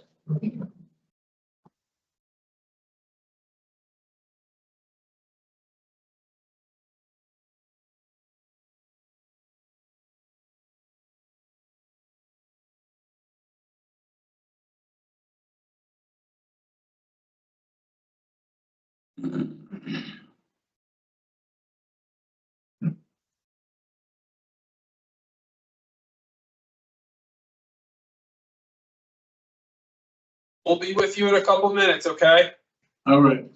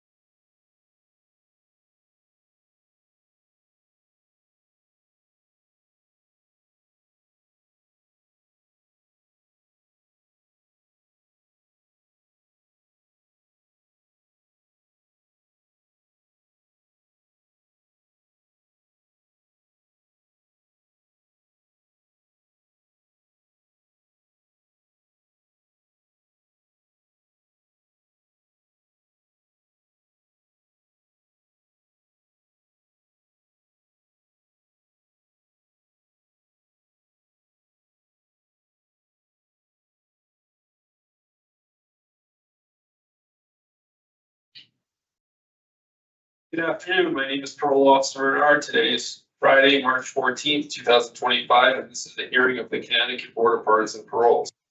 Following board members are present this afternoon, and by stating their names on the record, certify that they reviewed all statutory required documents and available pertinent information preparations. Good afternoon, Mike Pohl. Good afternoon, panel member Rodriguez. Nancy Turner. Please state your name and inmate number for the record. Gary Steele Jr., 344-533. This hearing is being conducted in consideration of the parole application for Kenneth Steele Jr., inmate number 344-533. He is serving a sentence of 10 years suspended after 3 years jail, 3 years probation, for violation of protective order, larceny third, 3 counts of assault third, and 2 counts of threatening in the second. As of today, records reflect the parole eligibility date of February 13th, 2024. There's no victim input in this case. There is an offender accountability plan for the offender. It has been reviewed. It shows the offender has completed voices in domestic violence. Utilizing the statewide collaborative offender risk evaluation system, the offender's overall score in the SRT falls within the high range of utilizing the static 99R, the offender's overall score for sexual offense recidivism falls within moderate to high range. This is your opportunity to express to the board why you believe you should be granted parole. You may begin. You have something you want to read? No. Okay, go ahead. Yes, first I'd like to say I'm very sorry for the victim and her family for my wrongdoings in this case. And I completed all my programs that was asked of me. And I'm just tired of this revolving door going in and out of jail. I just need to be rehabilitate myself in a halfway house, get it together to be a successful human being. That's all. All right, thank you, Mr. Steele. So we've read about your background, what's brought you to this incarceration, what you've been able to accomplish since you've been in. Based upon that, we have some questions for you to arrive at your suitability for parole. And we're going to talk about your case and give you a decision, okay? Okay. So we're going to start questions today with Board Member Turner. Good afternoon, sir. Good afternoon. So I did read that you completed Voices in the Domestic Violence Program. Yes. Can you tell me what you learned in the domestic violence program that's going to be helpful to you? Yes. I learned that it's not just physical abuse that people take. It's verbal abuse that people take as well. And I learned how to control myself and my actions. And how is that? You gotta take a breather. You gotta take a breather sometimes. You can't go off impulse.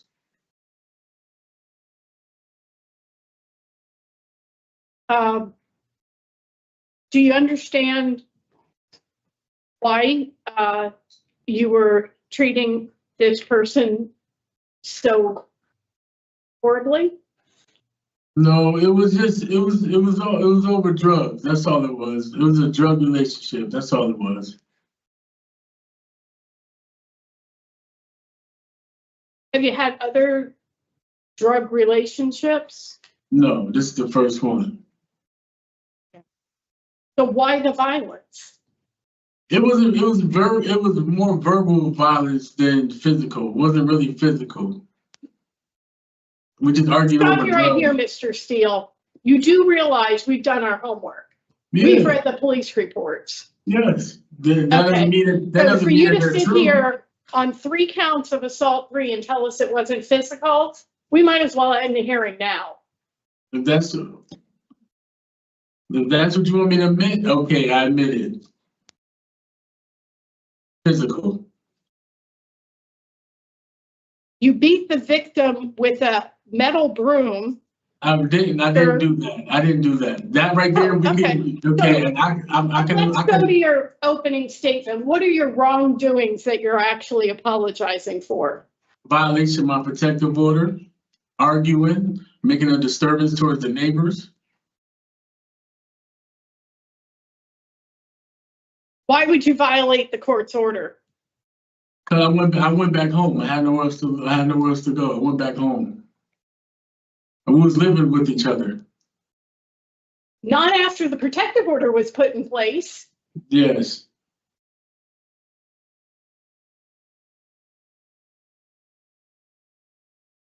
I read that you said the victim lied about the assaults. Yes, she did.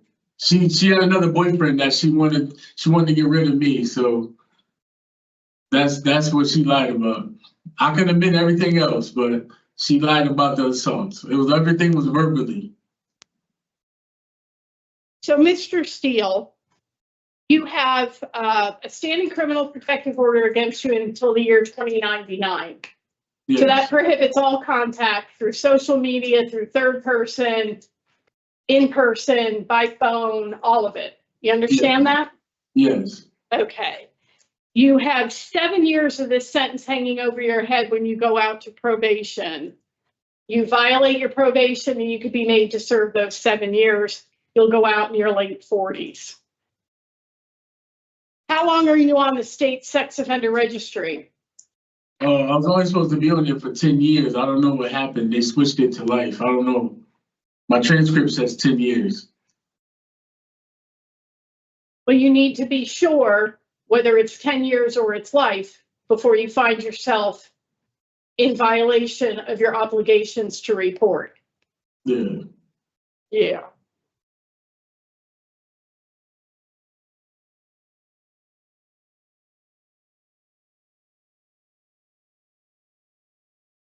What's your plan for managing your drug problem?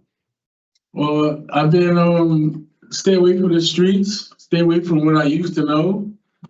And I've been clean for going on 2.5 years now, and I want to keep it that way. I just want to go to work and home, work home, work home, work home, work home. But you don't have a home, you don't even have a sponsor. No, I don't have a sponsor. That's why I need a halfway house. Well, DOC's already denied you that. Yeah. Well, sir, you have a very concerning criminal history, and I don't think you understand what it means to be responsible for the crimes that you're committing out in the community. Thank you for talking with me. I have no more questions, Mr. Sheriff. Board Member Rodriguez. I don't have any questions, Sheriff. I don't know what I could ask if he's not. No. Board Member Turner. I do not find Mr. Steele suitable for early release to discretionary parole. I see an inadequate evidence of offender change. And his criminal history is quite concerning. And the nature and circumstances of his current offense are problematic. Let's put it that way. So it's a no for me. Agreement. In regard to inmate Gary Steele, 344533, I move to deny parole based upon nature and circumstances of the current offense, criminal history, and inadequate evidence of offender change. Is there a second? Second. Those in favor signify by saying aye. Aye. Those opposed, no. The ayes have it. Mr. Steele, we're not able to give you parole today. You'll go out in the summer at the end of your sentence, okay? Yeah. Thank you. This concludes the hearing for Gary Steele Jr.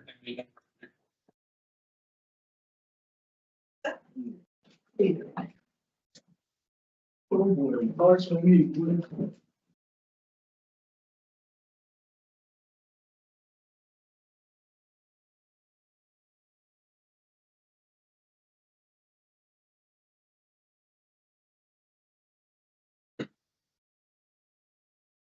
Hello.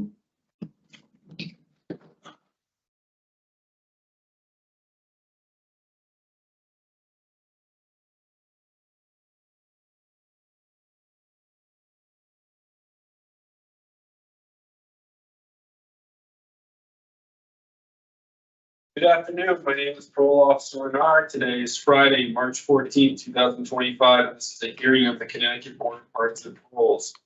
Following board members are present this morning and by stating their names on the record, certify their all statutory required documents and available pertinent information in preparation of this hearing. Good afternoon, Mike Poole. Good afternoon, Panama Rodriguez. Nancy Turner. Please state your name and inmate number for the record. Richard Tyson, 185788. This hearing is being conducted in consideration of the parole application for Richard Tyson, inmate number 185788. He is serving a sentence of 15 years executed suspended after 4 years jail with 5 years probation for possession with intent to sell / distribute narcotics, risk of injury to a child, and cruelty to animals. As of today, records reflect the parole eligibility date of July 28, 2024. There is no victim input in this case. There is an offender accountability plan for the offender. It has been reviewed and shows the offender has pleaded voices in tier 2. Utilizing the statewide collaborative offender risk evaluation system, the offender's overall score on the SRT falls within the high range of risk of recidivism. This is your opportunity to express to the board why you believe you should be granted parole. You may begin. I didn't understand the last part. Do you have something to read to us, or do you have a statement you want to make? Oh, as in a statement to say anything? Basically, I was denied parole the last time. They told me in order to do the drug program, I did the tier 2 program. I done had my operation done because they figured I having a major operation going back out there in the world that I might turn around and relapse. I done had that done. All I'm trying to do now is get physical therapy to get that done and basically be able to get back out of here and maintain a better life for myself. So I can basically be able to, be an active member in society again, because to me, ever since this operation, it feels much different. Because that's what mostly been putting me down, was basically walking around where I didn't have a full structure to my body, where I couldn't sit right, I couldn't do anything right. I always was in a lot of pain. why I did a lot of things that I shouldn't have did, especially getting so involved in drugs. A lot of times I try my best to stay away, but it always just pulls me back in. But the main thing I'm thinking about now is just trying to have my sobriety and basically be able to be an active member and get back to work for myself. Okay, so thank you, Mr. Tyson. So, you know what we do from the last hearing, and what we're going to do with this hearing is we're going to take a look at what's happened since the last hearing, and maybe because some people here are, the two of us haven't seen you before, so there may be some other questions. But then we're going to talk about your case and we're going to give you a decision, okay? Okay, thank you, because this is my first time ever going through this. First time ever being sentenced in my life to jail. So I'm just trying to get a chance in order to come back out and do right for myself and my family. Yeah. So you might remember Mr. Rodriguez from the last time. Yes, So I do. we're going to start with board member Rodriguez. Okay. Good afternoon, Mr. Tyson. Good afternoon. Matter of fact, I was the first one to question you the last time we met. Yes. Yeah. But you're the one that basically told me that you won't think it would be a good thing for me to go out there and have my operation, especially a major operation I've made. Right. And, you know. And did that work out right? Were we right? It worked out real good for me. I'm ahead of schedule on basically with my recovery. I mean, they told me 6 months of recovery and then rehabilitation. I've did the walker, I've done walking on crutches, now I'm using the cane. So I'm ahead of schedule. Of getting better. It's just Are you on any medication? When I first got out, they wanted me to take Percocet, OxyContin.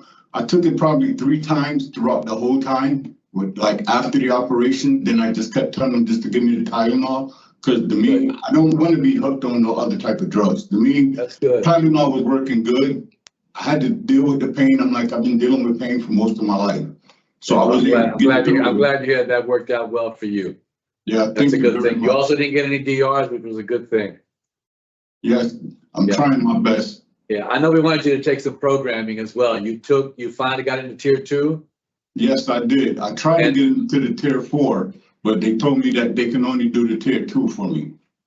And right now I've been talking to the lady that did the tier 2. I was trying to do an aftercare program. I just filled out the paperwork for it and seeing if they're going to accept me just to do aftercare program, just to have something else to do.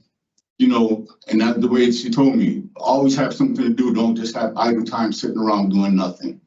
Yeah. And you took voices. Yes. What did you get from that? Because in your particular situation, you had some victims that were involved in your original situation. Yes, I didn't even understand where I did come with the victim, but to me, because of the young girls that was in the car with me, I tried my best to try to help them out, but it made it look like I was doing something wrong with them, and that wasn't the case. Because they even say they know I didn't have sex with the girls or anything, but they try to act like I was selling them. I took responsibility because they were minors, even though they lied to me and told me that they were 18 and 19. But I still took the blame for it because to me, when I found out they're underage, there's nothing else that I can do about it. So I took the responsibility for that.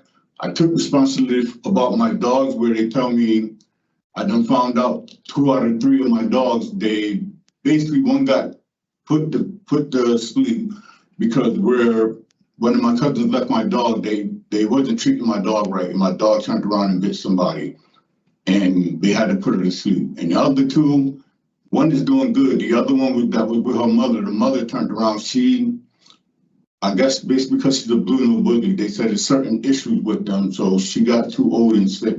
She was like 12 years old. So there's only one that's alive that I may be able to see if I get home. But to me, I've been doing my best just to try to stay away from everything, stay out of trouble here, because there's been a lot of things going on here too where it is not a good thing. But as in with my victims, I know I won't see the young girls anymore because they from another state, where I even turned around and had charges. They told me that was in Massachusetts, what I never knew about.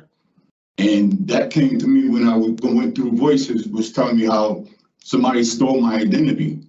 and been using my name in another state because that basically almost messed up my levels in here. And I told them it wasn't me, and they had to do a whole check to find out about that. And they see it wasn't me. I never. So you were a victim of identity fraud? Yes. I don't know if it has to do with this, but I'd rather hear about what you learned about voices connected to your particular offense. But basically, voices have part to do with that because it tells me about people using your identity, people taking over from other people, and then at the same time, with people that how can I put it? Even though the people that I had issues with, and I may have heard, it's not just them that's going through it; it's their family members too. Especially with me selling drugs, it was not where I'm just hurting them; I'm hurting their family too. Yeah, I didn't understand that until when I took voices, and it made me brought a lot of things back to me clearer with that part too. And I understand it was doing a lot of wrong. I was already hurting myself, and then I'm hurting other people by selling it, not just using it. Yeah. Well, yeah, the other thing I was concerned about is I want to hear from you a little bit. Is have you had a chance to put together a relapse prevention plan during this time that you've been in your, Yes, that's my main thing. The last hearing. That's my main thing. To me, is my main thing is the way they tell me. I have to think of my sobriety first before anything. That has to come before anything.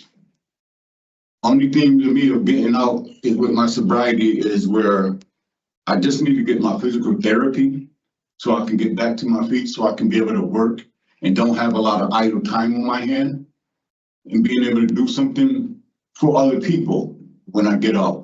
But I have to always think of my sobriety first. And I can't be around people that I used to do things with and stuff like that. Because at first, I got to make sure I'm strong enough in order to go around in certain places, in order to help other people. Because if I'm not strong enough for it, I end up back into the same thing, doing the wrong thing again. And that's not what I want to do. I'm getting too old for that. Did you follow up your tier 2 with any kind of attending of NA? No, the thing is, I asked her about doing the aftercare program. Oh. But she told me if I get the aftercare program, then she told me to sign up for the NAAA groups, what they have sometime at night, that I'll be able to do that too. So I'm just trying to get into the aftercare so at least I can understand certain things about the aftercare because she didn't tell me too much about it. And I think it might help me out a bit. So, and then she told me at the same time, but if they accept me into the aftercare, she said, if they do or if they don't, she's going to see about recommending me and having me do the NA program too. So I can go do the NA meetings in here before I go home. And when I do go home, I do have a few people that I know that's family and a few friends that's been sober for a lot of years. And they tell me that they will work with me and help me out because they see that I'm trying right now and they know I've been through a lot back and forth using drugs. Yeah. And I think that's important because you need to have a support network on the outside. Yes, to be able to help you out. That's I'm surprised that tier 2 didn't connect you with C-CAR. Did you hear about C-CAR in tier 2? That's yeah, they told me that's another program here too. They said if my sentence was longer than what it is, because they said doing the C-CAR program, it'd take at least 2 years of doing it. Well, you can get that kind of help on the outside when you leave. You don't have to, you can connect with it. So when you're on the outside, you can connect with C-CAR to help provide you some of the supports and maybe a recovery coach or help you, locate a sponsor. Because I think those are the kind of things you're going to need on the outside. I mean, look, you're 52 years old, man. It's about time. Yes, it is. You know Because I've been back and forth in these streets for a while in my life. Yeah, you have. Yes, and it took this to really make me understand certain things in my life. But to me, going through the system a few times, it made me take a look at certain things, but I still end up falling back into the bad habits because of me not being able to do certain things that I like, especially where this accident I had, it stopped me from doing a lot of things I was doing with working. Because a lot of work that I did, it was almost physical work. Even if I'm just sitting down for a long period of time, it gave me issues. So and that if we decide to let you go today, you've got parole to have to deal with till the end of your sentence, and then you've got 5 years of probation. So you're going to have people in your life for quite a while. That right there too will keep me on the straight and narrow, but at the same time, I'm looking dependent on my friends and family that I know that will help me to stay away from this. Because as long as I've been in the streets doing bad things, they talk to me about what I was doing and telling me I need to straighten up my life. When I'm ready to straighten up my life, let them know they'll be there for me. Yeah. If I'm still doing certain things in the street, they don't want to have no part in it. Yeah, but the parole officer can be there for you too. Yes. I mean, you need help, if something's going wrong, and you need some resources, you know, you can go to your parole officer to get that help. And the same thing when you fall back on probation. So basically, even if they can help you out, if you got problems, they can help you out. Don't look at them as an enemy or anything. You look at them as a resource that can help you out. Okay, so to me, I've never been on parole before, so I don't know how that really worked like that. But I know I've just been told that they make sure to keep up on the person and make sure you're doing the right thing. They can also bring you back. You don't do the right thing. So, okay, and the thing is with me, this is the first time, and I'm not trying to come back. I'm trying to show a better example and let it be known that I'm not that type of person. Because I can do it. I know I can. Because I appreciate you answering my question today. Glad that you took the programming that we asked you to take. I hope that it helped you out. And good luck to you. Thank you. Thank you, Mr. Chair. Thank you, Board Member Turner. Mr. Tyson, who is Jerry Lopez? Jerry Lopez, that was a friend that I know that when I was living in New Britain, I was helping his wife move, and basically he was a person that basically got high, that I got high with sometime. Who's Leon McCarthy? That is a friend of mine that's basically, he's younger, but he tried to help me out with doing certain things, but they got him down like if I had some bad things to do with this man, and he never been around me with bad things. He's younger than me. He used to always try to help me out with doing better things. But he brought you these two minor girls. No, he did not. I don't understand. That's what they put down. That's what they put down, but it was not no Leon McCarthy. He don't even have a record. He's the one that's been helping me out with doing better things. So where did you end up crossing paths with these two minors? Right where I was living at off of Stamford Street, I crossed paths with them. It was a young boy that I know that was over there. He's like a little like nephew to me, but it's like he's not kin to me. And I seen him out there fighting with the young girls.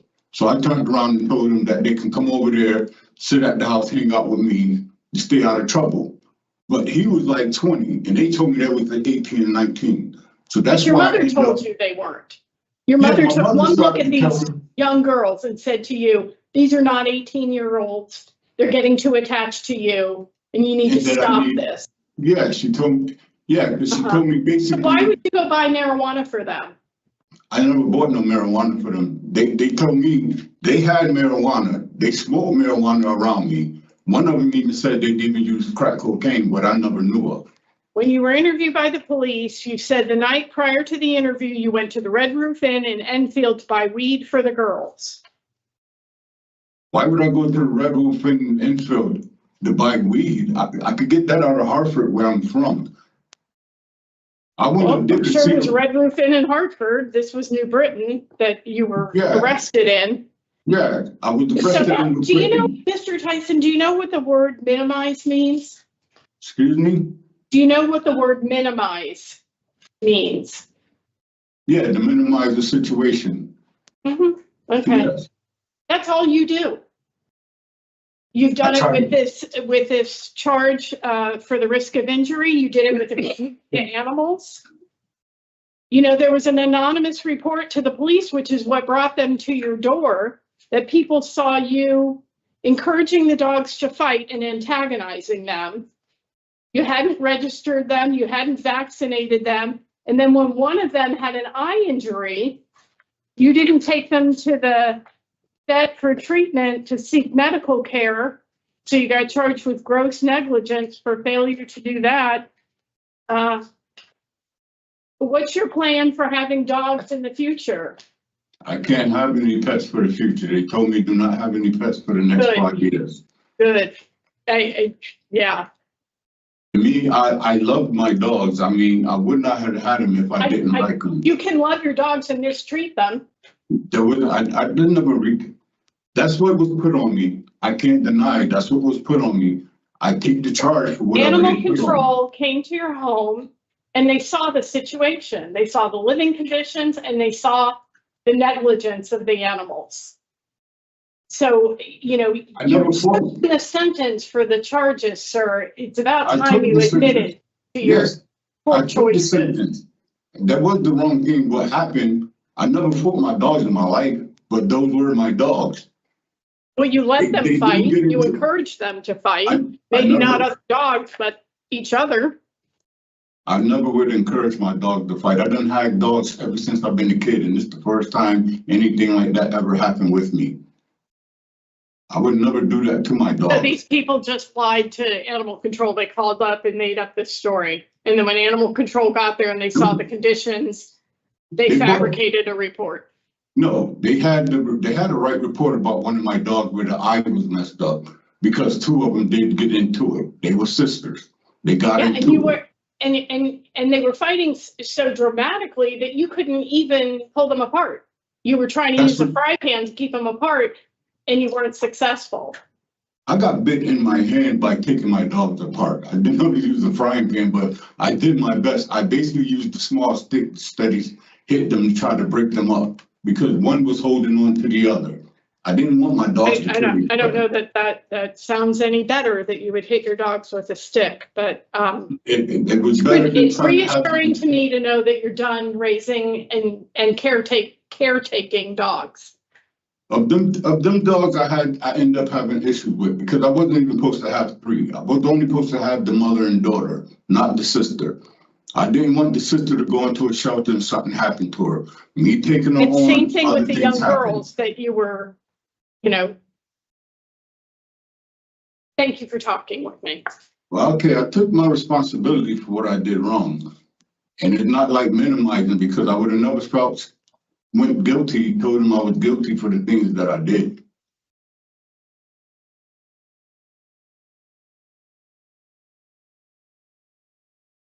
So, Mr. Tyson, so, Board Member Rodriguez talked to you a little bit about C-Car. Yes. And there's, right on Main Street in Waterbury here, there is a C-Car Recovery Community Center. Yes. There's recovery coaches there.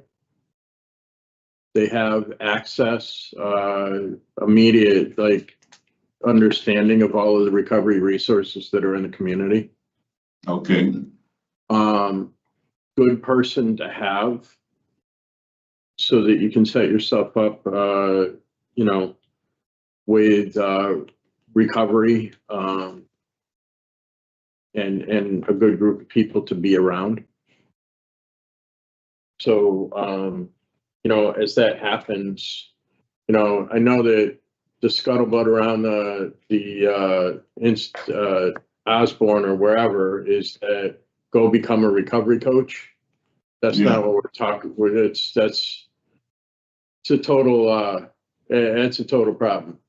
Okay, that's what the situation is that when we're when we're moving from where you are back to the community, you want somebody that's able to be there for you, that knows what resources are around.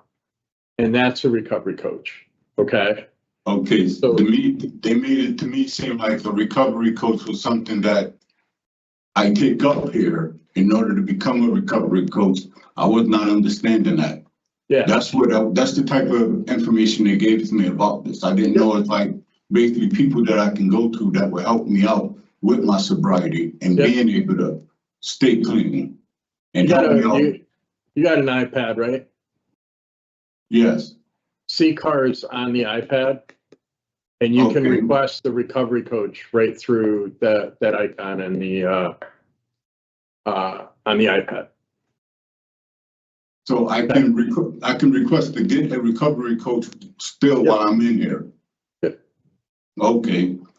I didn't know that. The way they made it seem to me like it's a class that you take in order to become a counselor or something for that. I didn't Right. know that basically they help other people out here. Yeah, absolutely. All right, Board Member Rodriguez. Thank you. My colleague brought up a good point about the minimization. That was discussed at the prior panel hearing. I believe it was mentioned in the decision. It was minimization, like responsibilities and blaming the vote at the time. But I think kind of the front thought that the substance abuse issues were critical and impacted that, as well as the fact that they're not taking voices, and we wanted to have a sense that of the impact on victims, including the animal victims. Although I didn't hear that response today when we talked about victimization in terms of the animals. But he did take the programs that he was supposed to take. He has remained DR-free for this period of time. I'm going to be supporting his discretionary parole today because he will be under supervision for the rest of his term, as well as having 5 years of probation to follow. I'm hoping that he's, learned his lesson and that he doesn't get any more animals at this point, into even beyond 5 years. I know you just mentioned 5 years. So, but I will be supporting his discretion today. Board Member Turner. I will not be voting for discretionary parole. I'm finding inadequate evidence of offender change, and I find the crimes themselves just terribly concerning. His judgment, his decision-making is problematic, and he's putting himself in these high-risk situations to be found accountable for harm that he's doing to others and animals. So I think Mr. Tyson and good on the last panel for sending him back to do programming. I think Mr. Tyson understands what he needs to do with substance use and recovery coach and getting connected to the recovery community out here. Yeah, I read the police report as well. Yeah, three dogs like that. I would never even try to manage that. Those are very, can be three very highly aggressive canines, and I'm not excusing anything with what went on, but I can understand how that can happen, and I appreciate the fact that you're not going to have that situation again. I have halfway house and no contact with victims CB and HS. Do you have anything else? I have no alcohol, mental health evaluation and treatment is necessary. And then I have 2 general no contacts. Okay. Jerry Lopez and Leon McCarthy. So you say no contact with anybody pertaining in this case? And to me, I don't want no contact with certain people regardless, because I need to get myself back right. I don't need to be around people that's going to. Well, we're trying to settle this now, Mr. Tyson. Please let us. We're just, I'm sorry, and I should have said it, but we're just getting into the piece where we're deciding what to do here. Okay, I'm So sorry. you're fine. So, and the general no contacts with those 2 are they co-defendant related, or are they? They were involved in his criminal activity. Okay. They were cited in the police reports. Okay. That it? Yeah. So do that again real quick. So, no alcohol, halfway house, mental health evaluation and treatment is deemed necessary. No contact with victims CB or HS. General no contact with Jerry Lopez or Leon McCarthy. All right. Regarding Richard Tyson, number 185788, I move to grant parole on or after March 14th, 2025 with the following stipulations. No alcohol consumption, halfway house placement, Mental health evaluation and treatment is deemed necessary. No contact with victims, initials CB or HS, and a general no contact with Jerry Lopez or Leon McCarthy. Is there a second? Second. Those in favor signify by saying aye. Aye. Those opposed, no. No. And on a vote of 2-1, you've been voted to parole. Your conditions will be explained to you prior to your release. I would highly suggest that you go back and hit that orange and yellow button, look for a recovery coach on the way out. Right? Definitely will. I'll learn more about it before I'm released. And I thank you very much. Certainly. Important attorney, in your dissent. And with inadequate evidence of offender change. Yeah. And the serious nature of the offenses. Nature and Nature circumstance. circumstance. Sure. Thank you. This concludes the hearing for Richard Tyson, committee number 578. All set, Mr. Tyson. Okay, thank you very much.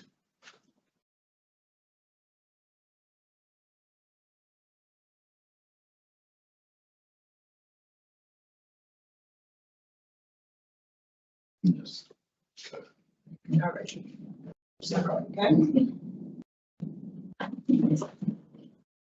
All right, you guys have a good weekend. Thank you. You too. Thank you. Thank you.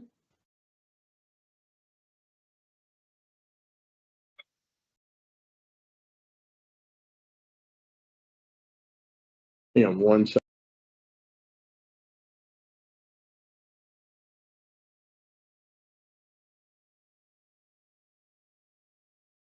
Kristen, are we still connected to the live feed?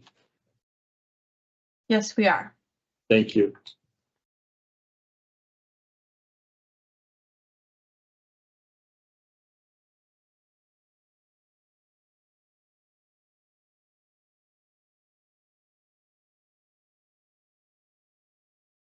Good afternoon. My name is Parole Officer Bernard. Today is Friday, March 14th, 2025. This is a case review here on set special parole stipulations for Kevin Mathis, 322969.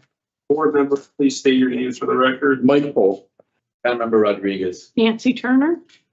Mr. Mathis is serving a sentence of 14 years jail, followed by 8 years special parole for attempting to commit sexual assault first and sexual assault first. The offender waived his discretionary parole on February 27th, 2025. At this time, the payroll will now deliberate. Regarding Kenneth Mastis, 322969, I move to set the following special parole conditions.